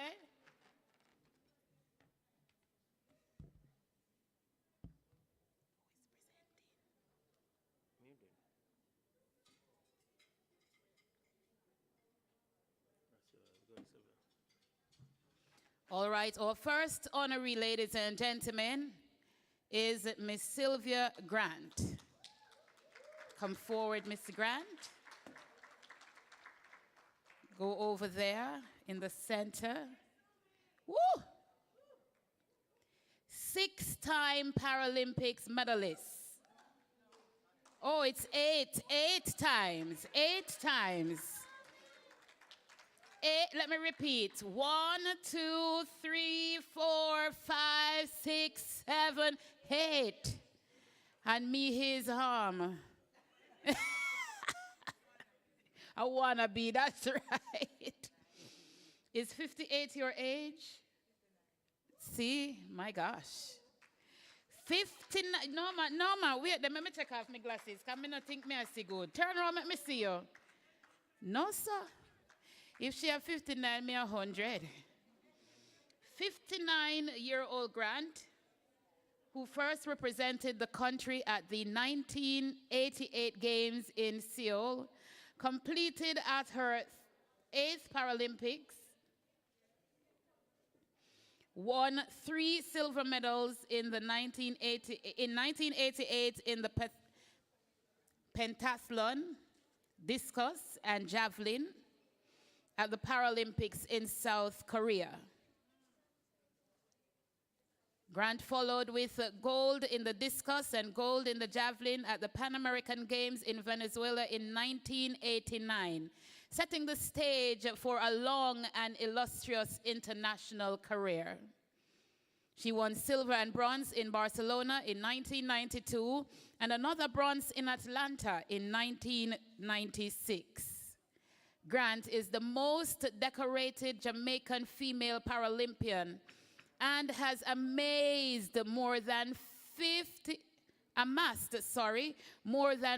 medals and trophies through taking part in discus and javelin for almost 25 years.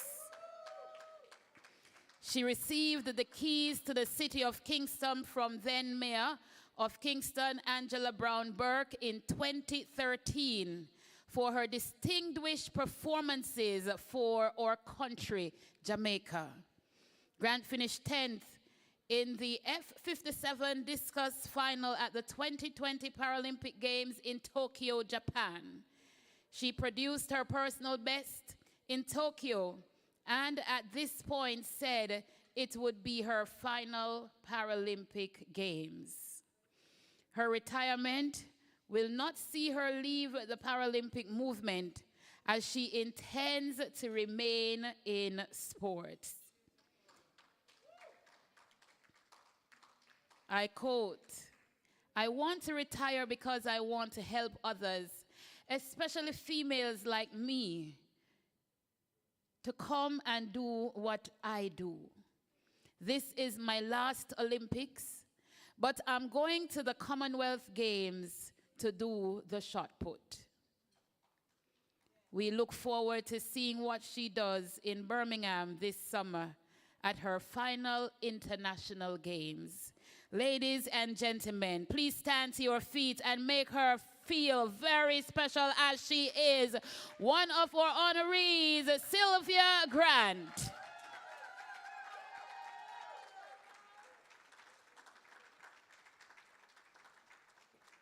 You may be seated.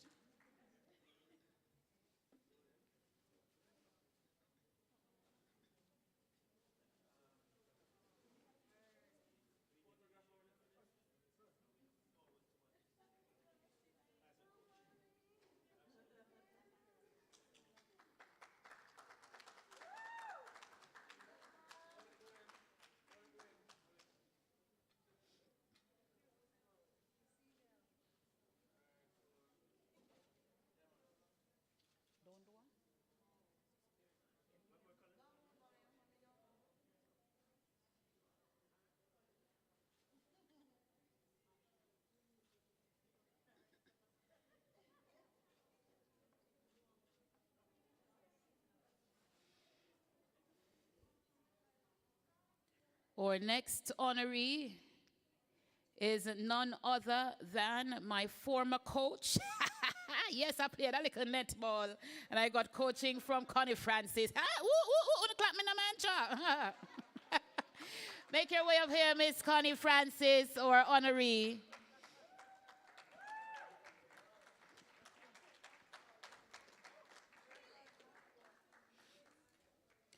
Both as a player and captain, as well as coach on the sidelines, Connie Francis has always been quite passionate about netball.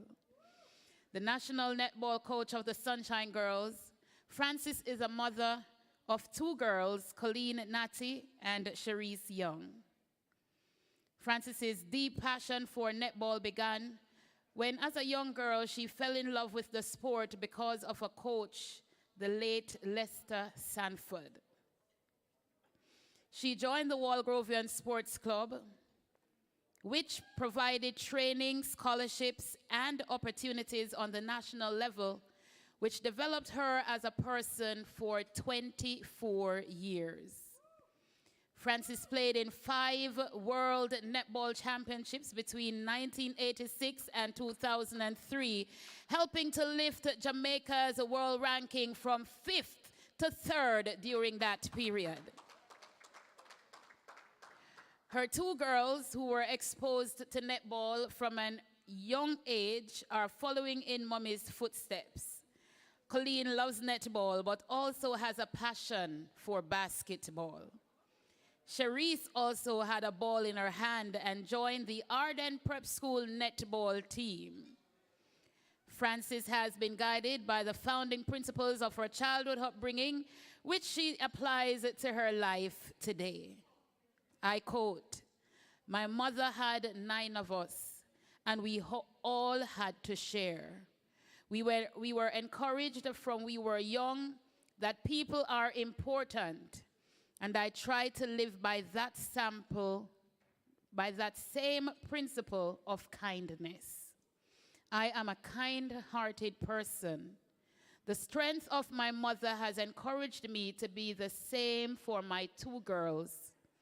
In our society, you have to have a good outlook and be strong and use the talent that God has given you." With her dream as coach of the Sunshine Girls, Francis feels blessed to have been given the opportunity to lead her country once more. Ladies and gentlemen, kindly stand to your feet as we now make a presentation to our 2nd honoree, Connie Francis, coach of the Sunshine Girls. And a good netball player, really good. Awesome.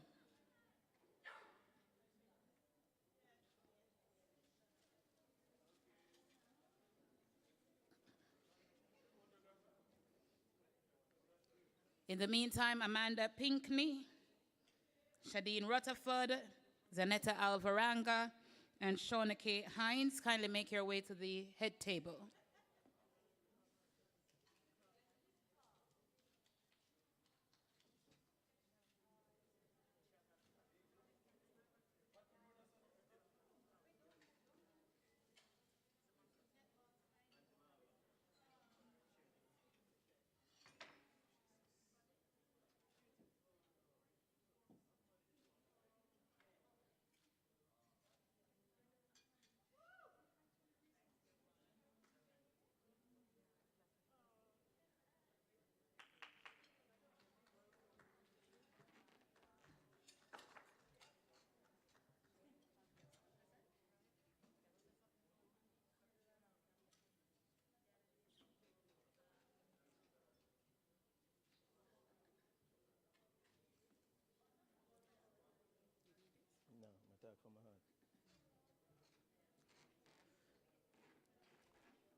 So, on the program, we have 2 honorees. Sylvia Grant, who just received hers, and Connie Francis.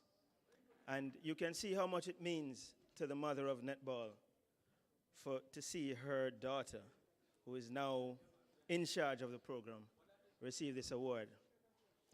But we're not done.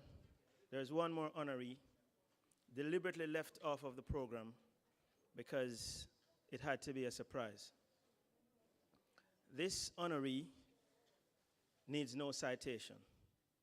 This honoree has served this country with distinction, with pride, with selflessness, all her adult life. She chose to serve, and she has continued to serve. And today she hinted or declared that she's on her last fling. She always says that her friends' children are her children. She loves endlessly. She gives everything from her heart.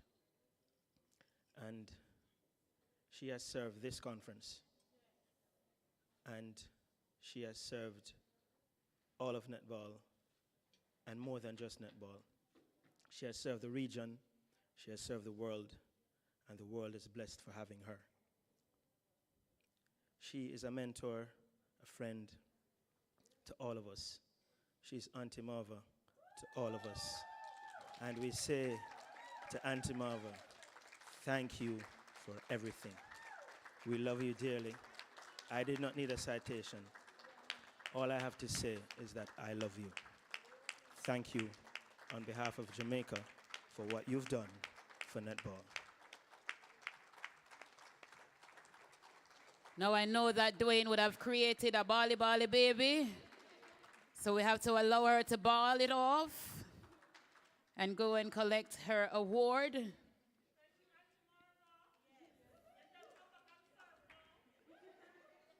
The big mouth Trishana. She tired of it?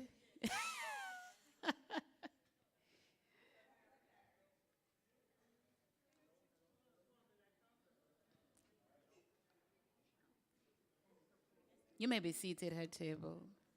You may be seated, guys. I like surprises. Yes, not true?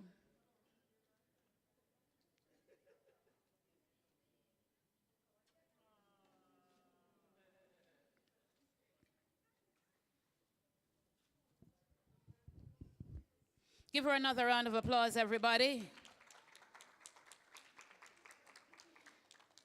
The round of applause look like it want more fish, chicken, curry goat, rice and peas, cake, orange juice, fruit punch, ensure, crackers, Zolo. Is it Zolo or YOLO? What is it? YOLO. They're going to kill me, you know, but Zolo. Then I'll listen to ball too. I'll listen to you love her bad, oh gosh. I'll listen to ball, oh gosh.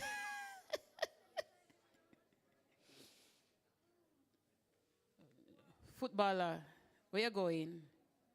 Footballer? Liverpool, where you go? Sit down. Panel discussion is the final thing on our program. And so we have at the head table now, Taekwondo, Shauna K. Hines, wave and let everybody see you. Beside her from football, Shadeen Rutherford. Beside Shadeen from swimming, Zanetta Alvaranga. And from netball, Amanda Pinkney. I always had trouble calling that name, but I get it right. Not true. Get it right. Come on, put your hands together for our young athletes.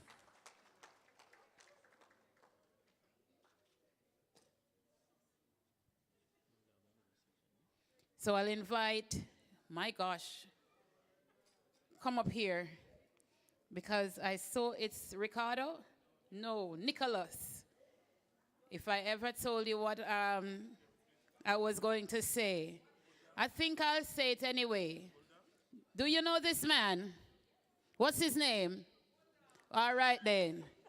Bulldog is what he's called. And so that's why I don't really like the nickname thing, you know, because I don't really like to know nicknames are not the proper names. Nicholas will lead us through this section. Good afternoon, ladies and gentlemen. So this is a very interactive panel discussion. This is not a discussion by myself and by the panelists, okay? So you're free to ask them any questions that you feel like asking. This session is called the Next Gen panel discussion. So these are our next generation, because out of the generation a long time, I drop off a calendar. So I say, Tish, with a question, so I'm heading right over there. So you can raise your hands, and I'll just run to you with the mic, and you can ask the questions. Hi, ladies, again, and to everyone. Before I go, the footballer, big up yourself. I saw you recently on an interview. Very good job. You're the one going off to Tennessee? Congratulations. So to all of you, I think, you know, can keep it very brief as to what is it that you want more or want to see, what you want to see from, one, the association, and also the government regarding your sporting discipline.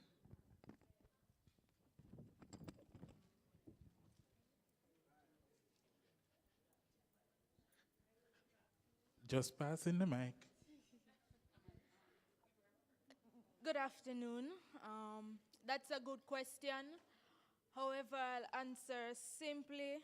I'll say support.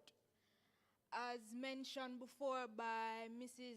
Walker and Miss Sharon, we as a footballers, female footballers, we don't get much support. So from that, I'll say support and more donation towards our association. Thank you. Good afternoon, everyone here. I'm Shawniki Ains, para taekwondo athlete. Wow. For me, first of all, I must highlight that the law has been amended for persons with disability, and I myself has jumped over many hurdles, cried day in, day out for support and inclusion for persons with disability in Jamaica, outside of sports, but across all areas. And I'm going to emphasize again that we need inclusion and support. Once we get that kind of support, then Jamaica para athletes or persons with disability that's doing sports will expand globally in terms of IPC, etc., and we will be representing our country internationally. Thank you.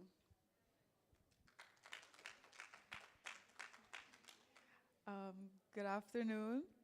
And I only think it's a good question, but it's a very important question because in Jamaica, we don't recognize all sports. So even though support is important for athletes, especially athletes coming up, I think recognition is very much needed in sports like taekwondo. I didn't know Jamaica had a taekwondo program, but I recently signed up for taekwondo.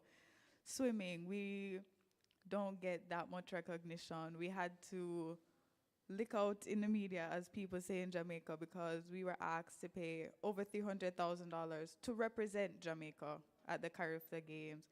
So I think when we put more of these lower level sports into the media and corporate Jamaica sees, okay, we have upcoming shining stars coming to make Jamaica stronger and better, then more support will come. Thank you. Hi. Thank you for that question.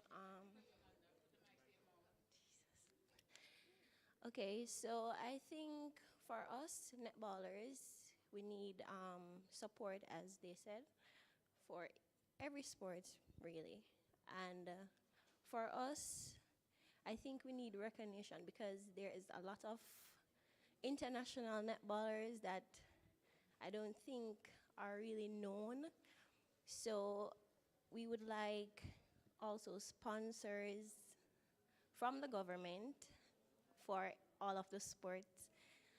And kind of nervous, but thanks.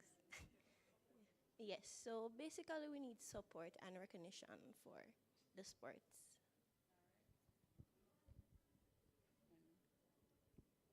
Joining the panel is Devonicia McDonald, Jamaica American Flag Football Association. Make her feel welcome, please. Greetings, everyone. So, not a lot of persons know the sport flag football. It is fairly around for a bit of time, but it's not recognized, and we would like to have more recognition for flag football.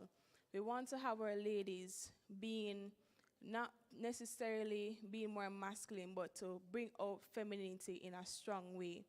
So flag football is a very good sport. It has a lot of opportunities. And we want to have sponsorship, just like all the other sports. Sponsorship, recognition.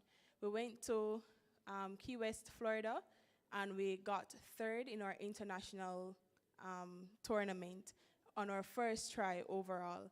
And we just want to say, thank you. I would also want to say that we went up with half a Jamaican team, just 4 of us. The struggle that we had, ladies applied for their visas, they got denied. So it has been a struggle, getting recognition for all the hard work that we put in. So we just want to have good sponsorship from all the organizations, from everybody in Jamaica overall. I thank you. Any other questions for our panelists? Although I have a 3-part question. So I was on World Netball page and I saw something that interests me, which is to grow, to play, and to inspire. How would you describe yourself within all those 3 as a Jamaican athlete that is coming up and for the next generation that is coming? How you plan to inspire them, how you plan to grow them, and how you plan to teach them to play?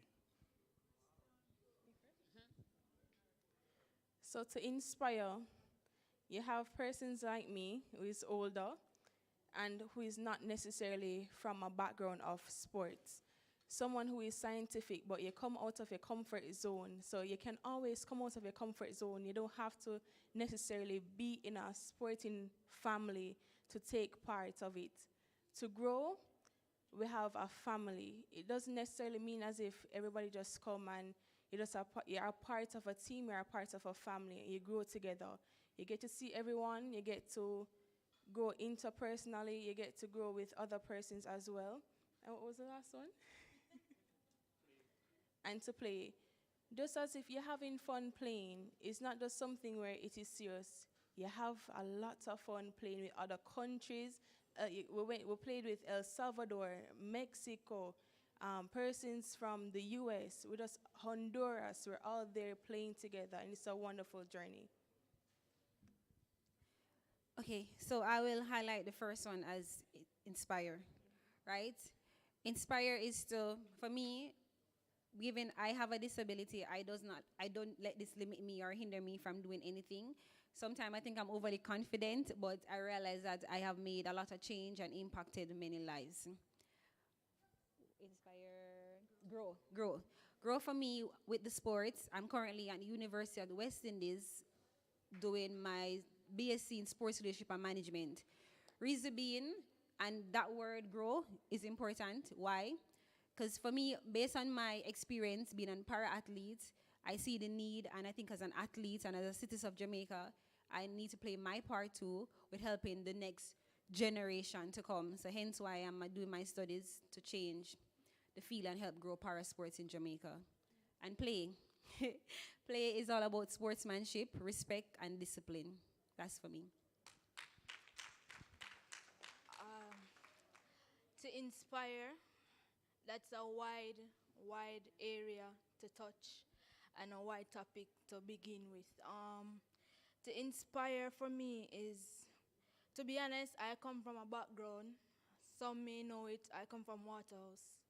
And to inspire young ladies to play football, it's going to take time, but I'll definitely be that little light in the darkness for others. As for my academy, I'm the captain at Reina's Academy. I think getting that scholarship will allow the girls to be inspired to push them to try and get one as well. So I think that's where my inspiration come from, to grow. As as she said before, I'll be going over in Tennessee to study kinesiology. Um, Kinesiology, that's the studying of the human body and everything. So that's I I want to go over and start that. I'll be growing in that area. Hopefully, I'll pursue my dream going forward in that area as well. And to play. To play, it's a fun, it's enjoyment. It bring laughter, smile. Everybody come together as one, and we grow. So we grow, we inspire, and then we play.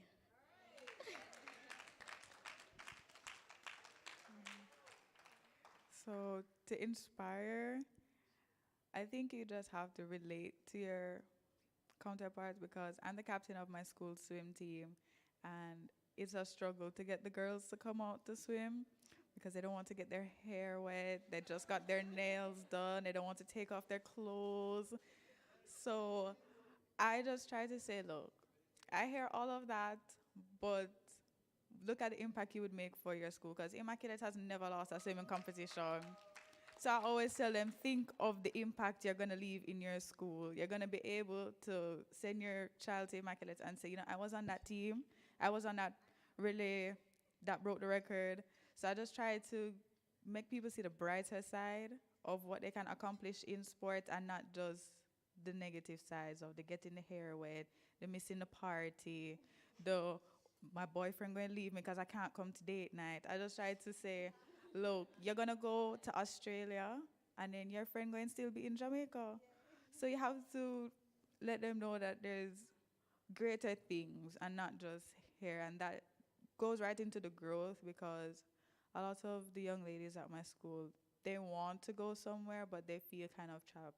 You know, like when you have your favorite church shoes and you don't want to get a new one because you like this one, but you're too big for it. So they need to know that there's a greater world at large out there. They have to just get strong and be mentally focused to say, okay, I'm going to take the next step. Some people need their hand held to take the next step. Some people just need a little push, but there's something out there great for everyone. So everyone should just be strong and bold enough to grow and play. I think to play, it takes a lot of discipline because you're not going to want to go to training every day. I know especially for swimmers when we have to wake up 5 o'clock in the morning to jump in the cold pool. But when you go, you also see your teammates and you have fun. Because I believe sports is also about fun. Yes, you have to be serious and determined and have your goals in line. But if you don't love what you do, why are you doing it? You have to have a passion. You want to have that passion to play, that passion to grow, that passion to inspire. Thank you. Okay, for me, my inspiration, and I think because where I used to live in Red Hills, it's called Rock Pond. I mean, it's not really known, but there's a lot of young kids there. When I used to live there, well, they're not young anymore. They're very grown. But when I was there, I used that to push me because I'm saying like they need somebody to look up to say that, okay, I don't have to, you know, be at this level that I am. I can actually grow from where I am now. So I think when I was in that situation, I always say that I don't want to stay in this situation. I really want to come out of this situation. So I always use netball as something to push me because it frees my mind. And, when I'm playing netball, it's like I forget everything that is bothering me and stuff like that. So that's my inspiration. And to to grow like I'm growing now.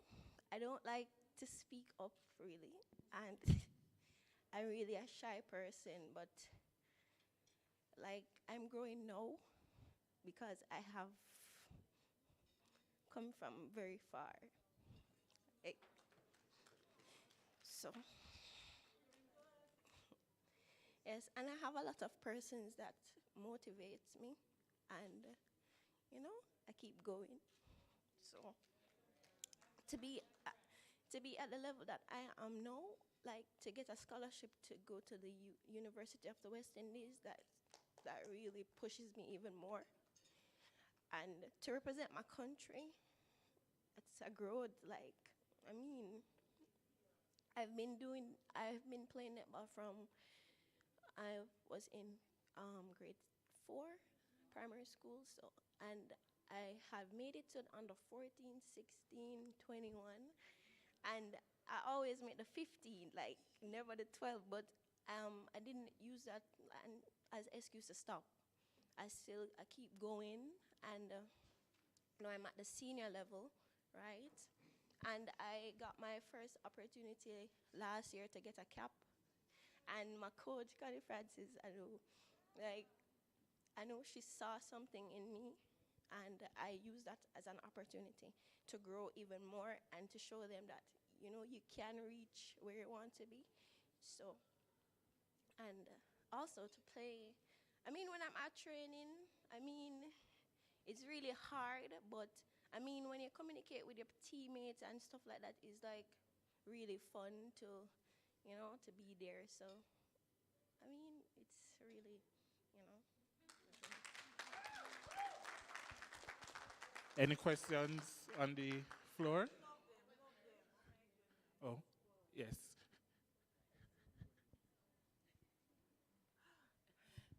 Hi, good afternoon, everyone. All right, so I have a two-part question. The first one is a spin-off of your Inspire question, especially for my ladies who are playing flag football and taekwondo. Very impressive, by the way. Right now, we have a forum on social media, and this is being broadcast live. Where can persons or young ladies get involved now that they know that there's an avenue to play flag football and taekwondo? And my second question now, because I was once also a student athlete, is from your own experience, what would you say to motivate other young athletes to be able to do that school training life balance? Like one advice that you would give someone right now who may be like, I want to quit, I don't have the funding, in terms of getting the support, trying to also find an avenue. So any one advice, practical advice that a young lady who's watching now could take to keep them motivated to hopefully reach to the national level. Thank you.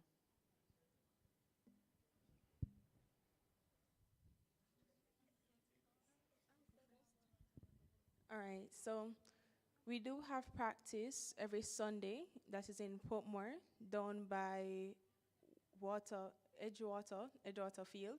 And we have practice on Saturdays by Excelsior High School. It's a high school. So we can easily find us there. I can also give out my contact number. I can say here, 1876 782 1328. 782 1328. And also we have our Instagram is Jaffa, J.A.F.F.A.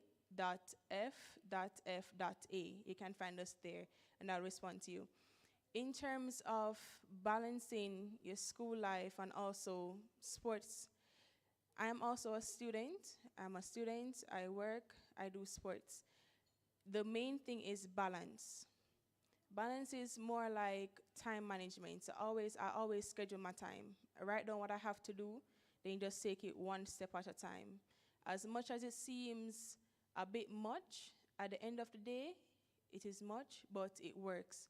Schedule out a time. At this time to that time, on Mondays to Fridays, you have what you have to do, and that's how I get through with school, work, and sports. Thank you. All right, for Taekwondo, we have our national coach is Kenroy Clark. He's located in Mandeville. The training keeps at Church Teachers College. You can find, I don't remember the exact name of the Instagram page, but you can contact Jamaica Olympic Association if you need to get the correct information. And also, you can contact me at Shaniki Ines, my social media platform, Instagram, Facebook. I'll definitely respond, or my LinkedIn. All right. In terms of school and training, I'm going to be real. It's hard.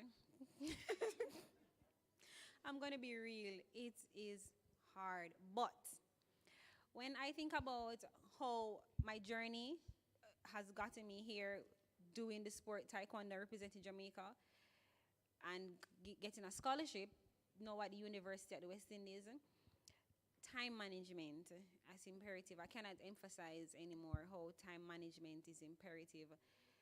Training, because I have to travel from Kingston to Mandeville for training, because prior with COVID, I'm no longer get the access to go by Hillel Academy.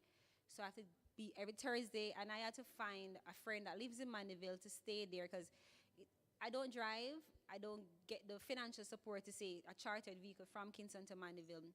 So when me each up my don't go down a town, in the Mandeville bus, hook up like sardine tin. By the time restraining, my legs have no use. So I have to stay at a friend in Mandeville and train from there Thursday, Friday, and Saturday. I'm back in Kingston Saturday evening, like around 5 that time.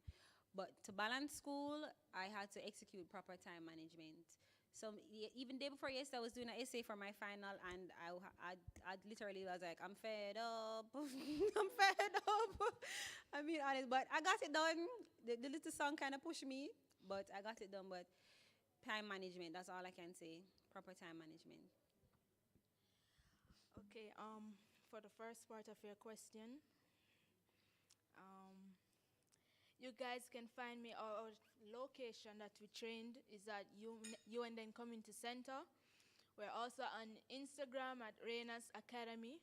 I can give you my phone number, 874-9468. Yes. As for the part where student athletes, time management is very important, as mentioned before. You got to set a timetable for yourself, allow yourself to get a rest or break. You really need a break, or else the brain's going to shut down. Eating healthy is a part of it. As much as it seems that low, it is important. As for the athletes that wants to quit now because things hard, that's not the best option. I mean, you got to find hope and faith. There's a man above, God. In everything you do, you put God first. You wake up this morning, give God thanks. You make it on the wake up list, give God thanks. Things going to get rocky, roads going to get tough. But once you have God and you pray and you ask God, hey, can I get help? He'll be there. You got to push yourself as well. A lot of negatives is going to be around you, but you have to find that one positive, that one light in the darkness. It's simple as that. I mean, you must have at least one friend that cares about you and their health and everything. You got to find that one person to talk and sit down and reason. It's very important to open up. It's very important to communicate. Let them know that, hey, I'm going through a bad day. Can you help me? And I think they will help. As I said, continue to never give up. Work hard. Be consistent in everything you do. Be persistent as well. Yes, the time's going to get rough, but continue pushing through, and you make it. Definitely make it. So when it comes to balancing school and your sport, it's not always going to be easy, because recently a lot of people tell me, oh, you balanced it better when you were younger. I was doing less when I was younger. So you're going to have more schoolwork. You're going to be called upon more in your sport. But the one advice I can say is don't be afraid to ask for help. You have to speak up when you need help. You have to speak up when you need a break. I try not to depend on my classmates, because that's the first thing your teachers are going to tell you, or your professors, or, yeah. Oh, just ask a classmate. Don't. If you have to go to the principal or somebody to get the help from the teacher, do that, because I've asked classmates for help and they say, You think I know it too? And then when the tests come around, they knew it. So you have to go to it. If you have to go to the teacher every day, disturb them lunchtime, something, write an email, get your parents, somebody higher up involved. That's what you need to do because you can't do it by yourself. You're physically demanding your body of a lot, then you mentally demand yourself a lot when you go to school. So getting that support system around you to help you balance, sometimes even to just keep you on track. Remember you said you were going to do this, do this. Remember you said you were going to rest. Just having the people around you to help you stay focused will help you balance. Okay. For netball, their Instagram is Netball Jamaica. Yes. It's very easy to find. And for me, I'm on Instagram, so if anyone's out there that wants somebody to speak to, I'm there. Also, for balancing my time, I'm a part-time student, so it's kind of somewhat easy but hard at the same time because the training is very intense. So, you know, when you go to training and you do your 2 hours, it's a toll on the body, but I mean, and you have assignments as well to do, but you know, your assignment has to be done, right? So, my time management is somewhat kind of easy for me. The only time it's not really easy unless I have a clash with an assignment that has to go in like so. But I don't think you should give up on your dreams, especially if you're coming from very far and you're almost there.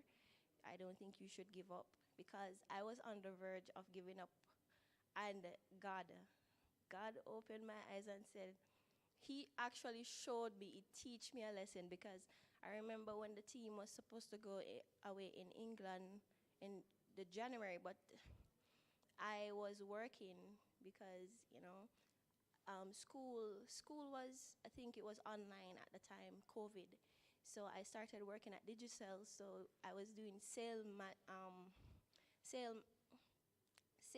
sale agent, sorry. So I was all over Jamaica.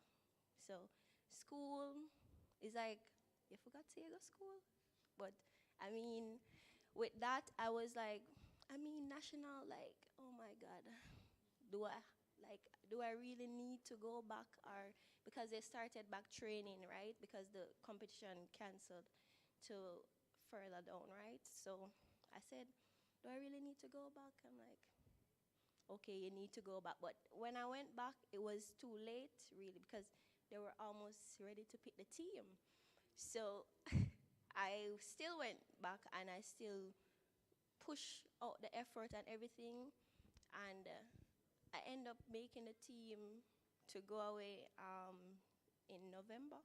Yes, so I was like, somebody said to me, you see that you could have made the team? And I was like, yeah, but God had to show me, said, like, because I didn't get picked at first to go away in the January one, when they were supposed to go in January, and somebody got picked. I'm like, but the position that was there is supposed to be a shoot, and I am a shooter, so, oh, you see, God has shown me, say, yeah, man, you see, you the figure right there, so, but guess what, you see, I gotta give up. So, and I think that the competition canceled to say that, yes, it's your position and you should defend it, and I went, and I actually pushed, and I did not give up, and I made the team, and I got my second cap. So that was very a proud moment for me.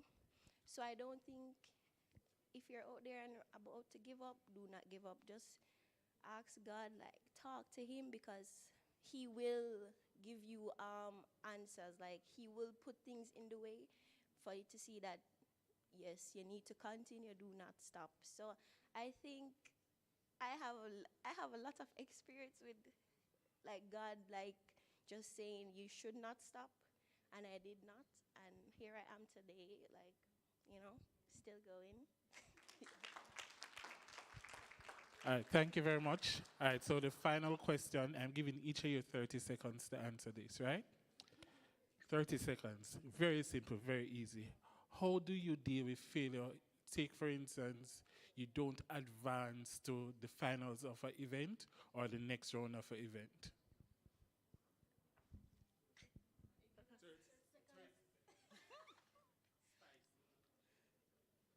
How d- or So how do you deal with that failure of not advancing? So take, for instance, netball, you have group stages. Mhm. How do you deal with the failure of not going to the knockout stage? You are knocked out from the group stage. Don't it? But try, my friend. Okay. So I think we have to go back to the drawing board, right? And I mean, if and that's something that the coach and the athlete has to do right together, because I mean, you know that you slack off on this end to cause you the game. I mean, you go back to the drawing board and do what you have to do, and you know. 30 seconds. I think for me it's a bit easier because I race and it's kind of individual. Me, I don't put it behind me. I focus on the next race if I have any more for the competition, and after the competition I focus on what I did wrong, or if I didn't do anything wrong, what I can improve on. But you can never let that hinder the rest of your competition. You can't let that dim your mood in training when you go back. Oh, I'm a failure. I could have done better. You just have to put it behind you and keep moving forward. 30 seconds, all right. So my academy motto is royalty is never defeated. So that's the base part of it. Failure is not an option. Once I realize that something didn't work, I go back home and I review myself. Coaches are there to review it. Failure is not an option. That's just not an option. We just go back and just focus on the next task. Next game, we'll come again stronger, and that's it. All right. I had gotten an experience where I had damaged my ankle before the Para Pan Am game in Peru 2019. And from my experience where I had fought with 1 foot and won a bronze medal, everything else that I didn't, any other game that I didn't advance to, is not a failure for me. That's just it. Okay, so I would say no matter how many times you fall or fail, you get back up and you learn from your experiences and see where you fall short and where you can do better. That's it. Lord, I feel like I feel me picnic them, I don't know. Anybody else feel so? No man on stand up on enough feet and give them a big, big round of applause. Have mercy, Lord. I feel proud. Then Amanda, she have me up here, holla. Amanda, you know, to make me ball, you know. You may be seated. I'm so extremely proud of you all. Wonderful answers. Wonderful job. Thank you so much, ladies, for coming to the panel discussion and for doing such an amazing job. Give them all a round of applause one more time. Coming now with the vote of thanks, I'll ask Mr. Oh, the raffle first. Where's the box? Kevin, may I get the box? It's not Kevin. Shannon is there. Take the box, Shannon. Okay, sir. This is another gift certificate of $10,000. If I pull your name out, you are the winner. If the person has left, then cannot win. The smarty must in here. You know how my hand I go through? You go open it. Oh, make me locks my eye. Shake it, eh? One word of prayer, go on. Oh, I thought you were. No, not today, come. I have to pray for the money. Me, then you have to make the somebody way win prayer. Father, please to touch everybody, make everybody win. Praise God. What? Make me locks me eye now. Come to me. Make me lock up me eye. Feel up, come, come, come. Make me opens it now. And the winner is Norman. That man, you're lucky, you know. No, man, me not fi make no man win a woman's conference. Not true. And where you go? You go long back down there, so. Not true. No one woman fi win. If is a woman did win the first one? All right. You see, we women now we believe in equality. So we have since one woman did. What you say, Sharona? What you say? Give him. What you say? Equity. All of them something there. Yes. I will want them to come back. Not true. Oh boy. Oh, you know so. Lawrence Garrix is the winner. Lawrence Garrix. Come on now, Ava, and present him. Turn up right. And no more Lawrence Garrix not here. Boy. Invited, and the money you get, you know, if you go up Spain, you go along over there, so boy, invited for drinks. Have mercy. It's a gift certificate to go and do business with QMax. Shannon will present him with the gift certificate valued at $10,000. If I so much, yes, I so much.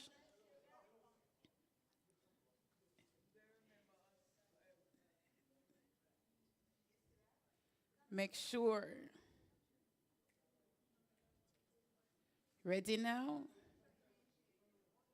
Dwayne, make your way up here.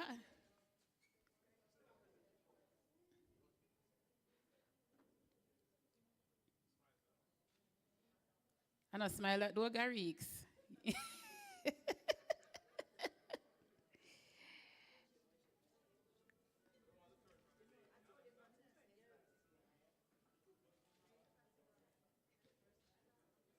Well done, sir.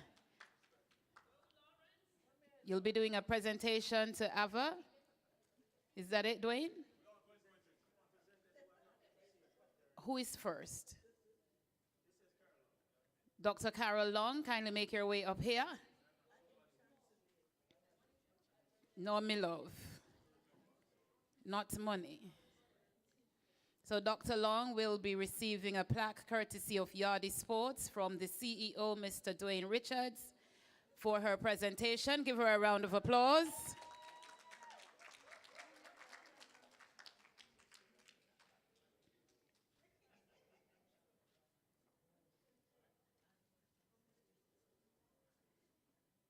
And then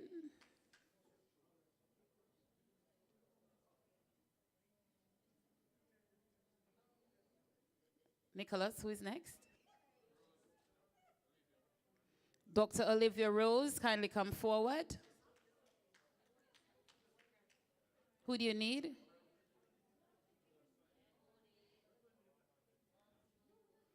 Siobhan Baker, promotions.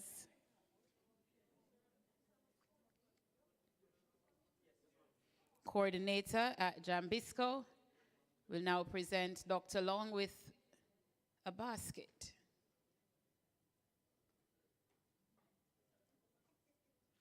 The mask though, Siobhan, the mask. One moment. We don't take photos in masks. Yeah, I know. Broke out. Unbroke it. Thank you so much. Dr. Olivia Rose is next.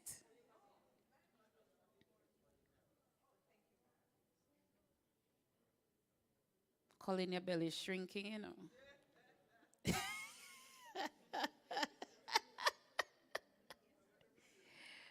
Not everywhere.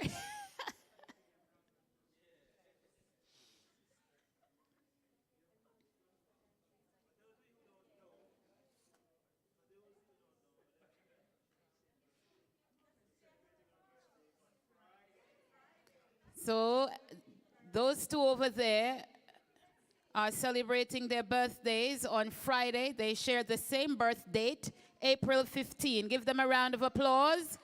And Ava is saying that she wants to sing. Come.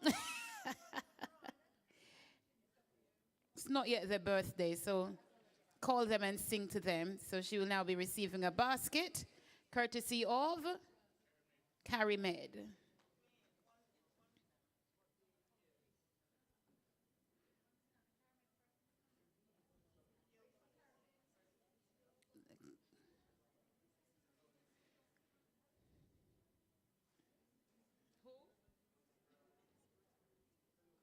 Mrs. Walker Brown, get ready.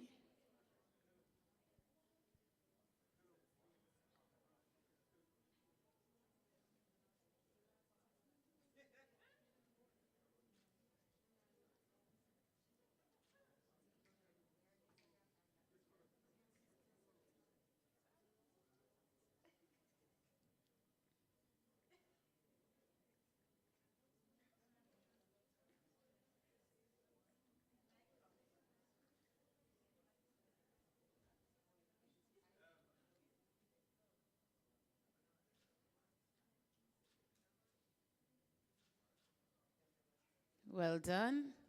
Mrs. Elaine Walker Brown, you're next.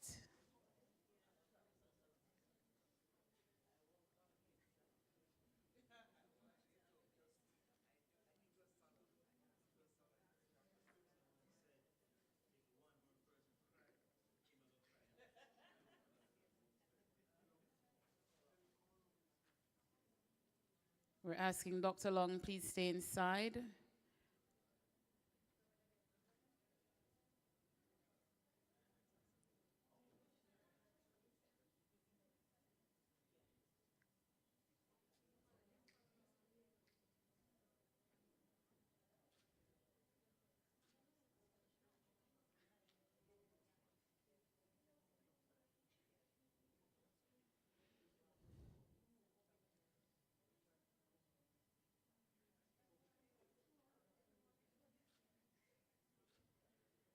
That's a photographer for you. She will now receive a basket courtesy of Jambisco.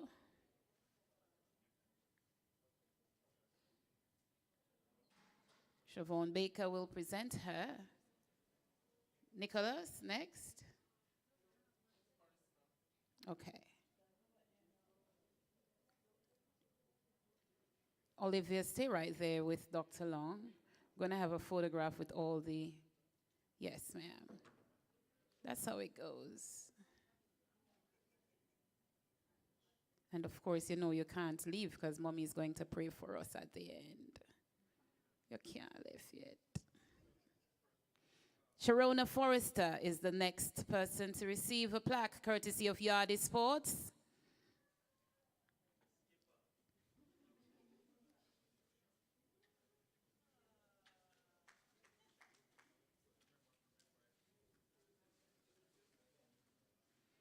She will receive a basket courtesy of Carrie Med as well.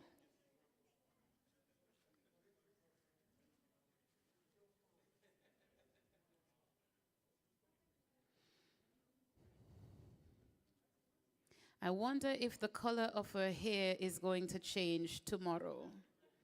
Is it Sharona?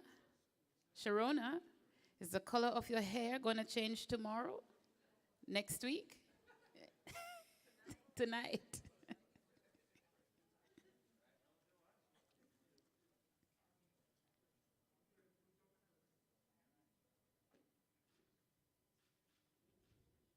The basket now courtesy of Carimed.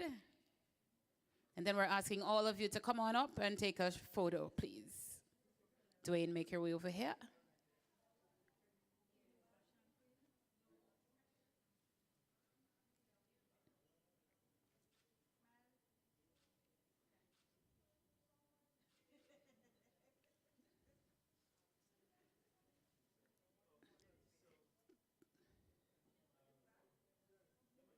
Come on, everybody, with the plaque and the baskets, and take a group shot for us. You cannot manage the basket? Of course, you have to show your gifts, the plaque and the basket. They can't? Okay, just the plaques.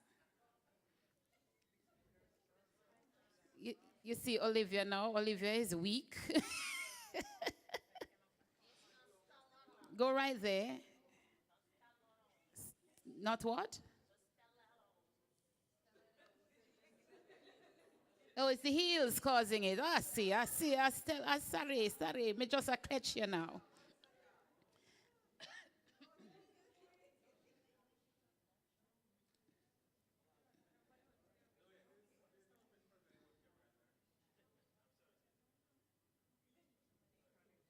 Should I do the vote of thanks, Dwayne?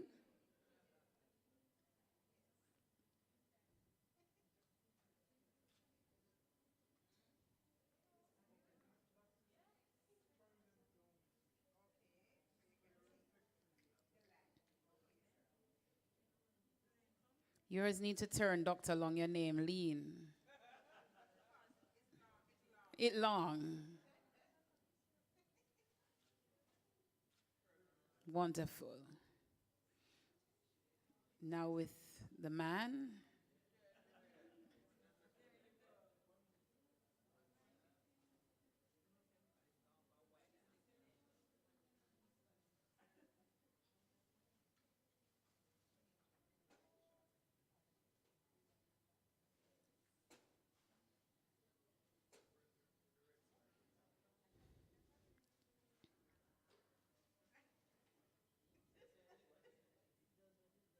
All right.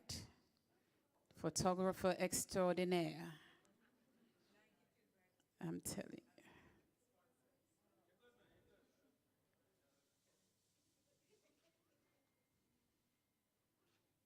Or presenters.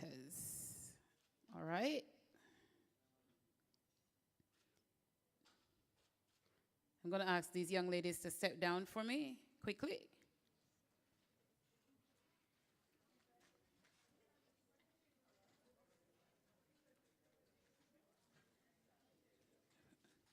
First receiving her plaque, Dwayne, who is in your hand?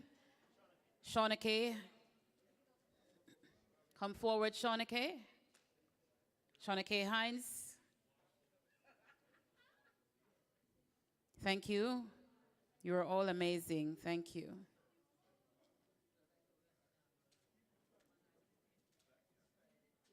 Right.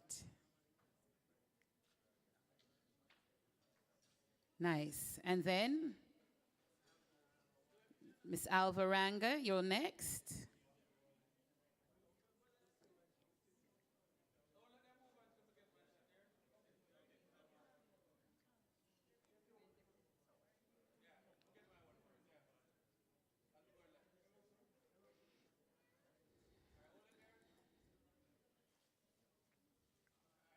And then,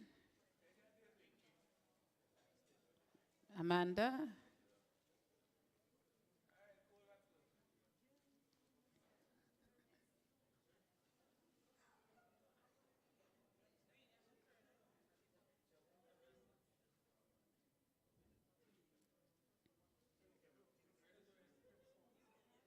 So I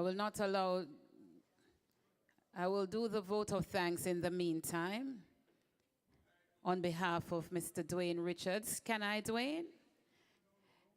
Want to say a big thank you, a huge thank you to our presenters. Thank you to Mrs. Martha Bernard O.D. Thank you to Dr. Olivia Rose. Thank you to Dr. Carol Long. Thank you to Ms. Juliette Campbell. Thank you to Mr. Shauna McGowan, Mrs. Elaine Walker-Brown, Ms. Sharona Forrester. A big thank you for coming here and presenting to us and for balling as well. Thank you to our panelists, Amanda Pinkney, Shadeen Rutherford, Zanetta Alvaranga, Shauna K. Hines, and Devonicia MacDonald. Thank you so much. We want to thank the persons who were behind the scenes or worked behind the scene. Wife-to-be McKay Francis and Daniel Richards. son of Dwayne Richards. Thank you to Michaelia Vassell and Trishne Keen. A big thank you, ladies, for coming and assisting with all that happened. A big, big thank you to the staff here at the Pegasus. Give them a round of applause, the staff at Pegasus, led by their supervisor, Lady Marie, over there. She's absolutely amazing. Thank you so much. A big thank you to all our sponsors who came today and made this very possible. Thank you, QMAX. Thank you, Jambisco. Thank you, Ensure. The Recycling Partners of Jamaica, they left, but thank you, thank you, thank you so much. Thank you to Tankwell, KLAS, J3As, and Sagicor. Put your hands together one last time for our sponsors. This could not be possible at all without you. So I'm going to invite Dr. Rose to come forward. That's Dr. Jasmine Rose, as she will offer prayer. Just like we began, we close with prayer.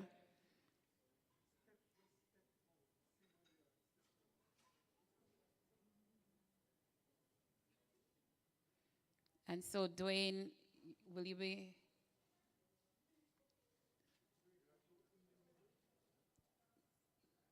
Hold a second, Dwayne. What's wrong? Put Devonicia in the photo.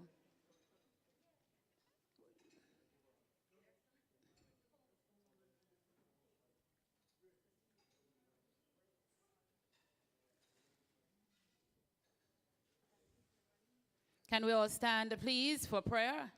Our closing prayer will come from Dr. Rose. One.